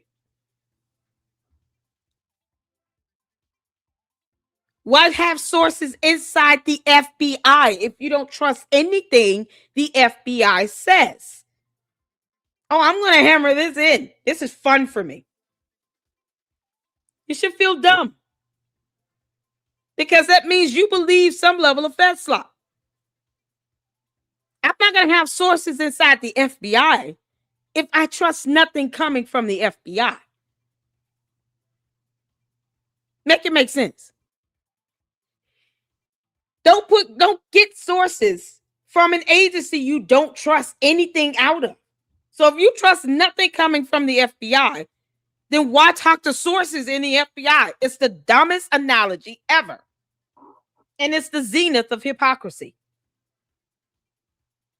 So Candace could have been up front this entire time and said, listen, I have sources in the FBI, people. What I will do is tell you if it came from my sources in the FBI, and then you all can determine whether you want to believe it or not. No. What she tell you all? Don't trust the feds? We don't trust the feds. So why do you have sources in the FBI if you don't trust the FBI? I don't care what they have to say if I don't trust what they say. That's not how journalists operate. I'm an independent journalist. So no, I will not have sources in any agency I don't trust. It's stupid. I'm not going to repeat anything to you all that came from a source from an agency that I don't even trust to begin with. I would rather research the information and get the evidence on my own than to go through an agency I don't trust at all. So if I don't trust anything they say, then nothing that they give me will be of value to me. Nor will I repeat it because I don't trust it. Some of these things Candace could have resolved by just Googling definitions of terms. She failed to do that. And yet she wants the credibility of a journalist. Do not insult that term by even associating her with it. When she has no way to vet her sources, she will never be a journalist. She's not competent enough to understand what the hell that means. You don't pull information from sources when you don't trust the actual agency. That would be dumb. Because how do you know what they're giving you is valid? And then how do you go back and corroborate what they give you? If you're going to doubt what they say, you might as well just do your own research. Come on now. It's the hypocrisy for me. And it's one that I'm going to keep rebelling and rubbing it in their faces. I want all the candy asses to feel as dumb as it sounds to sit here and have trusted fed slop for 6 months from Candace's sources that came from the FBI. But they don't trust the feds. They've been trusting the feds this whole time. They have no idea. And their excuse is, well, you have sources that come from there. Oh, okay. But why sources in the FBI, you don't trust them? You're out of your mind. All theories and no evidence. Because that's how it is. Yep. So this is going to be a clown Candace session. Absolutely. I am here for it. Candace watches my show too. She gets her ideas for me. That bride of Charlie. Yeah, because I call her the bride of Chucky. And she was like, you know what? That's funny. I'm going to call this the bride of Charlie. When she said, you're bad at this. No, that came from me. Candace, you're still bad at this. You don't have sources inside of an agency you don't trust, you dingus. You get sources you trust. You don't get sources in an agency you don't trust. Make it make sense. So either Candace lied to you people, to the candy asses, that told you all she doesn't trust the feds when she deep down does. Or she's not smart enough to go and get sources from agencies that she actually trusts. That makes her even dumber. You just can't make this up. I am loving the hell out of this. I mean, who gets sources inside of an agency they don't trust? No one. No good journalist does that. I'm not even going to bother with an agency or any company or anything if I don't trust their information and I have no way to vet and corroborate whatever they give me. And Candace does not do that. So you should all feel dumber for having trusted FedSlop that she gave you that somehow you want to brush off to say, oh, it was her sources. It came from the feds. And you don't trust the feds. So which one are you being true to? You either trust the source or you don't. Pick one. There's no in between with that one. And as a good independent journalist, I will not take information and relay it to anybody if I don't trust it. Make it make sense. Chabu. It's the clown for me. Yes, 2019, Candace and George married. Oh. What did Charlie figure out during that time that forced him to remove Candace from Turning Point USA? Now, Charlie is a godly man. And there's also things called non-disclosure contracts, gag orders, that kind of thing, where he is just as obligated not to say anything bad about Candace during that contract term as Candace is about him. Okay, that's how these things work. A lot of big companies do it. I've signed them myself, these NDAs and stuff. So Charlie saw something from the beginning, but Charlie was a very godly man. Jesus was first and foremost with him. So he's not going to get out there and do what we're doing, what we shouldn't be doing. But we're fighting for what's right, and it has to be done. So Charlie, I think, saw the scam right from the beginning. That forced him to remove Candace. I mean, you can only call it coincidence so many times. Candace wanted to go to the UK. They wanted to buy Turning Point USA. George quits because I didn't get to buy it. Then Candace gets fired. So then them two just get married. Did Charlie see this scam right from the beginning? Did Charlie believe Candace and Farmer were just trying to take it all over? Yep. This sure appears like a lot of motive on behalf of Candace and George. And it's not something you would act on immediately, right? That would look wicked obvious. So you would wait and be patient and build things. And plot and plan and meet up with people and pay them off. Let years pass before acting out. I'm just saying. I mean, I'm not really saying. I'm just saying. Just asking. Because if Charlie had sold Turning Point USA to George, Candace would be running it right now. She absolutely would be running it right now. And what I mean by that is she would have her private jets and Turning Point USA would be funding her lush life. Just like she used Blexit, paying herself ungodly amounts from donated money. Yep.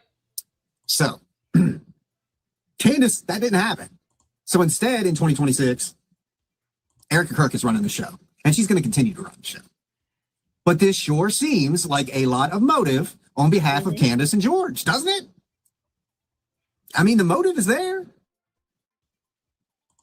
George and Candace went to Turning Point. They wanted to buy it. Charlie said no. George leaves Turning Point. Charlie fires Candace. George and Candace marry. Charlie dies. Erica becomes CEO. Candace launches a 6-month campaign to discredit Erica, Turning Point USA, and anybody affiliated with it. It's a nice little timeline there, isn't it? Erica, Turning Point USA, and everybody in between. All now hated and slammed and lied about for 6 months. What we see here in the real world is called an oxymoron. Candace currently wants to paint Turning Point USA as an evil entity. Yet she and her husband once wanted to own and operate said evil entity because she wanted to control the right, which is exactly what she's doing with our lesser intelligent right-wing kinfolk out there. Okay. So why would she have wanted to be a part of it in the first place? If she truly believed the things she's saying now, that Turning Point USA was evil and corrupt, why would you want to be a part of that? Isn't it ironic that Candace is all for something until they aren't for her, and then all of a sudden she's against them? Same grift that our boy Tucker plays. Same one. Simple formula.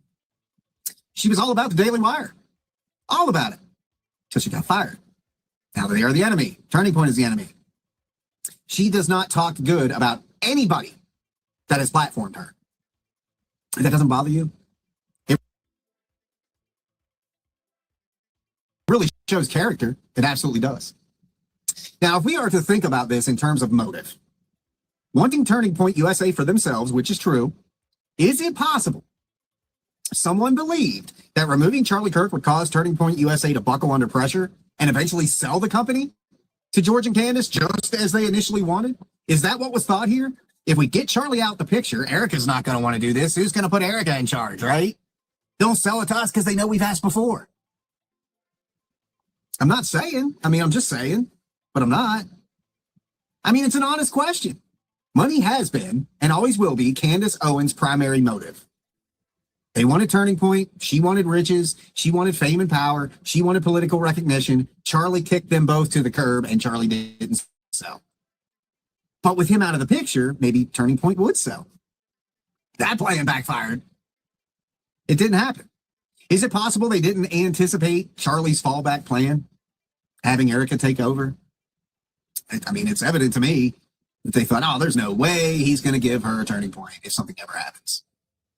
Is that why we've seen 6 months solid of defamation coming from the cuckoo Candace camp? My question is this. Was George Farmer fully aware of who Candace Owens was? Nobody's talked about that. We don't know what's going on behind those closed doors.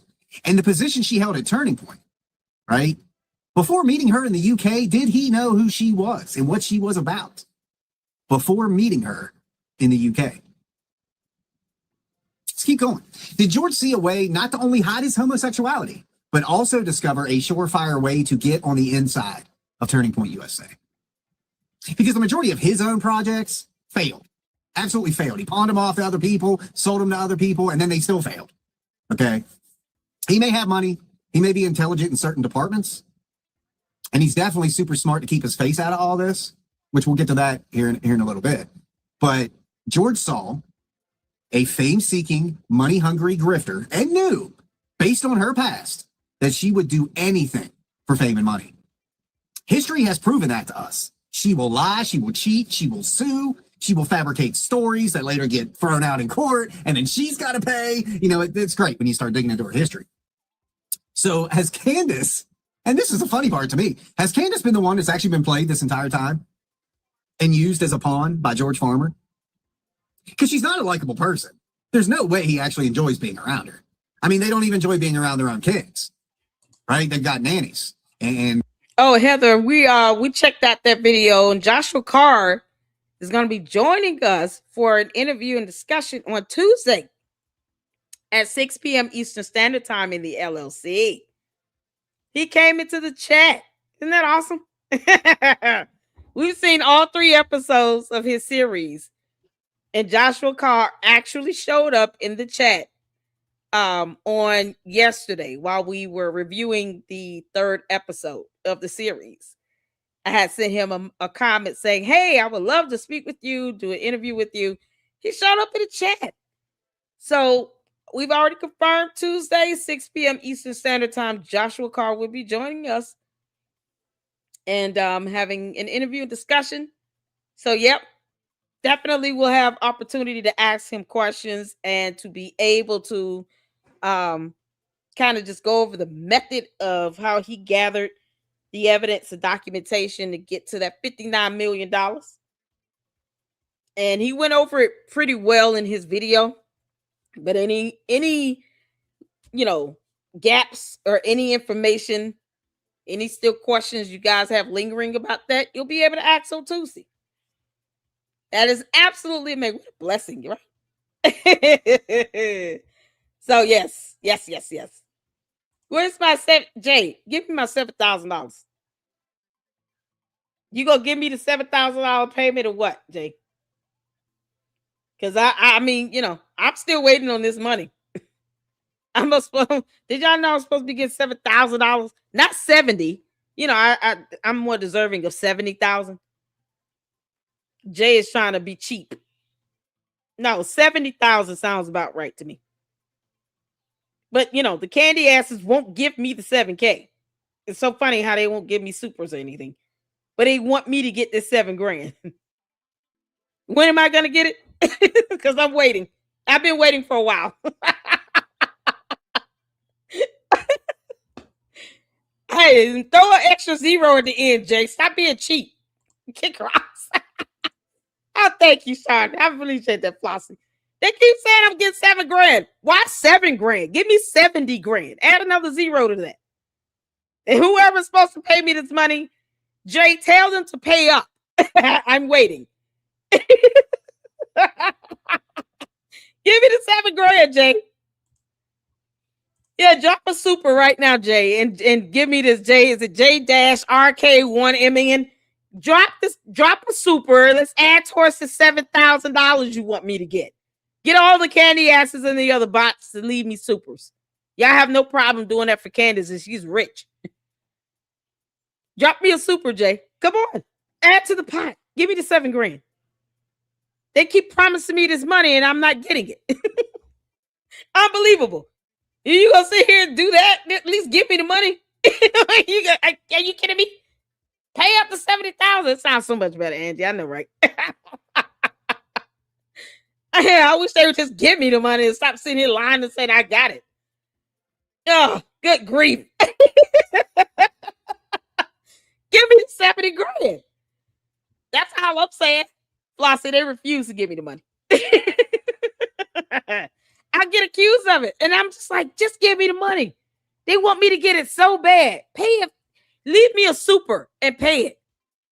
Add to get all the candy asses, get all the other bots. Go get your friends, Jay. And all you guys come over and just throw out supers until I hit that 7,000. And then you can say I'm in this club. I can't be in the club if I haven't been paid the money yet. You think I'm a turn rate $7,000 or $70,000? 70,000 sounds about right to me. Give me the $70,000. I'll take 70,000. Don't cheapen me. How dare you, Jay? I'm the queen of YouTube. Don't cheapen me. They want me to get this money so bad. I am all for getting thousands of dollars. So are the candy asses gonna start giving it to me or what? Candace, you've made $59 million damn dollars. $70,000 will not hurt you at all. Send me some money, Candace. Your cult members want me to get this money so bad. And I am in agreement with that. That is the one thing that the candy asses and I agree on. I should get $70,000. For the pain and suffering of it all. You kidding me? Yeah, let's all agree on one accord with that one. Lord, we ask you right now to bless Lady Luck Club with this $70,000. Let me enter this club with a golden jacket and a golden hat. All paid for by Candace Owens until Israel pays her back, however that goes. In Jesus' name, amen. Listen, we can all pray that prayer. That they don't hurt my feelings with that. The bots are still slow.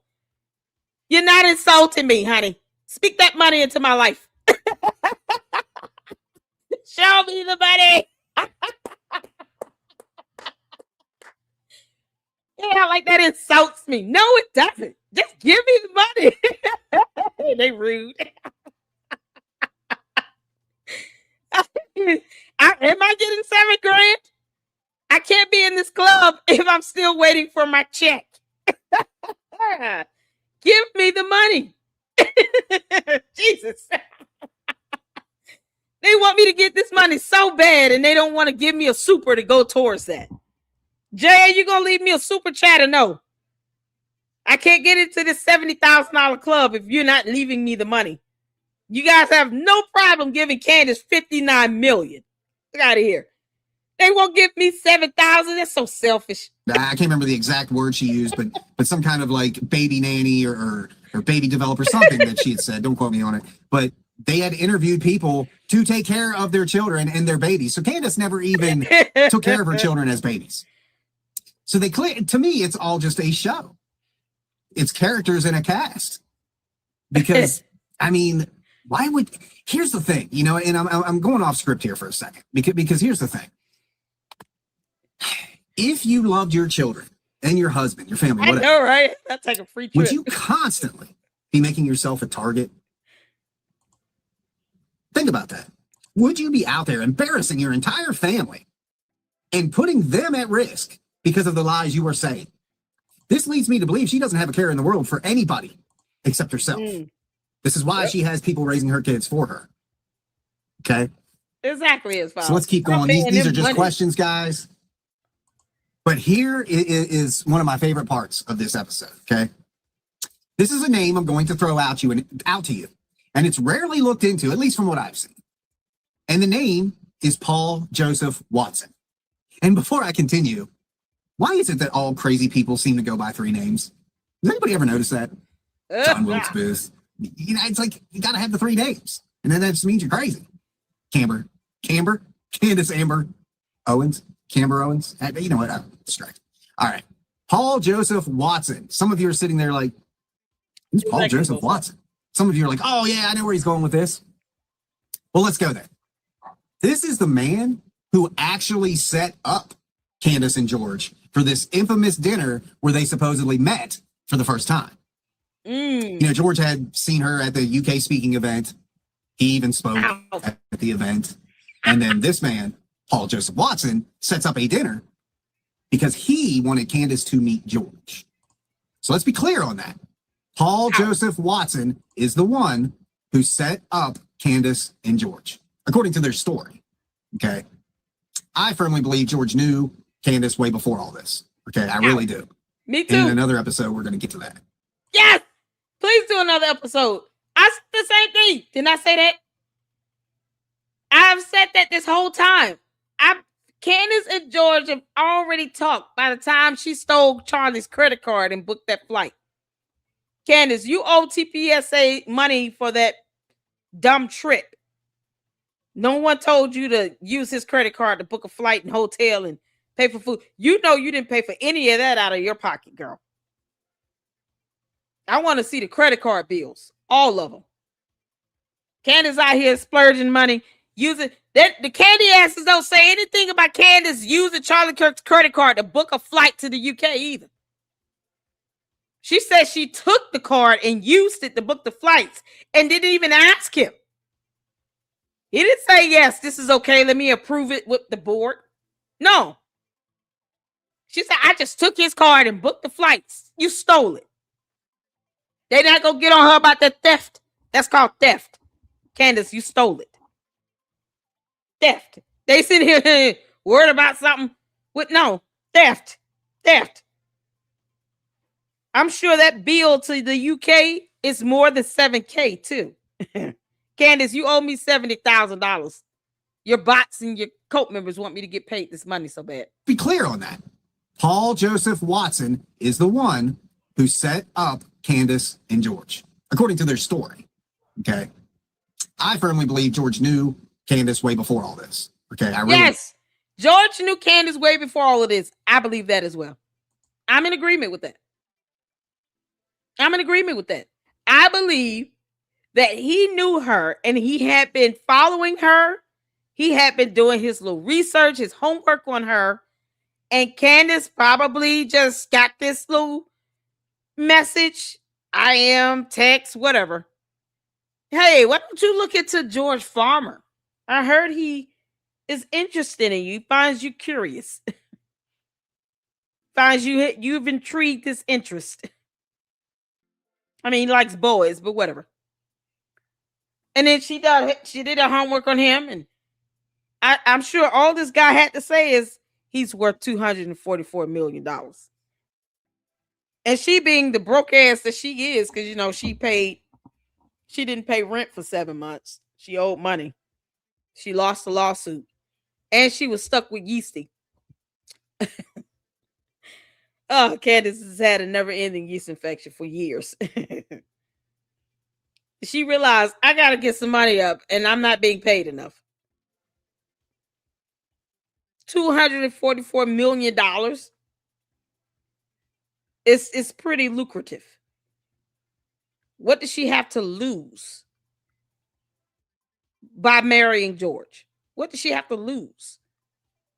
By that point, Charlie wouldn't stun her. He was like, nope, Erica's my girl. The end. You can kick rocks, girl. And TPUSA is doing well. Candace out here being controversial. She I'm sure she saw the writing on the wall. And you pique the interest of someone that has well over $200 million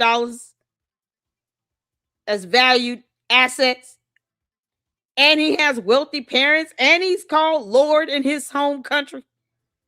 Yeah, okay. What does she have to lose? Was Candace dating anybody that had $200-some million? Nope.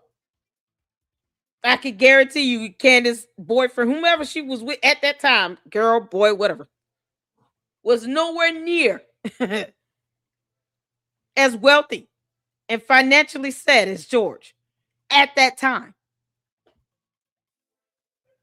So they had a communication, they had some conversations, and they came to an agreement. What does she have to lose by saying yes to an 18-day meet and greet and proposal? A proposal after 18 days. Are you serious? I don't know any parent that loves their kid that would sit here and say, yeah, I'm going to be happy for my child after getting engaged after 18 days and never having even gone out on a date with this person. Yeah, okay. No. My father would have been like, nope, try again. That's not how we do. George did not even give her the opportunity to even get a better proposal. We just did it over a video chat. She was like, yep, cool. Have we seen this video of that proposal? Has anyone ever seen that video? If he proposed to her over a video call, I mean, did she not record that? She's getting engaged, right? And she doesn't take the time to record that video of all things that she wants to try to get video footage of. Not her proposal that was done over a video call. Has anyone ever seen any video footage on that? Good night, Juju. Yeah, let me know. If y'all come across the video of this engagement, of this call, please let me know and email it to me. This applies to Candace as well. Watch out, Jesus warned them. Beware of the yeast of the Pharisees and Sadducees.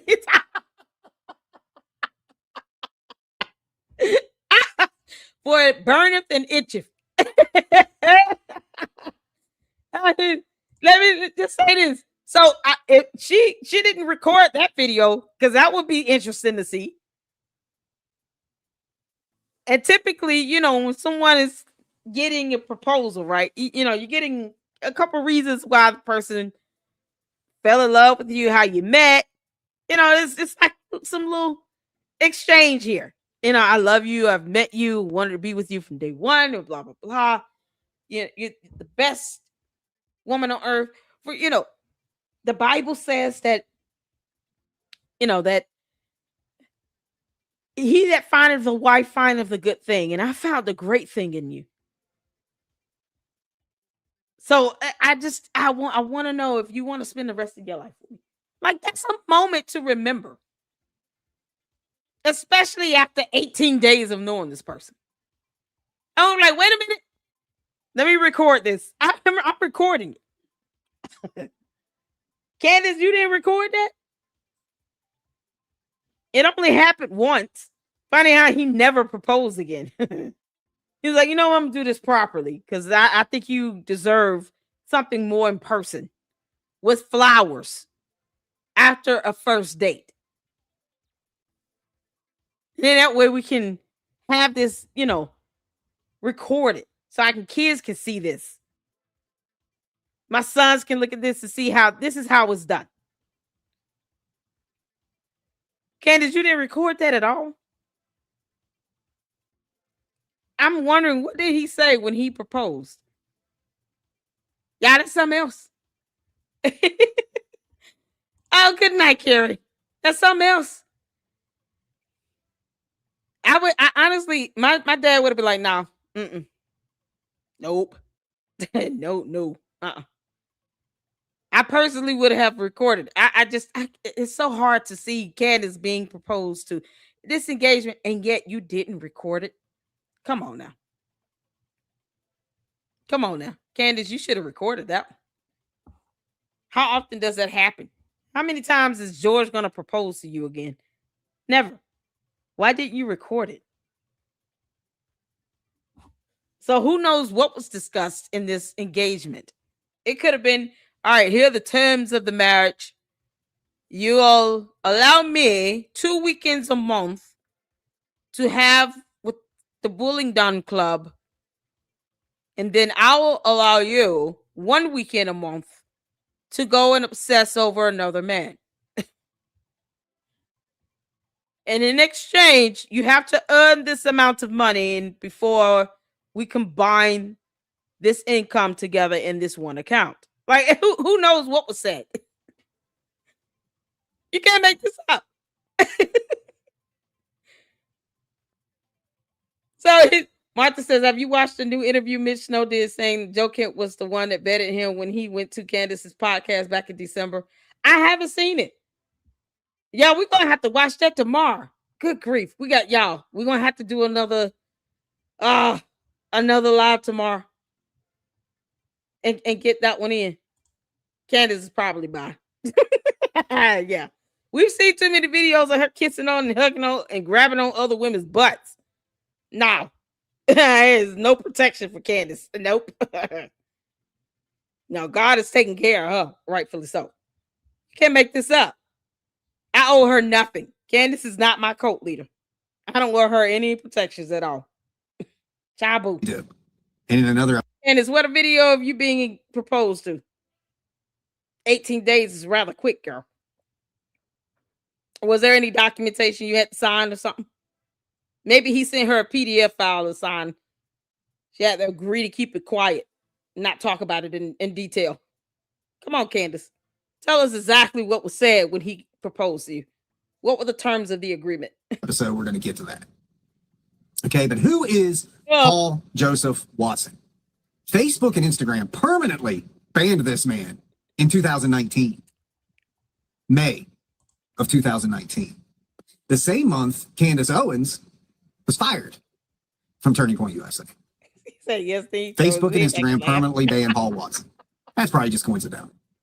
But it's just interesting that month keeps popping up. Facebook and Instagram labeled him as a dangerous individual who operates dangerous organizations.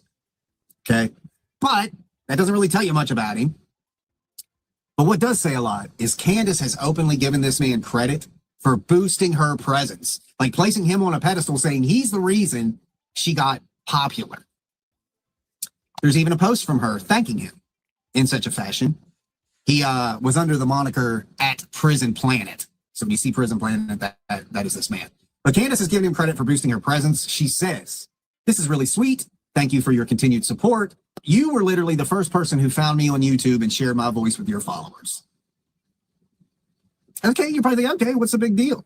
Well, we got to find out who this man is, right? We talked about all the sex trafficking and all of Candace's relations with people involved in heinous sex acts. Romania, all that stuff that she's blaming Erica for, it was actually Candace. So who is this man? Jen. And why should we care? Wait till I get to this audio file.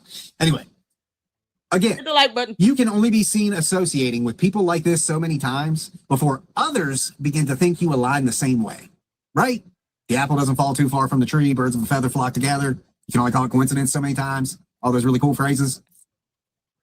Paul Watson, if you want to know in one sentence who Paul Watson is, he is essentially a male version of Candace. He lies through his teeth and shares much of the same hatred that Candace often expresses. See, I've always called Candace a mimic. She finds what's working with other people and then she becomes a parrot. What? She finds her way to say it to convince people otherwise. Here is a leaked recording from Paul Watson, the man who set up Candace and George's meeting, where he has some very, very disturbing things to say about Jews. And we all know how much Candace loves Jews, right? In fact, this man, Paul, said, I really think you should press the button to wipe Jews off the face of the earth. This is the man that Candace Owens puts on a pedestal. This is the man who set her and George up.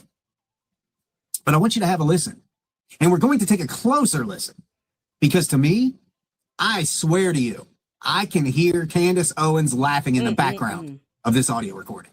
And I want your opinions on it. People's ears are different. You know, I'm a musician, so I tend to tune into timbres that most people don't.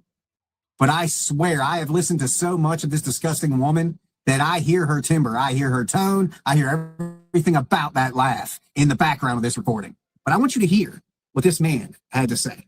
Nigger faggot activists who get in my way in London and stick signs up in my face trying to get me to join the gay faggot Palestinian cause. I don't give a shit about Israel or Palestine. I care about white people and not sand nigger packy Jew faggot goons. Yeah, I'll leave you with that. I really think that you should press the button to wipe Jews off the face of the earth. Now, here is the background laugh. Hopefully you heard it that first time without it really being pointed out. But here's the laugh repeated over and over. Does that not sound like Candace was a part of this recording? And I could be way wrong. You know, here at Facts Me, I will be the first to correct something. You know, there is a thing in the real world called mistaken belief, you know, where somebody tells you something's true, you trust that person, and then you, in turn, say it as truth. And then you realize, I made a mistake. This happens. It's how you correct yourself or you don't that defines your character. So if you don't think that's Candace laughing in the background, no hard feelings at all. All I ask is why you don't think that is. And do you think it's a woman? I hear a woman, okay? So here's the loop. Check it out. Get in my way in London, and get in my way in London, and get in my way in London, and get in my way in London. Now here is the really, really important part. Publicly and consistently, Charlie Kirk has been strongly pro-Israel and supportive of the Jewish community, particularly in the political context of U.S.-Israel relations and oppositions, you know, to anybody being anti-Jew, Candace.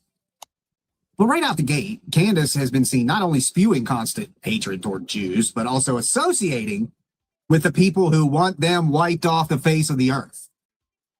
So the question is anybody writing these questions down? Keep track of them so we can get Candace to ignore them. So the question becomes, why would someone like Paul Watson, who expresses such hateful views, want to set up Candace and George, who wanted to buy Turning Point USA, fully knowing that Charlie was not against Jews? You scratching your head yet? There's got to be another motive, right? But let's talk about how they actually got together. Most people know this. That's the same thing as to why Candace kept saying Turning Point TPUSA should put me on their payroll. They should pay me a retainer for their PR. Why? Why would you want to work for them and you hate them? You hate Erica Kirk. You think she had something to do with her own husband's unaliving. And yet you wanted them to put you on their payroll for PR.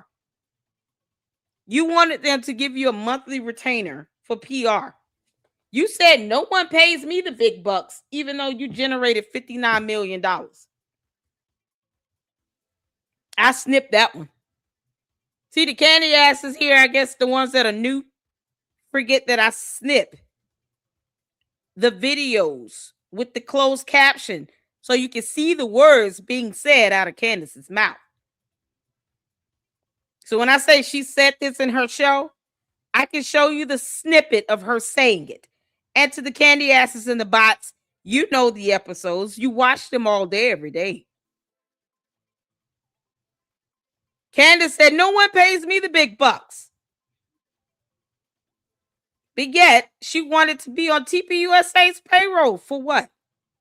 If you think they're getting money from Israel or Jewish donors and you hate them, why do you want to be on their payroll? See, it's the hypocrisy for me. The same dumb logic of her going to the FBI, to her sources, to get information from the FBI for an investigation. They're not even spearheading, and then telling people, how dare they feed us fed slop? Why is she reporting information from her sources from the FBI then? You don't trust the FBI. That means you don't trust any of them and anything they give you. And Candace does not have relatives that work at the FBI or friends. And why would she not tell her audience? Some of the information they've given me, you all, is trustworthy and credible. Only from these sources. No, she had her whole cult believing you shouldn't believe the feds at all. We don't trust none of them. So why trust any of them? I don't care who it is. That you don't trust any of them. Pick one. Don't be hypocritical. It's the same hypocrisy with her being on their payroll. Why? They're getting paid Jewish dollars, right? You know, the same money that her cult members want me to get $7,000 of. But Candace wants to be on TPUSA's payroll for PR, you know, public relations. Because to her, this is all a show.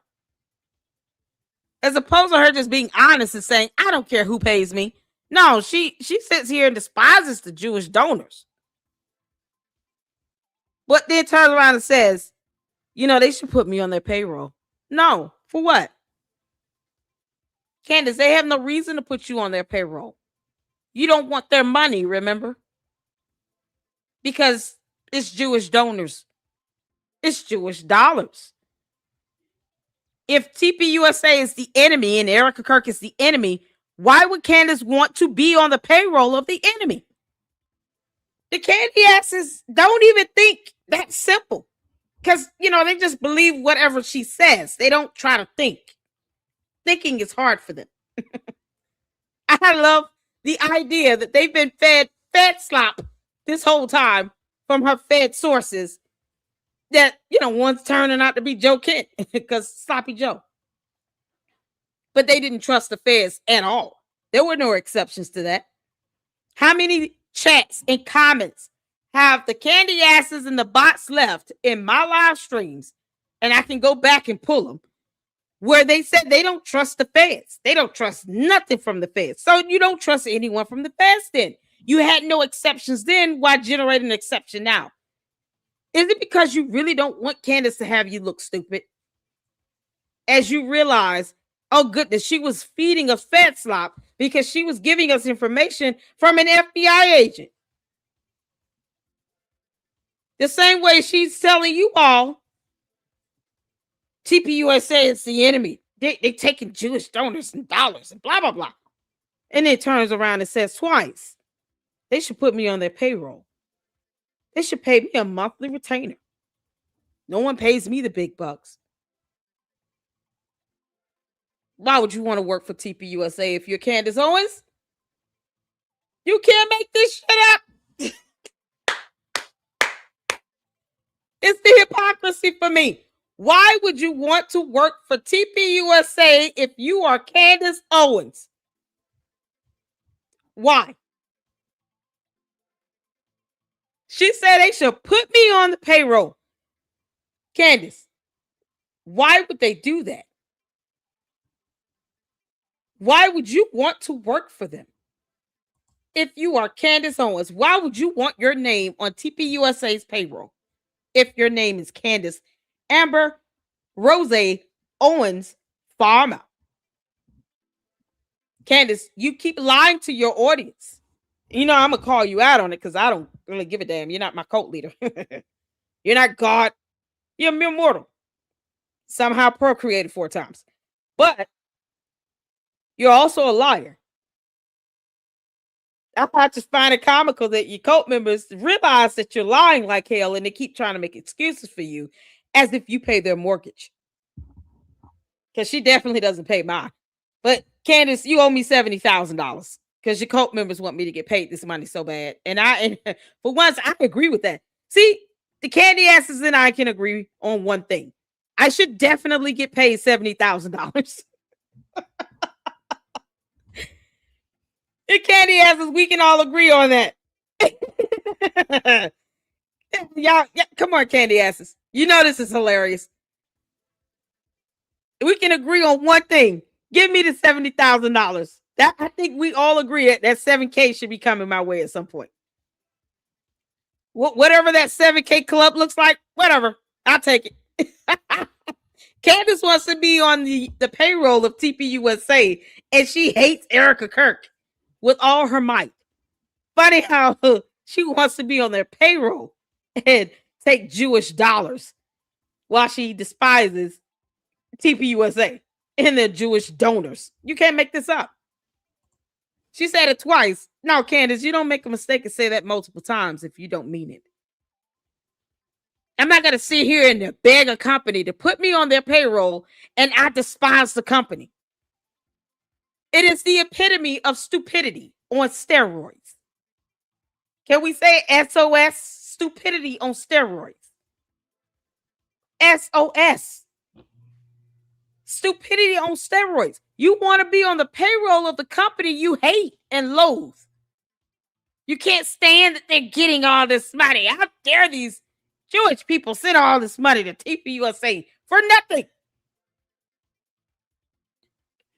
They should put me on the payroll to help with their PR. Should they, Candace? Why would they do that? If nothing else, they're going to be adding some of your money to their payroll through a lawsuit judgment. Candace is an oxymoron. I'm just saying. Candace didn't have a problem exactly, Diane. Candace didn't have a problem when she was getting in Jewish dollars. But TPUSA getting this money is just, oh no.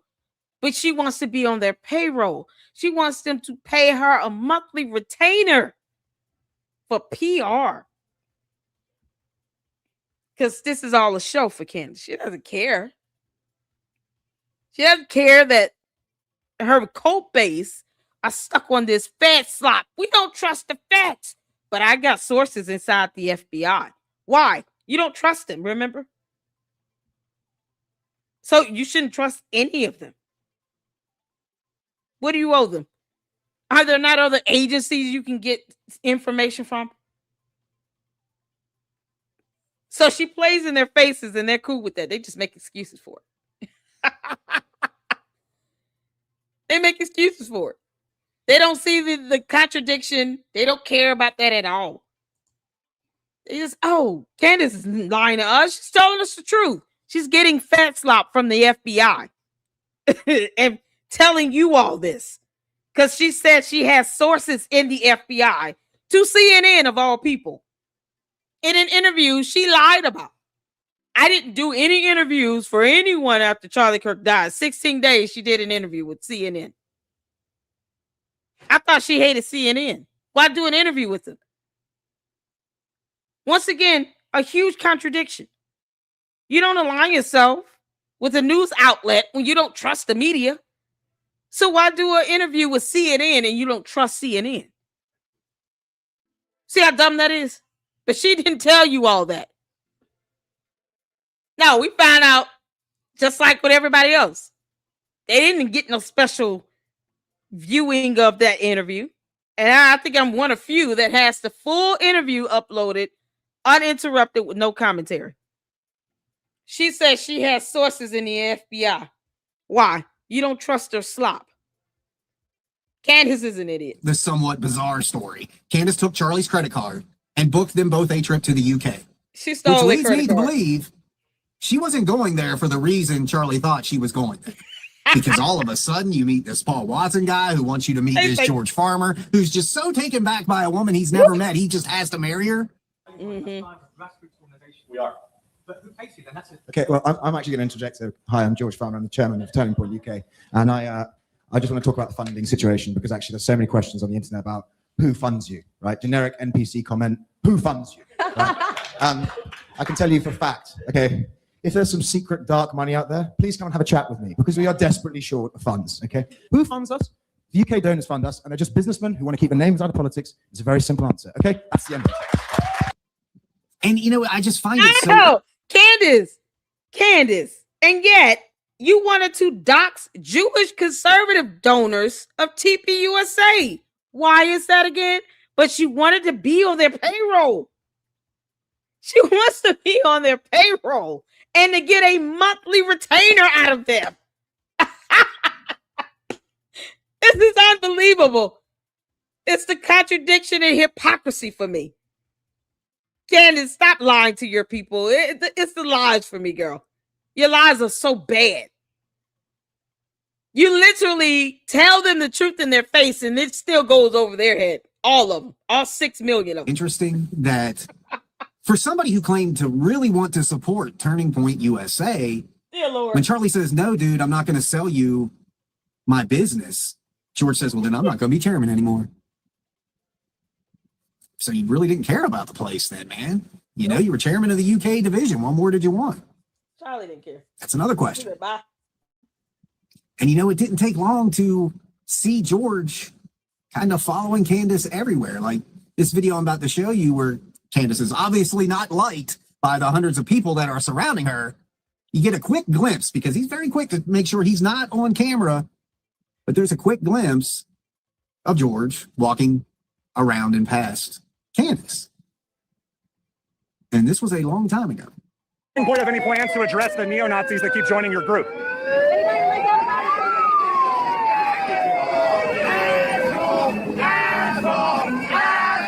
Candace, I was just hoping to get your comment about the neo-Nazis that keep infiltrating your group.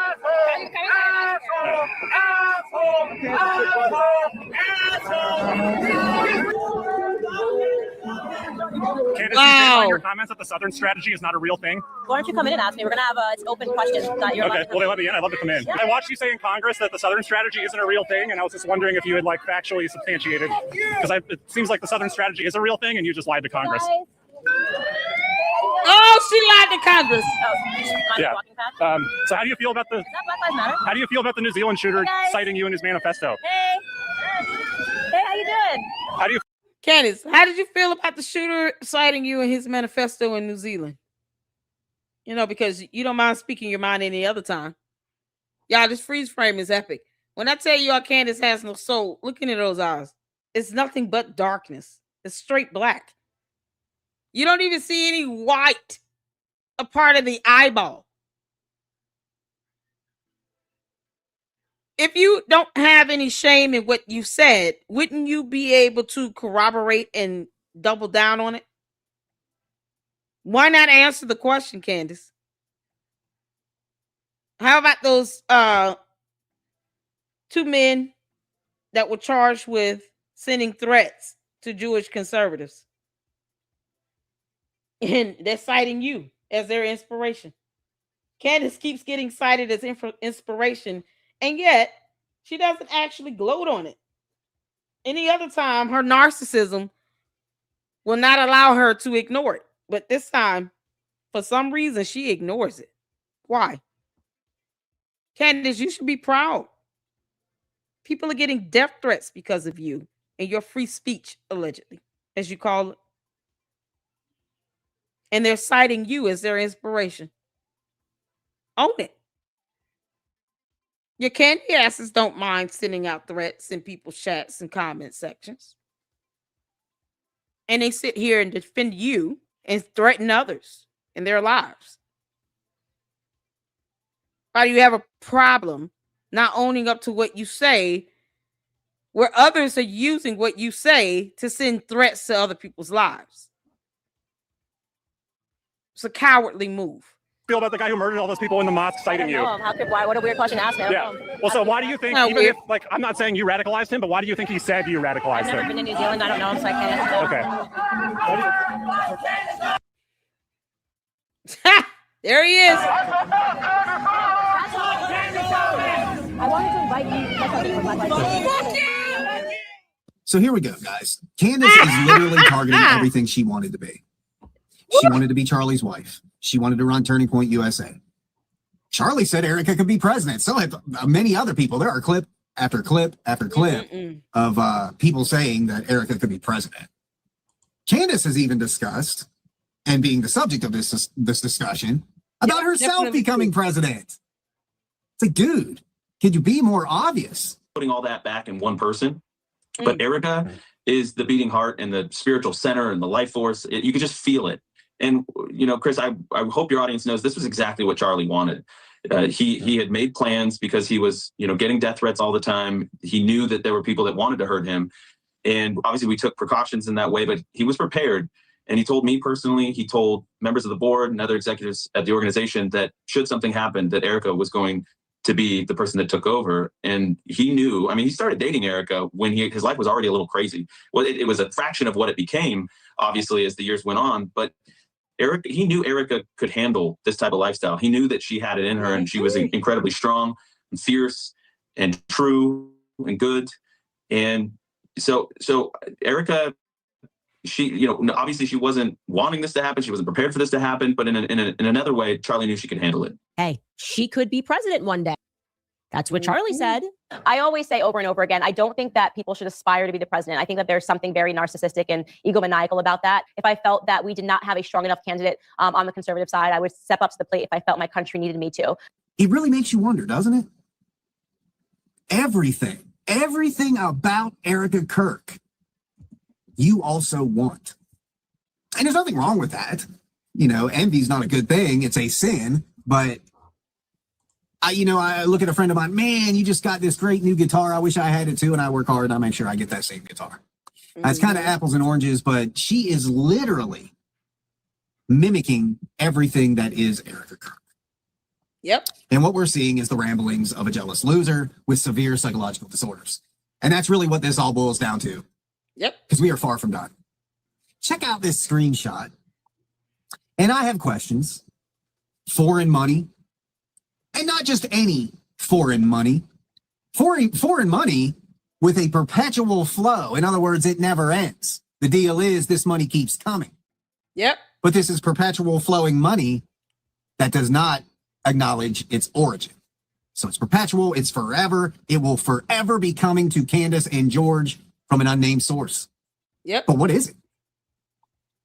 Candace and George are collecting millions from a foreign for-profit organization. Yep. They've been taking this money for nearly 3 years. That's one of the LLCs that we looked at when we looked at the Brexit taxes, as well as the lawsuit from the Macrons. The Macrons have named the Georgetown Inc. as one of the co-defendants in their lawsuit because they follow the money and they know that money is flowing under this Georgetown Inc. But what is it? What's it for? I can't find anything on it. Now, to be clear, don't let that word foreign lead you in the wrong direction. Foreign doesn't necessarily mean international. Now, I truly believe it does. Okay, we're talking about George Farmer and where he's from. You know what I'm saying? And most of the time when you are laundering money, you do it through foreign channels. You're not going to do it right here in the country. Doesn't mean I'm right. I'm just saying this money could be coming from anywhere. And that's the problem. That's the genius behind it. It could be coming from the United States. It could be coming internationally from anywhere. Right? And that's a problem. So what exactly is it? What is this money that they are forever going to be receiving? Somebody find that out for me. I'm very, very curious. A week before Charlie died, he had this to say about Candace Owens. And a lot of people have disputed this clip. But again, I'm going to say Charlie was not the kind of person who was going to come out and just attack somebody because he is a godly man. There is so much to be taken away and learned from that man. in the way to carry yourself in life. He rose above that kind of nonsense, and I so respected him. But he was asked how he feels. This was a week before he died. He was asked how he feels about all the Jew hate. And he inadvertently, without saying her name, because the person asking the question said Candace's name, Charlie did not. But he said it's demonic. And that, to me, certainly does not sound like the words of best friends. And we kind of debunked that whole best friends thing anyway, because everything she's presenting, there's no validity to it. But he said he wasn't going to debate Candace. And he said that in a way to make it clear that he wanted nothing to do with Candace. It's like when people keep throwing up this accusation that, well, there are text messages where Charlie said he was going to bring Candace and Tucker back. There were, but not in the context you want it to be. He was saying that as a joke, as a ha-ha threat, like, oh, you guys better straighten out or I'm going to bring Candace and Tucker back. That kind of thing, kids. Don't turn something else into, you guys just, whatever. So here's this video of Charlie talking. Thank you for coming, Charlie. And I had a quick question about anti-Semitism online. Another question here they asked about Candace Owens, and I'm a big fan of you. I was a big fan of her, but she's obviously been going down this anti-Semitic bent. And through her, I'm kind of finding out about these other characters online, like Nick, for instance. I'm sure you've heard of him. And these people, they've been active for a long time, and it seems like they've just been ignored, which is working. But now they're kind of surging in popularity. And as someone who I enjoy watching your debates, are they people you'd be willing to engage with and maybe shut them down in a way through a debate or something like that? Well, I mean, I'm going to debate Candace. But no, look, I'll debate anybody that shows up at our campus events first and foremost. But I do want to take what you say and extrapolate it, that there is a corner of the internet of people that want to point and blame the Jews for all their problems. Everybody, this is demonic and it's from the pit of hell, and it should not be tolerated. Jewish, Jew, Jew, Jewish, a Jew, Jewish, Jews, the Jews, Jewish, Jews,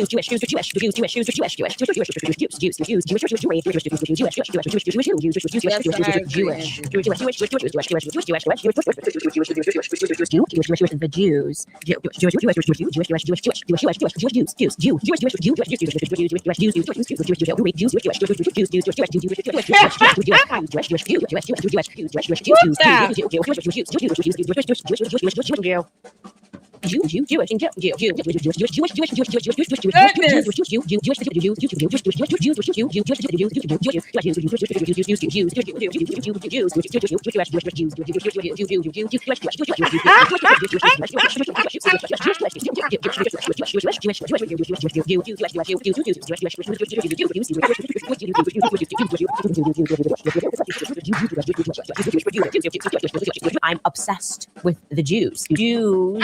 Jews. She's definitely obsessed with Jews. Jewish. Okay, so one of the big questions I keep seeing from a lot of people across the internet concerning Candace is, where is George Farmer? Why hasn't he stopped her? Why hasn't he got her mental help? Mental health help. That's something we all would do if we truly loved somebody, unless you had a motive more important than that. There's this video that got, where's George Farmer? The Macrons and other people, if that's what her thing is, and that's what her thing is, she certainly, seemed to want to become the #1 podcaster. So she created a lot of controversy. That's what does it seems. But here's what I have to say. Her husband, why would he allow her to do this? Because she is really getting a lot of hate mail. A lot of people are turning on her. But here's the thing.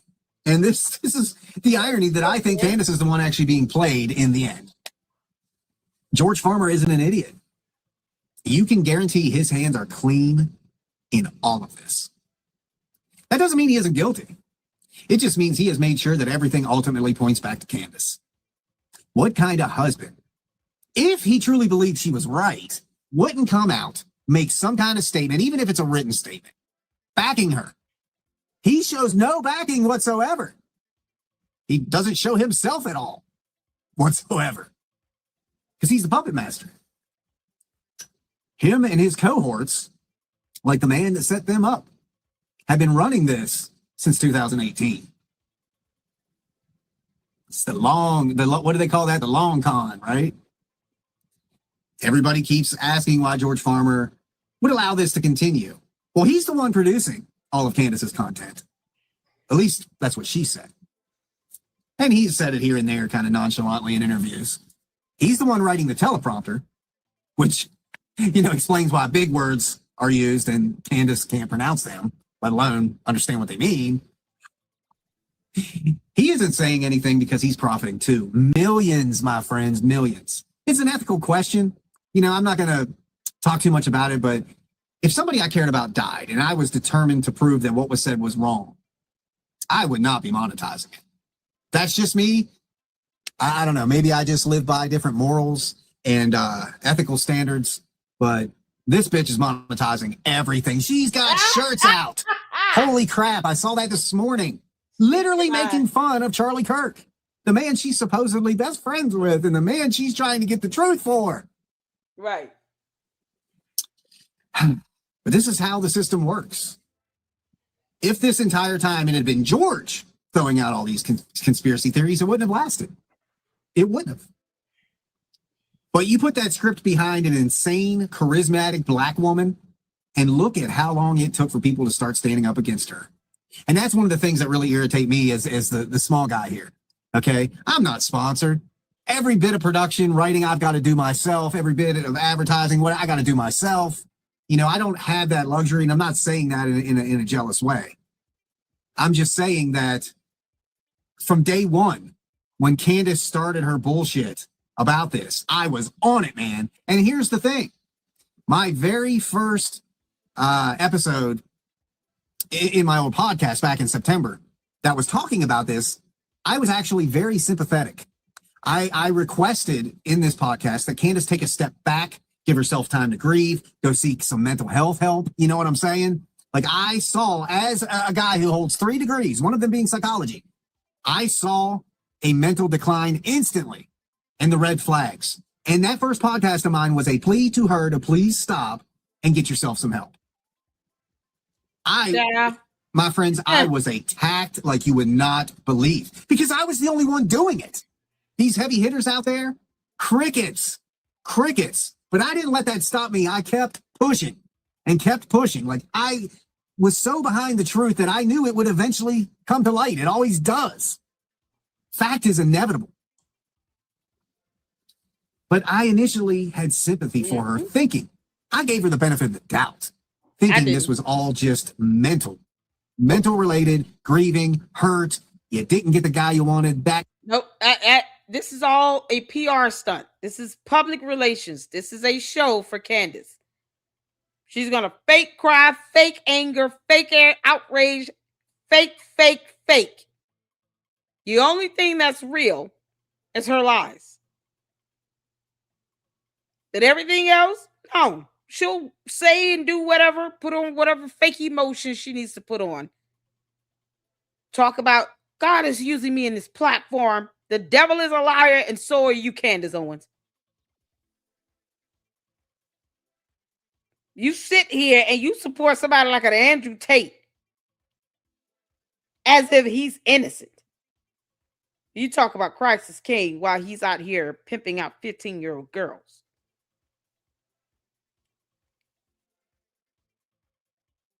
And you provide no evidence on any of this stuff. Erica Kirk is not going to jail because of you. Not at all.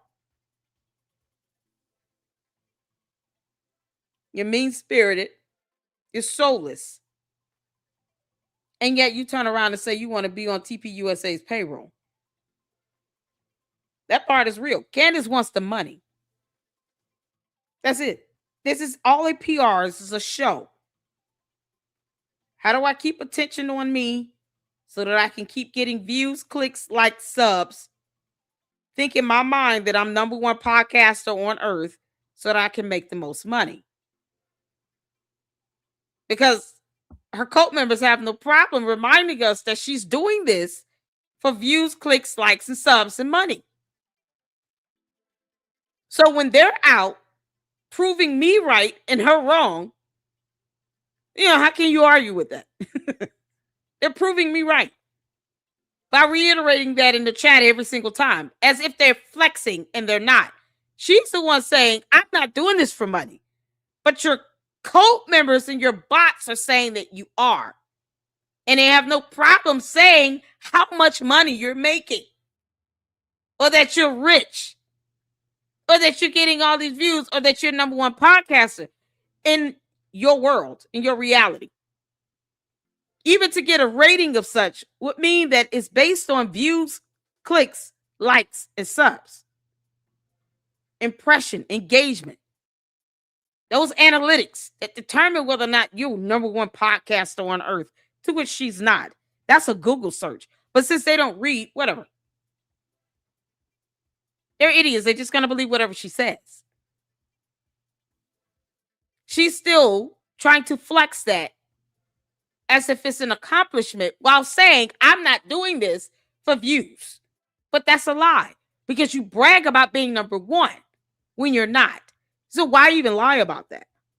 Why not say, I'm not number one podcaster? Can y'all please stop saying that? You're not helping my defense because they're not. But when you got dumb bots and dumb cult members that aren't reading and looking at letters and numbers to make sense of it, they're just going to copy and paste and keep pushing that dumb narrative as if they're celebrating it when they're actually proving us right when we say that she's only doing this for views, clicks, likes, subs, and money. And then they come in and say the same thing. Candace, I have several comments from your bots and your cult members if you want. You watching already. Say hello to Candace, y'all. Don't make me pull up the photo of Yeasty. Grimace is always watching. Keep proving me right, Candy asses. That's all you're doing. This isn't about, oh, I'm trying to get the truth. She's getting her sources from the FBI while complaining about Fed slop and how she doesn't trust the feds. Oh. It's the hypocrisy. It's just hilarious at this point. So no, she's not doing this to discover any truth. She's feeding her people Fed slop from the FBI. All the time. They've been getting Fed slop. No, she's doing this for money. Candace, you're getting your money. Your reward is what you're getting. That $59 million. Spend it wisely, girl. Kind of thing. I was very tasty. They're going to sue you for it. Not slamming her, not calling her a liar, nothing. It's like, dude, just take a step back. This was back in September, about mid-September when she started the shenanigans. So I'm just giving you that because a lot of you are finding me for the first time. And I want you to understand that I just didn't jump on this because the big dogs were jumping on this. No, little dog jumped on it first, and now the big dogs are playing it like they've been there all along. Like I said, I started my campaign just weeks after Candace began this nonsense back in September. While many of the big influencers stayed quiet, I was there with my little teeny channel, barely being heard, but enough to get slammed to hell and back from her cronies. But I'm still today sitting here fighting to not keep the truth out there, get people to understand the truth. So 6 months later, here we are. But George is running the show from behind the curtain, so he is far from innocent in all of this. And when you have the kind of money that he does, things can disappear, guys, and they have. The internet can get scrubbed. And that's what happens. Pay diversions become a walk in the park for these people. When you've got that kind of money, you can make anything disappear. You can buy the likes. You can buy the comments. You can buy the followers in mass. And we've all seen the bots up and down her chats. Thank you. I mean, everything she's accusing. That copy and paste and still spell her first name wrong. We're at Cadence, Candice, Cadence, Condense, Condoleezza, Karen. Everything but Candace. Candice. That's why you got all these nicknames for me. We've also named your personalities too. Because the bots and the cult members misspell her name every time. Because they keep copying and pasting. They're not even putting thought into it. When I saw Condoleezza, I was done. I was like, oh, they're not even trying. They might as well just go ahead and go all the way there. Condoleezza. Everybody else up. She is literally the one doing it. And some of you people are hook, line, and sinker. Condoleezza. And part of me, I don't think George Farmer really realized what he was getting into with Candace. He knows. When they agreed to this lavender marriage. Candace fools everyone. that there are many different women I'm married to, because I'm never quite sure who I'm going to get in one day. So it's like someday I'm going to get one personality, and the next day it's this personality, and then you've got your investigative journalist hat on, and then you've got your mother's hat on, and then you've got your Catholic hat on. So, and then you marry this sort of loud American. You don't like taking pictures. You don't like being. Y'all remember when we watched these interviews? Yeah, I was the first one to do it. It's on the playlist. Candace, we did this for a reason. I'm very intentional in the way I move. That's why you watch. You're still bad at this, you dumb heifer. She's still bad at this. Candace, this is why I went over all your lawsuits. That's that federal lawsuit going about that meme coin. Candace is in a pump and dump scheme. This is crazy. In the state of Florida. I went over that. This is why I went over this. Because you understand the dynamics of what's happening behind the scenes. This man does not care what she does. And I can't put the onus all on him and say he's the puppet master. Candace doesn't care that she's out here with this so-called PR strategy of hers. It's all a show. She has no consciousness of this. She feels nothing. So I feel nothing when I give my commentary. I don't give a damn how she feels. Or the cult members. They can kick rocks. That's why they keep coming back, because they know I don't give a damn. But George is sinister because he operates behind the scenes. He's egging this on. He could care less that she's going after a widow. He could care less about that. They sit here and talk about Christ as king, and yet they violate the scripture every time she talks about Erica Kirk. You think he cares? You really think George cares that Erica Kirk is a widow? And the Bible says leave them alone. He doesn't give a crap. He smashes restaurants for fun in the Bullingdon Club. Goes around here and grabs men and tries to kiss on them and touch on their no-no parts. George could care less. He just sees all this money coming in and he's like, whatever. What you do is put two soulless miscreants together in a lavender marriage. And then they do whatever they want when they're not in each other's presence. Don't expect them to have any consciousness of sitting here going after a widow. No. Why would they care? It's not all on him. But if Erica Kirk sues, she needs to name his ass as well. Now do you all see why I keep saying that? I'm right down here. Listen, this dude right here is on point. I'm loving this commentary. Facts Me is awesome.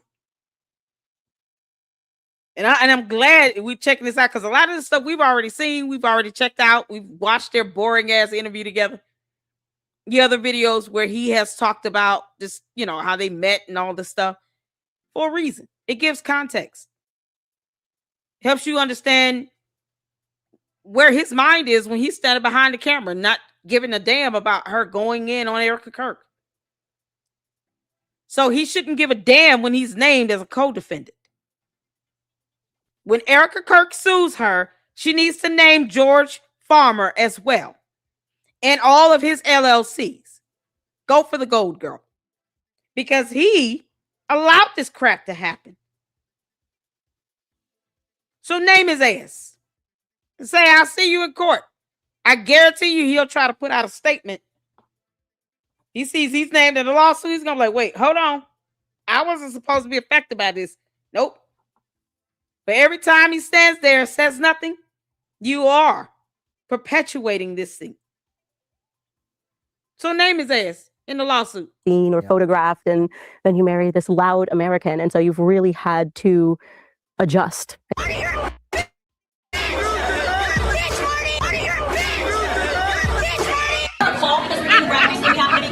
They're not Nazis, they're soft fascists. They're the soft fascists. They're not Nazis. Okay, I will give her credit. Wow. She is a professional liar and con artist. She's very, very good at that. She's not book smart. She dropped out of high school, got her smart. GED from homeschooling, attempted college, dropped out of college. You can just watch her show. And she can't even read some of the easiest words in the English language. She's not book smart, but she is street smart because that's where she came from. She knows how to run a grift, man. I'll give her that. She's good at it. She's just not better than me than figuring it all out. That's why she won't debate me. A lot of you have said, well, why don't you debate Candace? I've tried. I put out videos asking her to sit down and have a nice civil investigation. And Candace doesn't debate. She yells and screams. That's not a debate. Candace can't even deliver a statement to Piers Morgan. And I don't know if he would be difficult to debate. Chabu. He told her flat out, you're not an investigative journalist. You're not educated. You don't have the degree. You have no ability to read these court documents and remain neutral and non-biased. And then she got mad. Oh, he sure got me, girlfriend. And that's when she lied about 2 degrees. Candace, are you going to show us the evidence of these 2 degrees? Somebody tell Fax me, if you do debate Candace, ask Condoleezza. Condoleezza. So far, that's what I've seen. Not Condoleezza, Condoleezza. Candace, Karen, Cadence. I hope we've gotten it all. Ask her to show proof of those degrees, the actual degrees. And make sure it has a seal and signatures, the name of the school, her name in it, all of that. She'll have the type of degree, her field that she's studied. All of that should be on the degree. And take a photo. Tell her to show proof of these 2 degrees that she claims she has. Lying about getting degrees, Candace, that's the dumbest lie ever. You know that there is documentation that can be pulled. So why lie about it? That's how dumb she is. She lies about dumb things that even evidence could easily debunk.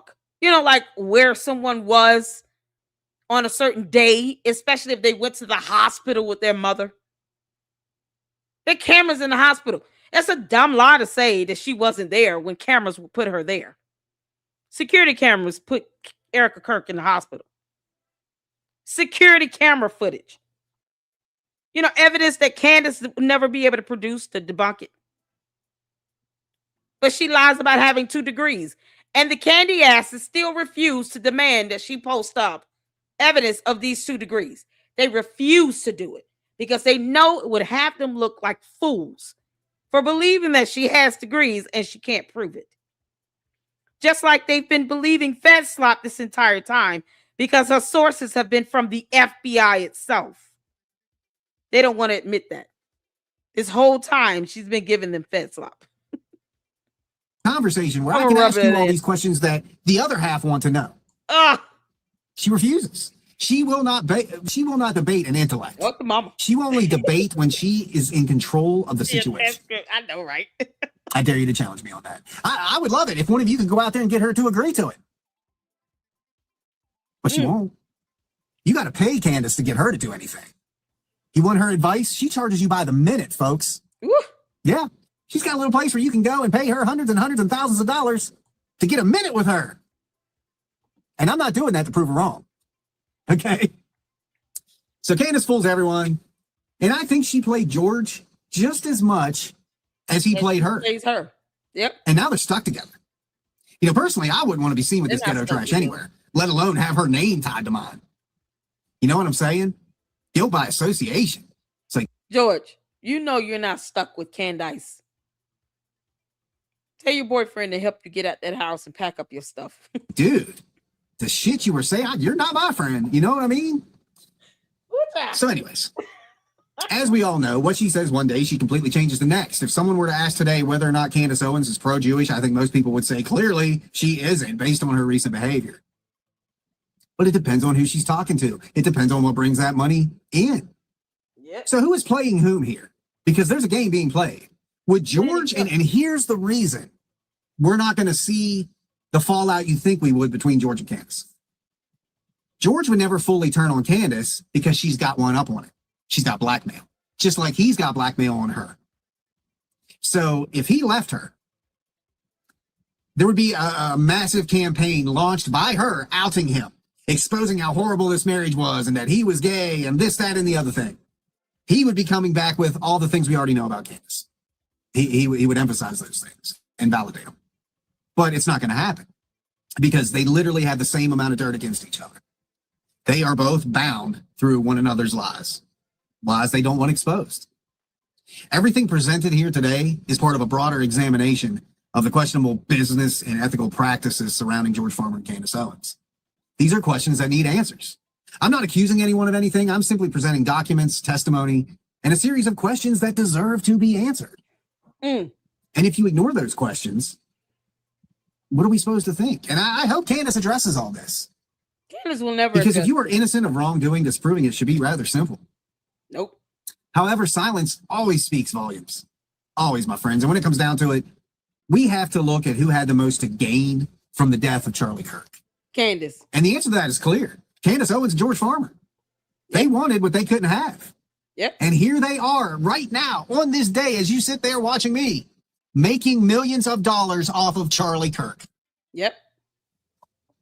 In just 6 months, they have banked millions and millions of dollars off of Charlie Kirk's back.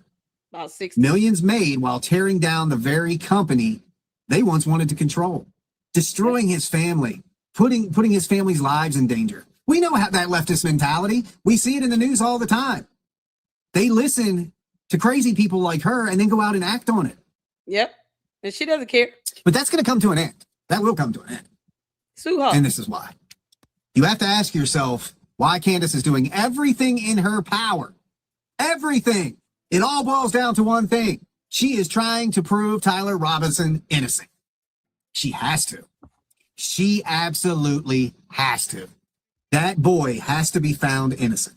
Because she paid him off. Candace, how much did you promise him when he got out? How much money have you promised Tyler Robinson, Candace Owens Farmer, when Tyler Robinson got off?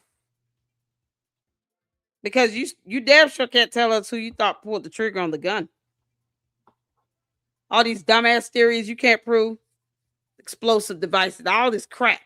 Because you can't even explain the science behind it, let alone physical evidence. No, all that stuff she just leaves empty-handed. She has never explained the science behind a exploding device and how that could cause the same injuries that will be outlined in an autopsy or medical examination. Candace is not that smart to do that. And she could care less about the burden in proving someone's guilt in a criminal matter. Could care less about that, or evidence, or laws preserving evidence. Nope. Candace, how much did you promise Tyler Robinson if he gets off? Because you've invoked a lot of reasonable doubt and tainted the jury and all this stuff. How much you promised this boy? You've made $60 million in 6 months. Is he getting like 20-30% of this? How much is he getting? First and foremost, do not believe that Tyler Robinson killed Charlie Kirk. I want to be very clear on that. What does Tyler know? What if Tyler's offered a deal, for instance? Yep. Mm-hmm. He might roll over on certain people. Like, look, we're going to convict you. It's lock and stock. But if you can give us some names, I have firmly believed that he took the shot and killed Charlie Kirk. Yeah. Nothing will ever change my mind on that. Right. He killed Charlie Kirk. He's the one standing trial for Charlie Kirk. Stop listening to Candace. It was Tyler. Okay? But she wants to prove he's innocent. That's what this is all about. Why? Why would you need to prove him innocent? I think there was outside influence orchestrating that day. Okay? And it wasn't Turning Point USA and it wasn't Erica Kirk. They already had everything. They were living a nice, happy life, Christian life, patriotic life. You already have it. So why would you kill Charlie to get it? Does anybody ask themselves these questions? I do. Why would Erica kill Charlie to get what she already had? Now, somebody else would kill Charlie to get what they didn't have. But it's very important that Tyler Robinson is found innocent. So, Candace, how much money did you offer Tyler Robinson? Yeah, we want the data from your phones and your alibi, as well as George. Because, see, George could easily maneuver around UVU, and a lot of people just didn't know him. Wouldn't be able to recognize him and pick him out like that. Let's say he's wearing a maroon shirt and blue hat, or the same outfit that Tyler Robinson was wearing. Maybe he's able to avoid a lot of those cameras. We have no idea where George is 5 days a week. Candace refuses to go to UVU and retrace the steps of Tyler Robinson.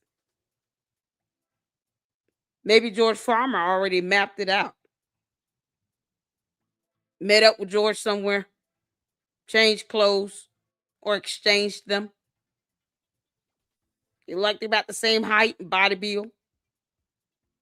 Both lean. Maybe they were the same size. Who would have an easier time maneuvering around UVU on September 10th? And would be able to do it without being noticed so readily? George, where the hell were you? I've been asking this for months. What was George Farmer? He already has experience using weapons. Who's to say he didn't help purchase something? A fragment of bullet, grain, certain grains of bullets, a scope. Who's to say that he didn't plant it out there? George, where were you on September 8th, 9th, 10th, 11th? I'm just saying. No one's gotten his alibi. How much money was Tyler Robinson promised George Farmer? What were your conversations with Tyler Robinson about? Text messages, emails, calls. Of course he has to get off because he's not going to be stuck in prison forever, knowing Candace and George Farmer's out here living free. What was he promised, Candace? If you can convince Tyler is innocent, and this is why, okay, you got to think like an attorney. You got to think like the real law, okay, not the stuff that she's putting out there as fact, okay, because that stuff will be laughed at in court.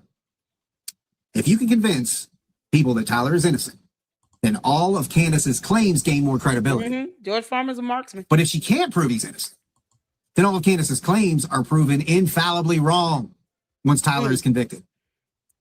And this is the good part. This answers a lot of questions for you guys that I keep seeing ask this. A lot of people are asking, why hasn't Erica and Turning Point and this person and that person just sued the shit out of Candace Owens? They're going to. Mark my words. You can timestamp this because I sure as shit will. I will play this back when it happens. Be like, told you guys. Yeah, they're going to definitely. She's going to sue her. She has to. They're not suing her right now for very good reason. They're waiting for Tyler Robinson to be convicted. Once he is convicted and all of this is in print, legal documents, that's what's called facts, kids. Okay? Then Candace Owens' life is over. Erica Kirk, Turning Point USA, and everybody else in between that has been dragged through this, had accusations thrown at him, suffered from defamation. They are going to hit her so hard with defamation suits, she's going to land in the fucking UK. Because it's lock and stock. Once Tyler is convicted, everything that she has said has now been completely 100% proven to be wrong. And that is when it becomes defamation. That is why you're not seeing the lawsuits now. That is why you will when Tyler is convicted. And that is why she is doing her damnedest to try to convince you that he's innocent. Because she knows that once that gavel drops, here come the lawsuits. And she's probably going to pick up and relocate to the UK, over there with George, and start a new grift. And that grift will consist of attacking the United States. Candace, we will have you extradited right the hell back over here. I hope you understand that. Yeah, you think you're going over there to the UK, you're going to be protected? No, they will hand your ass over. They don't want that BS over there. No, we'll get you back if we want you. See, you might not buy fair slot, but you underestimate the power of what an extradition can do. You don't dictate our laws either. No, we'll get your ass back from the UK, girl. Mark my words. She thinks Tyler's innocent. She has made that abundantly clear. It's not that she thinks he's innocent. She needs him to be innocent. She gonna try to If run. he's found guilty, she's done. Completely done. So once Candace finds out, Just say that. once it is amazing. let it be written, let it be done, Tyler Kirk is convicted, Candace is going to be sued right off the internet. She relocates. And Candace would have to go to UK and hide. They would have to be unlocatable. I don't think they're gonna go to the UK. I don't think she's gonna go to Russia either. But I think she'll go somewhere where she knows she'll have some support to be able to help her hide out, make it hard for her to be found and served. Because you move to the UK will be irrelevant to whether or not you get sued. You'll still be sued. Question is, will she be able to be served, be found, be able to get the documents? No. Now, if they can find her and serve her, that will be it. Then if she doesn't show up for court and none of that, it's a default judgment against her. It is what it is. And they can just have her assets. They can do what they need to do to make sure this money is paid up, because it's not like she's broke. They'll follow the money, Candace. That's why George Tom Inc. is being named in the Macron lawsuit as a co-defendant, because they're following the money. Get money in perpetuity, girl, that's forever. So they're like, oh, okay, we see this unlimited stream of funds coming in. They follow the money already. You think it would be difficult for that exchange of discovery to be provided in a lawsuit if Erica Kirk and TPUSA sues Candace? You think that the Macron's attorney would have a hard time giving that discovery over to help Erica Kirk and TPUSA in their lawsuit against them? They wouldn't have a problem at all. Here you go. You might want to follow this money here and this LLC, and here's some discovery on this, because this is gonna help your case out. Follow the money. They're gonna do that again and again and again. Candace, keep crying and talking about you broke, and people will continue to follow money and find hidden LLCs with hidden revenue streams that is in perpetuity. Keep on putting yourself out there, dummy. People will just keep testing that to see if you truly broke. That's all you're doing. You're challenging the internet to follow the money every time you say that. But keep going, girl. I would love for you to prove that you have 2 degrees. I'm waiting on your cult members to sit here and start making that demand. They refuse to do that, but they keep asking, what is she lied about? Having 2 degrees, dummies. She's lied about having 2 degrees. Tell her to produce those 2 degrees. These are paper documents she can produce. I want to see the transcripts too. I'm with you on it. Was it Kyler? One of y'all said you want to see the transcripts. Me too. One of y'all said let's see them transcripts. I'm all for that. Oh, she could definitely be found, honey. Somebody said Qatar, Vietnam, Saudi Arabia. She's gonna go somewhere where she can get a support system. They got 4 kids. Was it heaven? One of y'all said I want to see the transcripts. I want to see what them grades look like. Me too. Candace, you're not fooling anybody. We want to see the degrees. Otherwise, you've lied about having 2 degrees.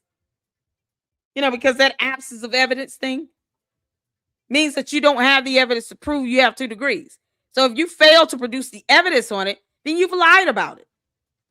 Lying by omission. Isn't that what you said, Candace? Cadence. You said lying by omission is lying. So you understand that. You can't go to court and say, I didn't know that just saying I had 2 degrees was a lie. If I can't produce evidence on it, no, you lie by omission. So since you understand that legal concept, because you said it in a whole video about Bibi Netanyahu, lying by omission, you understand that concept very well. You are lying by omission by not producing the evidence of your 2 degrees. So why say you have them if you can't produce the evidence of it? Once again, it's a dumbass lie to tell. But the candy ass is in the box. refuse to demand it. Candace, can you please? Lady Luck Club is hammering it in about these degrees, girl. Just post the degrees up. Candace, I dare you to post your 2 degrees. I dare you. I triple dog dare you. Post them up, girl. Make my day. To the UK, just like I said, and start a new grift there. You just wait and see. You just wait and see. The reality of it is this. Candace needs Tyler to be innocent. That's not going to happen because the rest of us operate in the real world, not in the ghetto grifting dimension Cuckoo comes from. Another planet. Once Tyler's convicted, Candace will know she has lost and will continue to lose from that point forward. It's lock and stock, and nothing is ever going to change that. Mm-hmm. But George is far from being without fault or scrutiny. And as this deep dive continues, I'm going to start unraveling more pieces and lining up those sweet spots so this entire picture begins to make sense. But now, you guys, you factivists, you have more information. You have a clean timeline. You have more association with sex traffickers and sex offenders. You have this new motive. You have all of this now laid out for you in this episode. And there's more to come. For example, this picture. I'm very curious about this picture. Because it's like, that hair looks really familiar. Is it just me? George! George! Is that you, George? George? George. Is that your Adam's apple? George. Y'all, what about the forehead? We got to evaluate this. Who are these people back here? They can confirm who this is. Who's this guy? George. Is that you with Jeffrey Epstein? Here's the thing, George. Did you know that Candace's relatives in the Virgin Islands had a port that Jeffrey Epstein used? I think George knows a whole lot more about Candace than he wants to let off. George, obviously you knew there was information out there about Candace's relatives going back to St. Thomas, a certain port that Jeffrey Epstein used, was able to get permits. George, don't pretend like you didn't know that information did not exist, because I think you knew it did. Yeah, there are people who are in the ground 6 feet under for what they knew. George, you knew Candace's relatives had a port that Jeffrey Epstein used near Jeffrey Epstein Island. Looks like he's at one of these docking ports, huh? Maybe out there at the Virgin Islands. George, you know she has relatives out there. I know you knew that.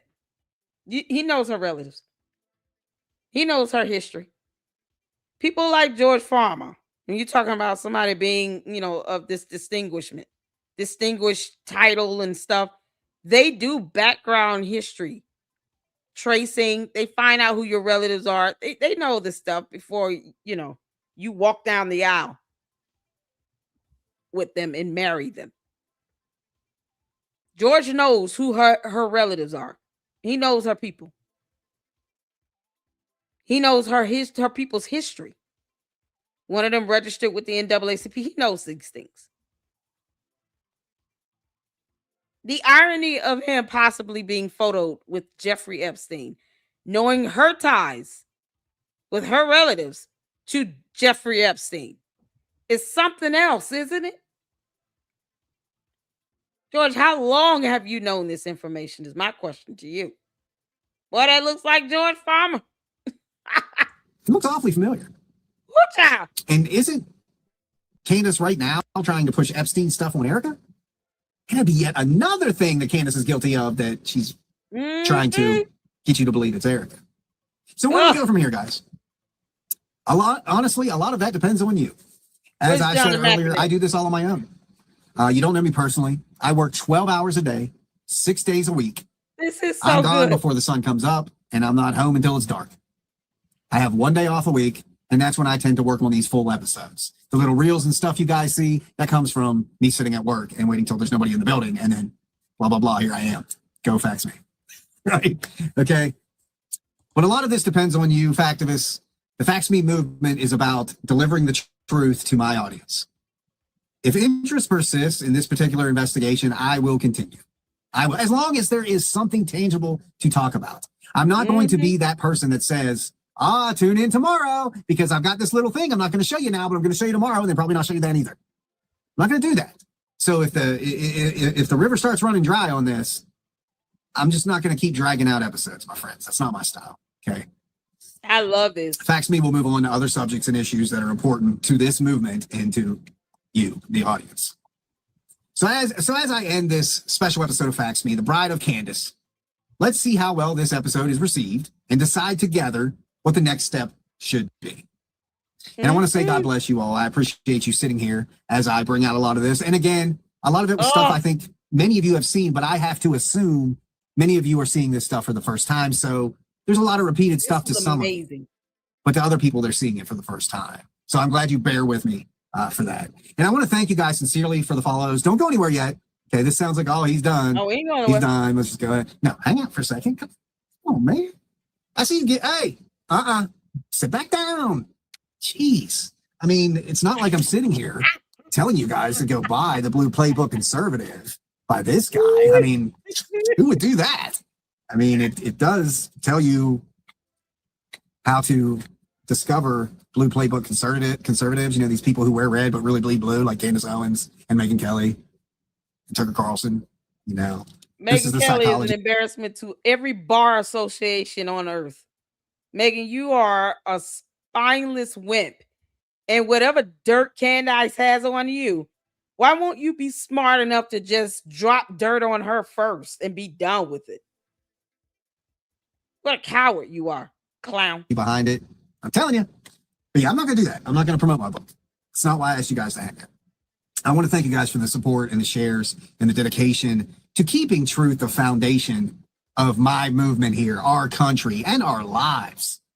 Leave your comments, share widely, and keep sending those emails with tips and points of interest. And I hope none of you feel like, he didn't respond to my email. I see them all.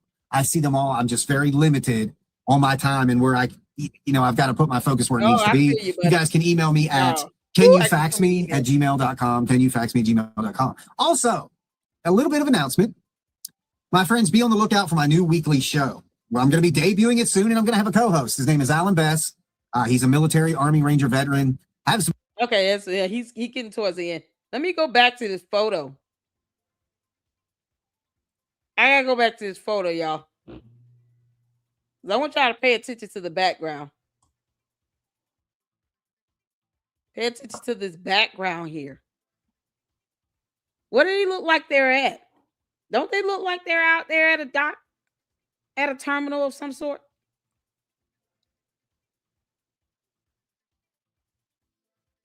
I need to snip this photo. Hold on. Oh, dear Lord.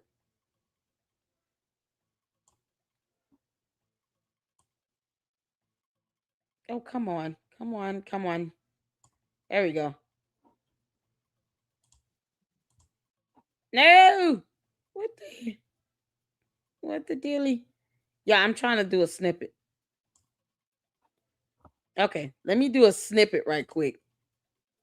Because I want you all to tell me, doesn't it look like they're out somewhere on like a beach or a docking station?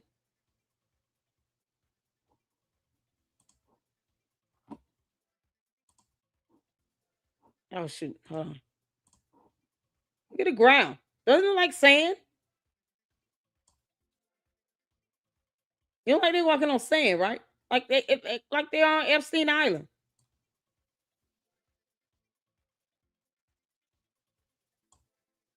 Is it just me? It look like sand to you all?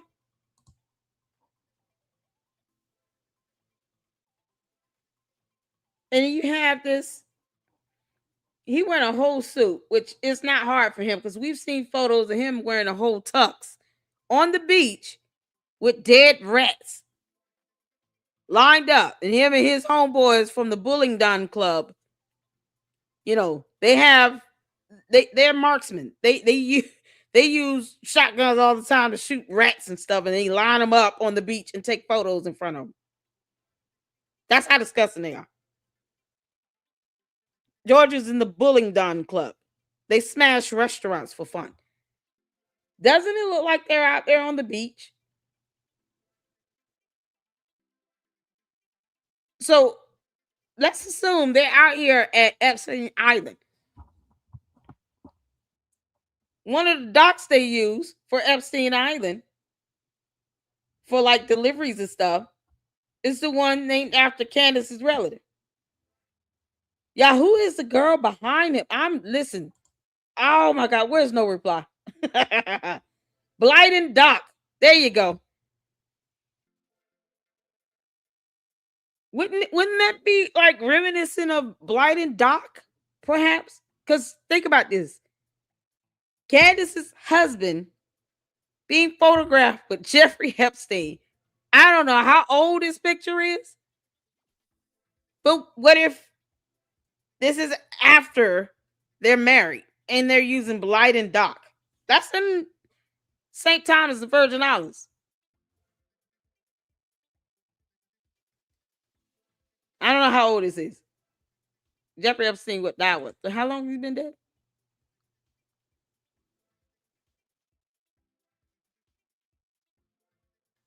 Yeah, this looks like they out there at the beach.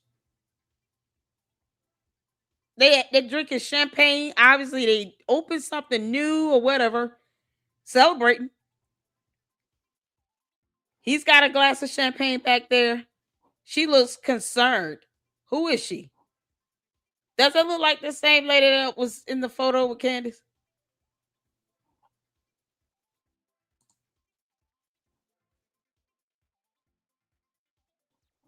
I'm trying to see. Wait. This guy back here, is he with George? Is there a way to remove this? Because some people have been able to unredact this stuff. And they use a software program to remove the redaction. If, believe it or not, sometimes they don't always redact properly. Yeah, this is crazy.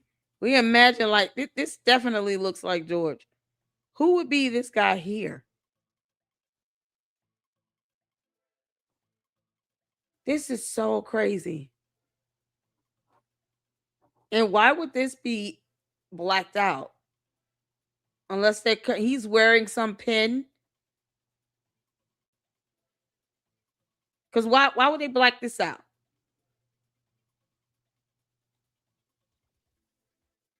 The only way I would imagine them blocking this out is if someone is standing here, or is something on his jacket, maybe his lapel or a pin or embroidery they didn't want to be shown. Why else would you redact that? That's like his shoulder and arm. So either someone's standing here, or there's something that was embroidered on him, or he's wearing a pin or a lapel or something, and they wanted to redact it out. But who is this woman back here? Yeah, this is so weird.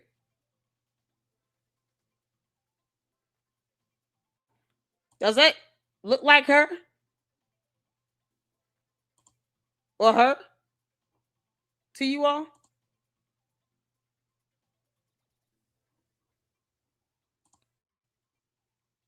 Y'all, this is so weird. I want to pull this photo up. Hold on. I want to go back to this photo so I can zoom in. See, you see what he done started. He not with y'all sitting here trying to be mini detectives. All right, this is fun for me, you all. I'm telling you how this right now. I love this. Man, when I say independent journalism at work right now, I love this stuff. I love it. I love being able to kind of put the pieces of the puzzle together. That's what journalism is all about. So I want y'all to keep her in mind, because I know she's like wet here. but even with dry hair, it's still kind of brunettish. Okay, let's go back to this photo. I snipped it so I can zoom in on it. This is so weird. Okay, let's pull this up. Let's get this in. Who's that look like over there? Where's it? Does he look like from similar to that lady? Then we can see a little close up on. I'll make sure you all can see this. Oh, sorry. Let me take this off. Is that in the pink shirt? I don't know. Candace? Nah, I don't think so. The hair is too full to be George. He also has curls, does he? But see, you gotta remember now, this is when Epstein was alive. So Epstein was arrested, jailed on July 6, 2019, died August 10, 2019. So this had to be earlier, 2019, maybe 2018.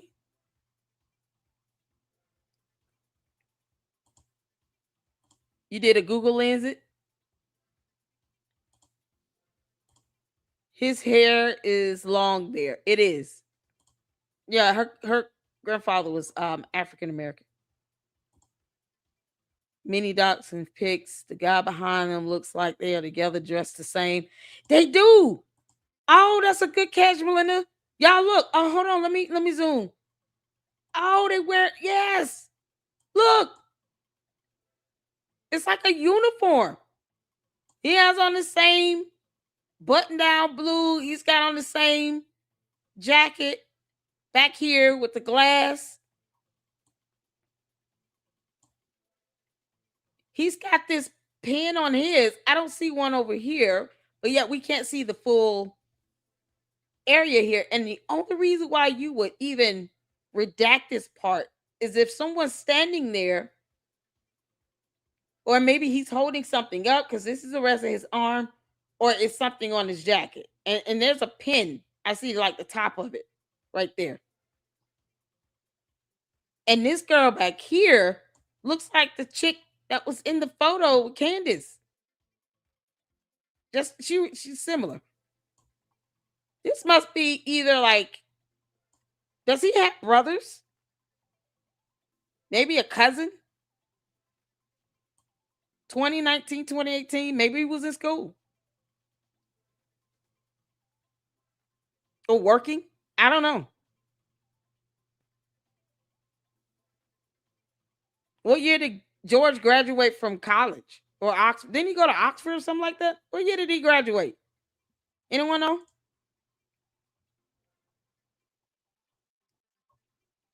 Hey, Laurie, how you doing, honey? Yeah, they do. Y'all, they look like it's that Bowling Down Club. Is it a member of the Bowling Down Club? I don't have AI. I don't have the software. What software? Y'all got to tell me the software to use to do a reconstruction. I just want that redaction pulled off this. Maybe this was the Bowling Down Club event. They celebrating something, and they're on a beach. I see sand. Could be St. Thomas official because Lex is holding champagne. Exactly. They said they got champagne. The brunette girl is also wearing the same button-up shirt and pants, minus the navy blue blazer. And the shirts look like a soft blue. They don't even look white. It could be my eyes, but they don't even look like white button downs. They look like a soft bluish color.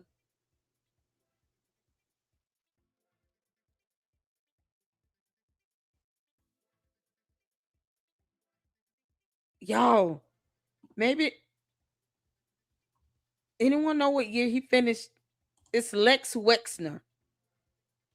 Soft blue. Okay, Lex Wexner is Artie Tro found a video on YouTube that explains George Farmer's past.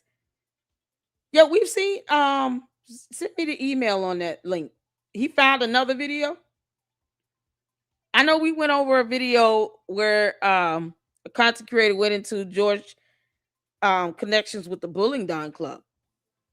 Yeah, it looks like a soft blue. He was in a skull and bones type fret in college. Yep. Sky blue shirt. Lex Wexner. Yeah. Let me look and see who that is. Lex Wexner.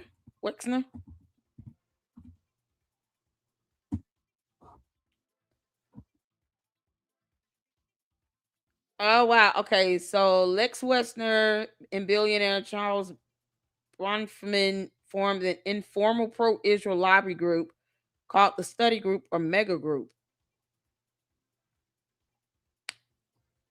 Okay, so the question would be, this is Les Wexner.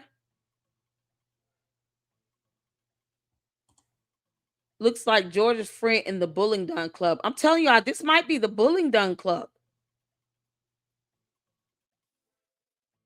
Because they wore like the same tux and stuff when we saw the video and they were out on the beach with the dead rats. They pretty much was like wearing the same tux and little vests and everything. Like an initiation of some sort. Les Wexner, the owner of Victoria's Secrets, who funded Epstein. I don't know. I'm reading about it. It's I'm looking at Forbes. Everything we know about Les Wexner in the Epstein files. Let's see. Yep. Victoria's Secret billionaire who was named as a co-conspirator in a 2019 FBI document recently faced members of Congress on Wednesday in Ohio. Yeah, this is pretty old. Let's see. Blah, blah, blah, blah.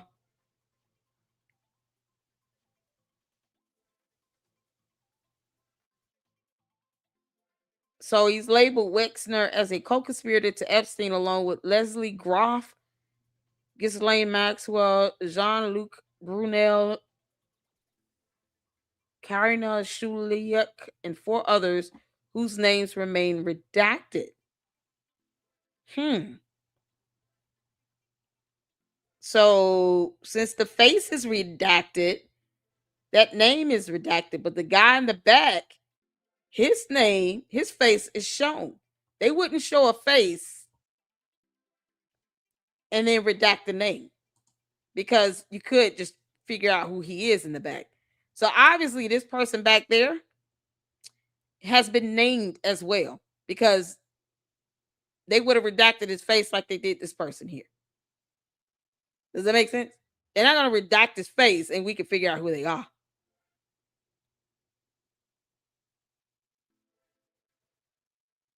So he graduated with Oxford with honors. Do a reverse look up at the guy in the back. No reply, might be able to find him and see his friends. Yeah, I am. The guy in the pink shirt is Lex. You wear a matching suit at a wedding. Or unless, could be a wedding, could be a business deal, celebration dinner, some sort. Navy blue with the sky blue dress shirt. It's so weird. And one of them is wearing a little button on his lapel on the suit jacket. If the pic is from the files, it is. This is redacted. The guy in the back is not going to be redacted. So pink shirt is less. The guy in the back is going to be named because he would have been redacted too. His face would have been redacted if they wanted to redact him.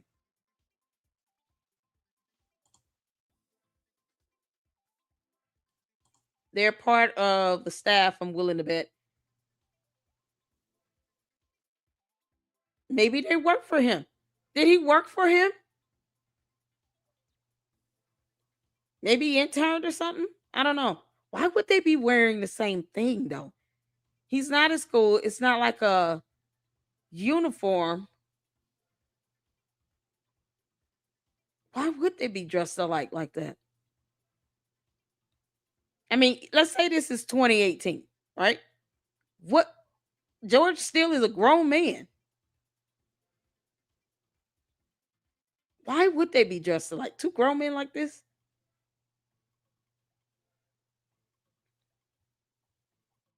He wouldn't be like an intern or anything for Wexner, would he? And then the one in the back. Why show his face, but not the one that's standing next to Wexner?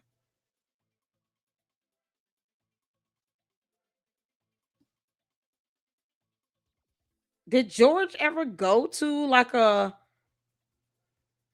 event for Victoria's Secret or Express, Bath Body Works, The Limited, any of those clothing stores, any of those brands?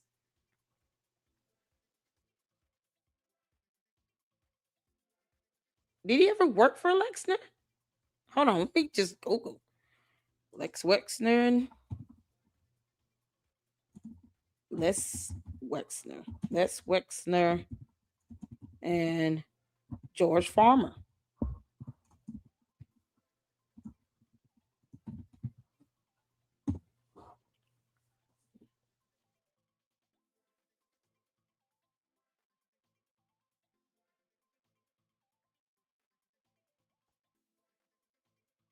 Okay, let me see. Because the guy in the back is like wide open.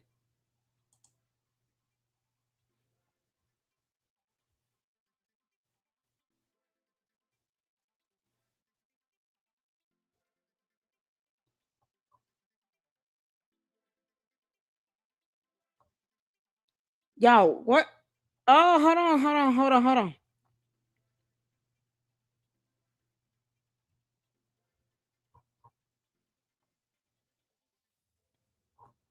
Okay, let me pull this up. This looks like it's the same photo from the same day. Woo! Hold on.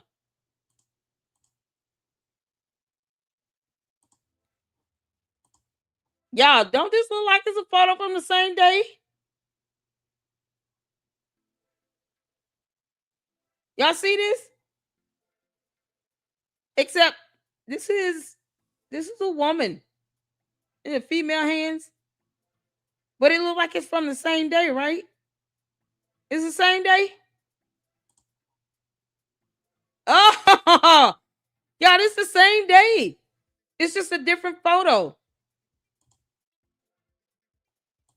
You created a big way. I recreated it. Is the mascot Kushner? I don't know. So this is a different photo, same day. Oh, okay. All right. So let's see what was going on. A man who appears to be Les Wexner Center puts his arms around Jeffrey Epstein love and a person whose face has been redacted at a social gathering in this undated image. The image appeared in the page after Wexner's handwritten note in a 2003 book celebrating Epstein's 50th birthday. So this goes back to 2003, more than likely, but they are definitely at Epstein Island. They're celebrating his birthday.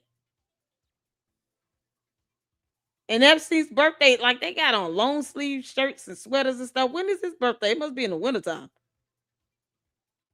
So this is the same day. Now, why are they dressed alike in this photo? Why would those two men be wearing the same thing? Like, see, he's got on okay, this is a sweater with a button down. She's got a glass, so they celebrating his birthday, so they got the champagne for that. Unredacted draft message by it's been talks about the two being involved in gang stuff and about the debts. ST, which is man owed each other. Last week they shared a close relationship. I want to know who was there. Okay, so now we have to see like who was at this 50th birthday celebration. Because what else could they be celebrating? That would make sense. They are celebrating his birthday on his island. Because they're on the island. I want to know who the other two people there. Because this definitely, man, is like George. And the other dude, and they come out there wearing the same thing. And if this goes back to 2003, maybe he was in school. When did he graduate?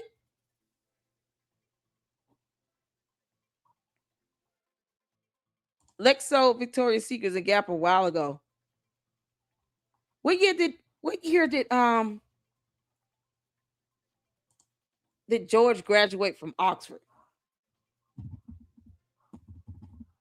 Because I mean, what else could really explain them wearing the same thing?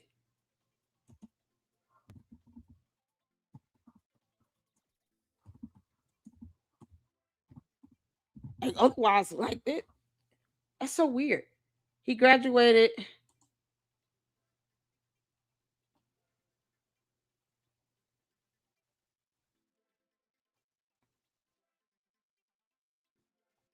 Why is it so hard to just find what year he graduated from school? He graduated from theology, y'all. And he had the easiest major ever. Because I'm like, why else would him and another dude be wearing what looks like a uniform, if anything else? And then his pen could be a pen because he's considered a lord. So that it's kind of like a designation or something. And they covered that up.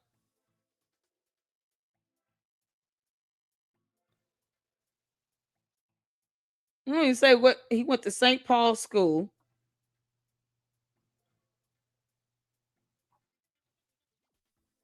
He's born in 1990, according to one source.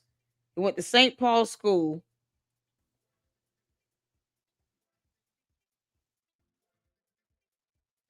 And they wear a uniform there. He also went to University of Oxford.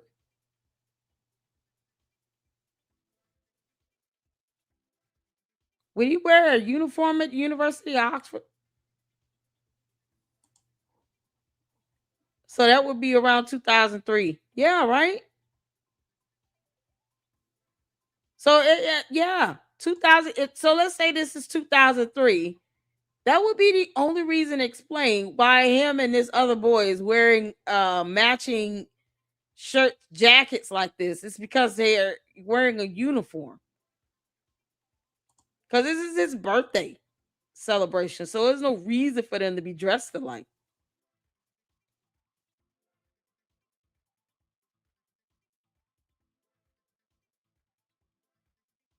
Yeah, so there's no other reason for them to be dressed like they out there just celebrating his 50th birthday. This is around 2003. George would have been in school. So this could be a schoolmate.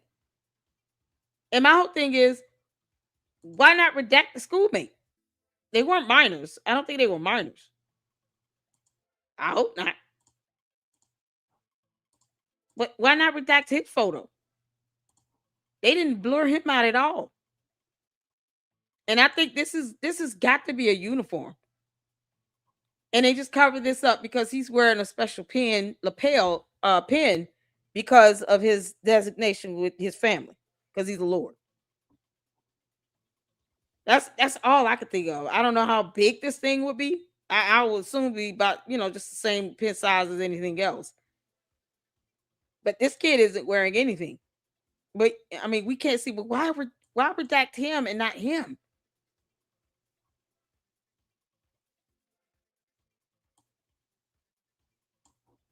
That means maybe she's with them as a schoolmate. Who knows? Y'all, this is crazy.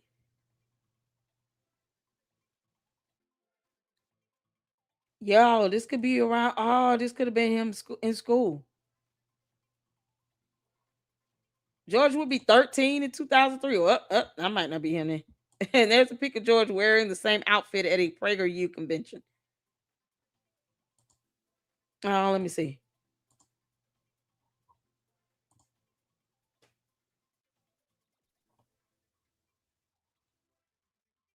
It looked like he's wearing the same thing at a Amfest thing too. Amfest Phoenix Convention Center in Phoenix, Arizona in 2022. So maybe he just wears this color. It's on Google or on Wikipedia. He's wearing the same sky blue button-down shirt with a navy blue suit jacket on Wikipedia at a 2022 America Fest Phoenix Convention Center in Phoenix, Arizona, where he's speaking in 2022.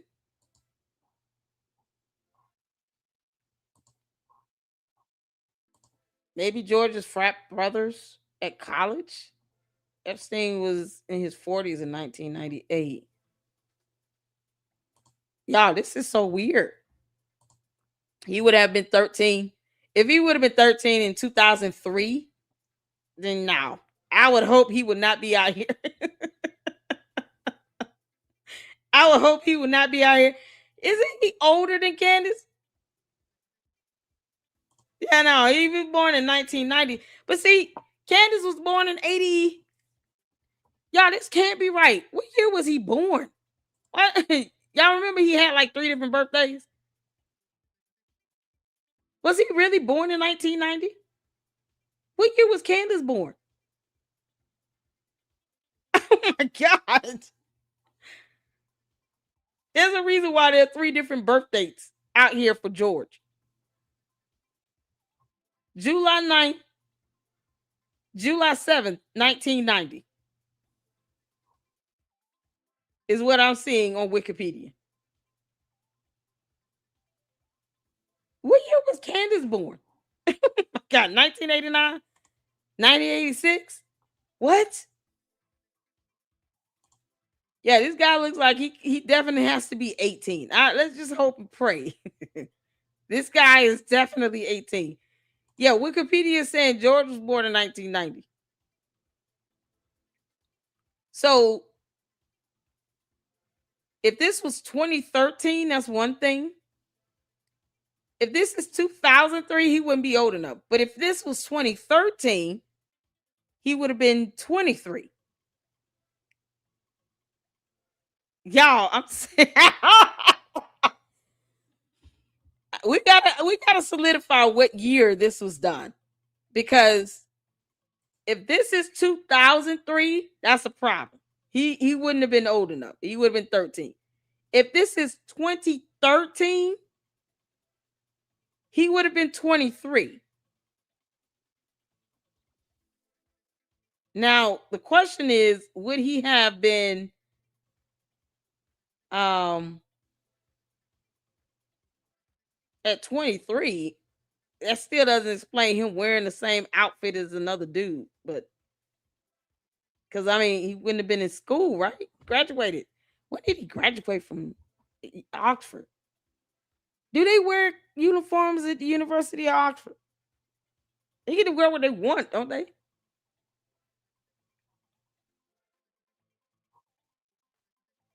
Y'all, this is crazy. We gotta confirm what year this photo is, because this is undated. It's saying this image is undated.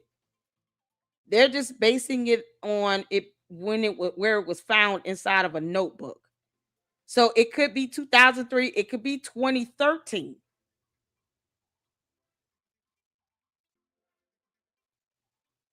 It might be 2013. Maybe he's 23 years old in this. I think this was a 2013 photo, not 2003. I think this is a 2013 photo. Oh my God, y'all. He turned 50 in 2013, in 2003. But this could be a 2013. This image says undated. Let me pull the website back up. Yeah, it says it's undated. So y'all can read it for yourself right here. Y'all see that? In this undated image. The image appeared in the page after Wexner's handwritten note in a 2003 book, but it doesn't mean that this was dated in 2003. It just appeared in a page after that handwritten note in the book. But this image itself is undated. So this could have been a 2013 image. He could have been, who knows? It could have been anything. They could have been celebrating anything out here. He could have been at the very least 18. Y'all, this is weird. It's the same event as this. But the question is, if this is undated, then if he was old enough to be here, and this is an image from like 2013, he would have been 23. So that could very well be him in the other photo. This is so crazy. Y'all see that? Undated. I'm going to drop the link down here so y'all can see the same thing. Y'all, this is so weird. Oh my God. Private kids, yes, private school, they dress like that. I don't think George is that tall. How tall is the other guy?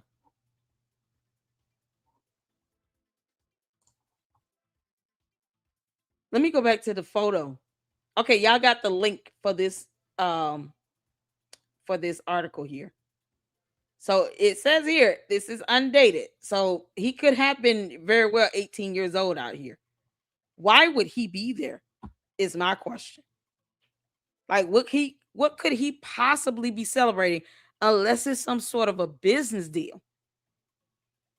What could he possibly be celebrating with Jeffrey Epstein? Maybe did his dad have any business ties with Jeffrey Epstein? George Farmer's dad?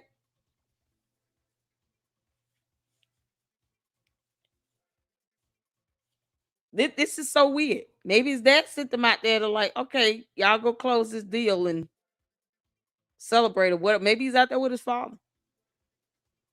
Question is, why would you be dressed like another dude like that? Y'all, we gonna figure this out. Because no reply is gonna be all over this. This is crazy. Yeah, so he could have been very well 18 at the very least. Because this image, along with the other image, is not dated. So that's why I put the link so you all can see that article. It's not a dated image. So it could very well be, an image where he's old enough to be out here. And if he's like, let's say he's 18, right? He's going to have more fuller hair. His photos over 10 plus years old, styles change. He's already wearing the same button-down shirt and blazer as this boy back here. Who knows who that kid is? This poor girl looks scared to death. Y'all, this is crazy. And how tall is Les Wexner?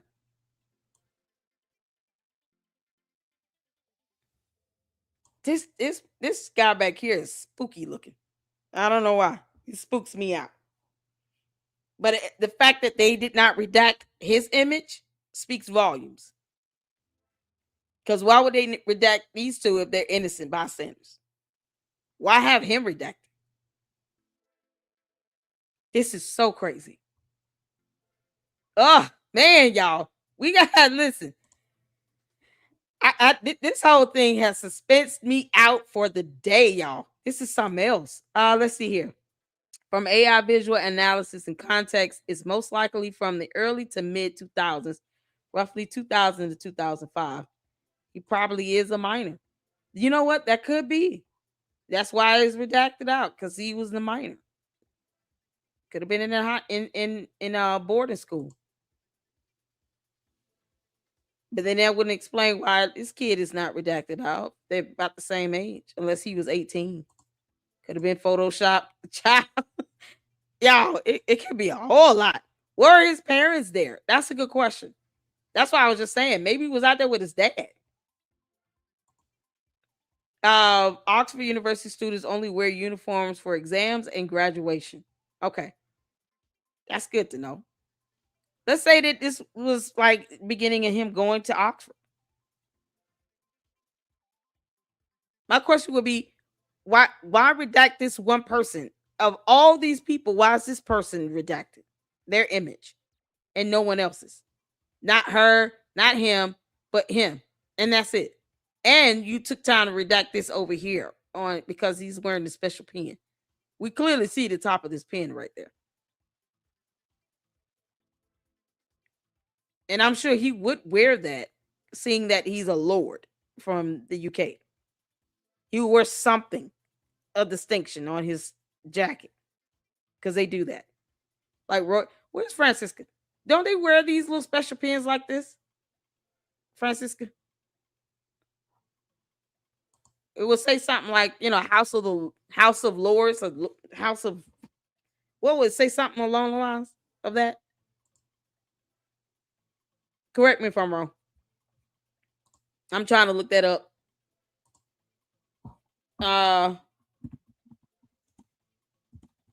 House of Lord Farmer, something to that extent.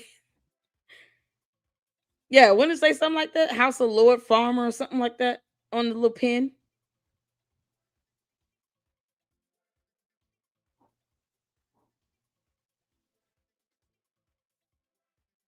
His dad is a baron. Yo, this is crazy.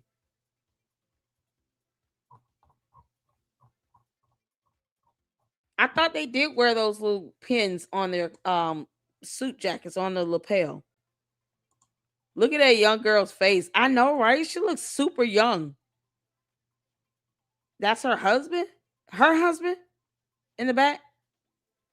I don't know. She looks like a college kid. They both look like they're college kids. She definitely looks like she in college. Barely like 18. Epstein was how tall? How tall is George?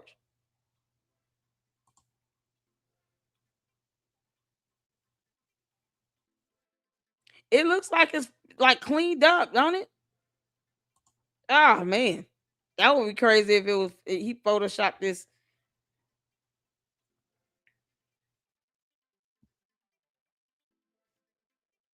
Why would this be redacted? It's nothing. Like, of all things, you're gonna have they photoshopped and redacted that. Like, that's so crazy. Would this be found in this will be in the Epstein files as is, right? Like, this image should be in the Epstein file. Now we shouldn't have a problem finding the same image in the Epstein files. That's what we would have to. I would have to start there. I would have to start with the Epstein files, and then find the same image, and then of course compare and see if it was Photoshop, what they cleaned up. And then I think the only reason why this is redacted is because of that lapel pin. Now, Kurt said you'd be surprised to know the people who've been on that island, from Trump to Elon Musk and all most senators and the things that was discussed on the islands, that what they trying to cover up. I know. That's why I was like, George is 5'11". George 5'11".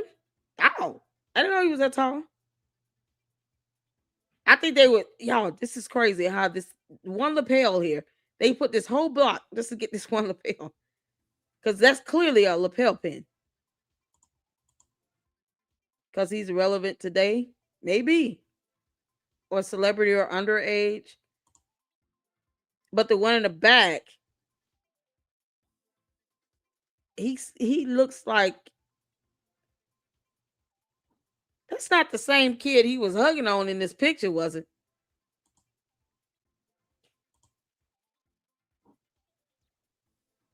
That's not him in this X photo, right? Y'all, please tell me that's not him. Didn't y'all tell me the name of this kid here? Didn't y'all tell me the name of this kid? What's his name again?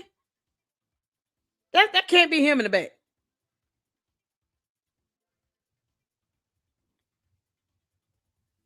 I know damn well. Yeah, what's his name? Come on, man.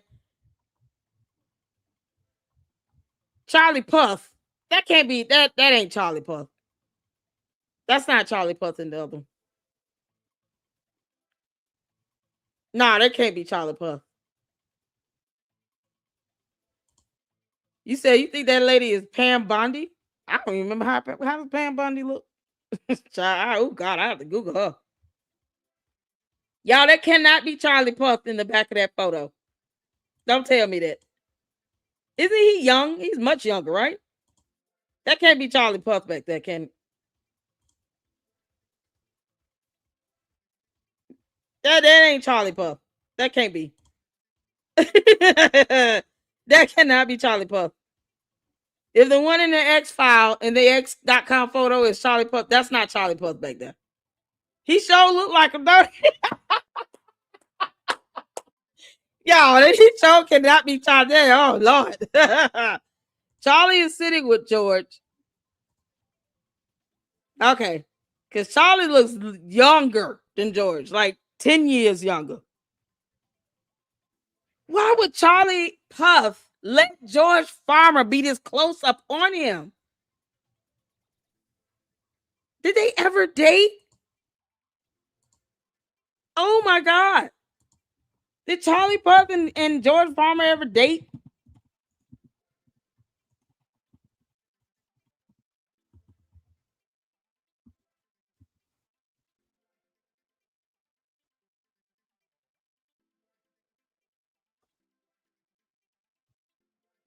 Why would he be that close up on this kid like that?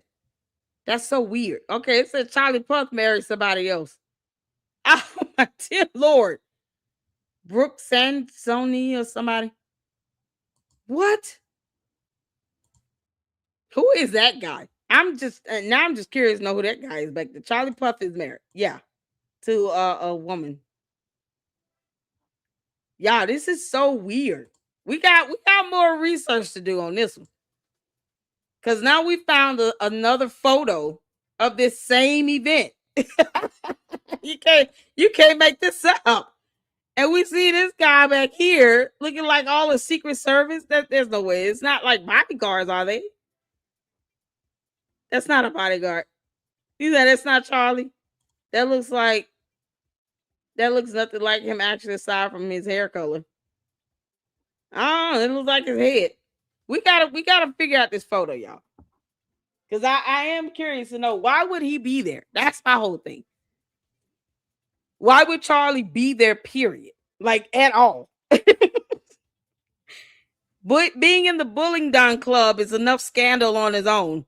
Going out there to Jeffrey Epstein Island is not necessary. And I want to confirm this. Yeah, we got to confirm. I want to make sure that. Because that's my question. Why would Charlie Kirk? I mean, not Charlie Kirk. I'm sorry. Why would George? My bad. Why would George be out there, period? Like, why would he be out there? George would not be out there, period. I didn't mean Charlie Kirk. I'm sorry.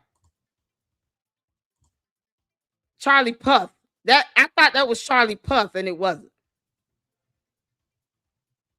This is somebody else completely different. George, my question is, why would he ever be out here on Epstein Island? Even if he was in college, or let's say he graduated, he was out here doing a business deal, right? Why would he be out there without his dad? And why is he dressed like this kid back here? Google says Ken Bauman. Ken Bauman? Who is that? Ken Bauman? Ken Bauman. Hold on.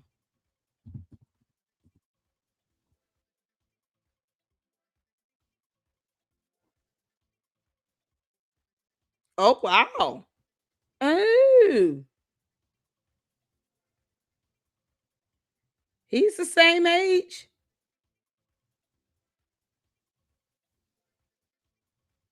He's a actor, a former American actor, writer, publisher, and book designer. Known for playing Ben Boykovich in The Secret Life of the American Teenager.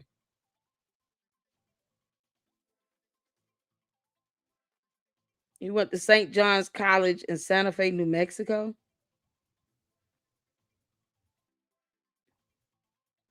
What would his affiliation be to Jeffrey Epstein other than being in a movie? Maybe Epstein sponsored his films or something.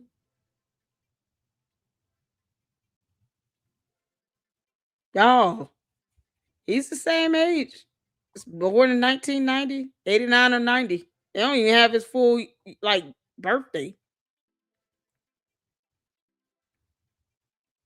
Kenny Bauman. Wow. This is crazy. Why would he be out there? Maybe he was trying to get some help with his books and stuff in this film. Yeah, it does look like him. That definitely looks like him. I'm looking at the images. I just Googled him right quick. That definitely looks like him. He looks so young. He does not look happy. Y'all, you see him, man.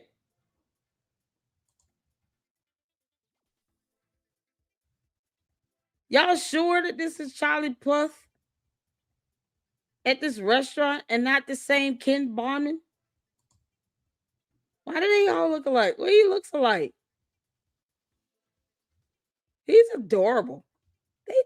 They favor a lot when he was young.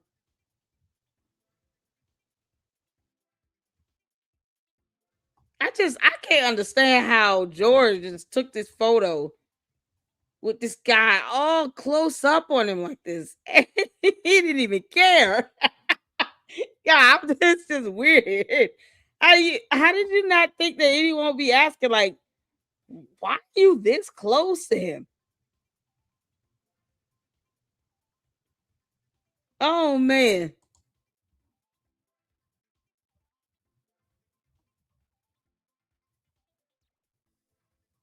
That still favors the guy in the photo.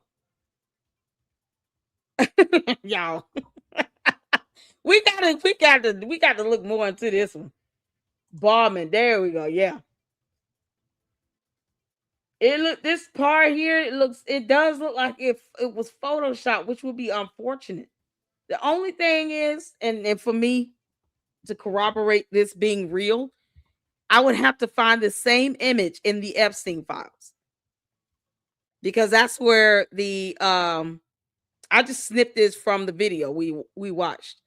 And he said he got this from the Epstein files. From Fax Me. So I would have to go into the Epstein files and find this same exact image. That's where he said he got it. My whole thing is, why Photoshop this part and not everything else and clear it up if that's what for whatever reason, if that's the case, why would George Farmer be there? That's my question. Why would George be there? Why in the hell would he be out here taking a photo with Jeffrey Epstein?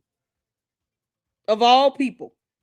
And who is the guy in the back and the young lady? Because she looks terrified. She looks like she's scared out of her mind.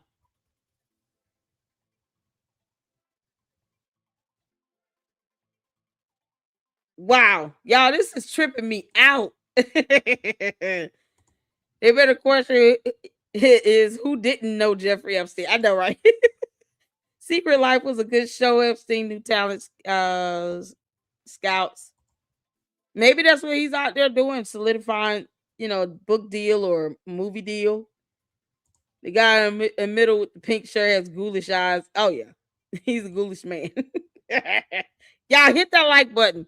Listen, we've been at this for 6 hours and 27 minutes. I appreciate you all tuning in to our marathon. We got to do another one tomorrow because we got more content and we got to dive into this photo and this connection, possible connection with George Farmer and Jeffrey Epstein. Why would this boy be out here taking this photo out here? And who's the young man in the back? We got to figure it out, y'all. Because now my interest is piqued. Candace. Produce copies, the proof, evidence of your 2 degrees. That's at this point. Because this right here is a lot more interesting. Oh, man.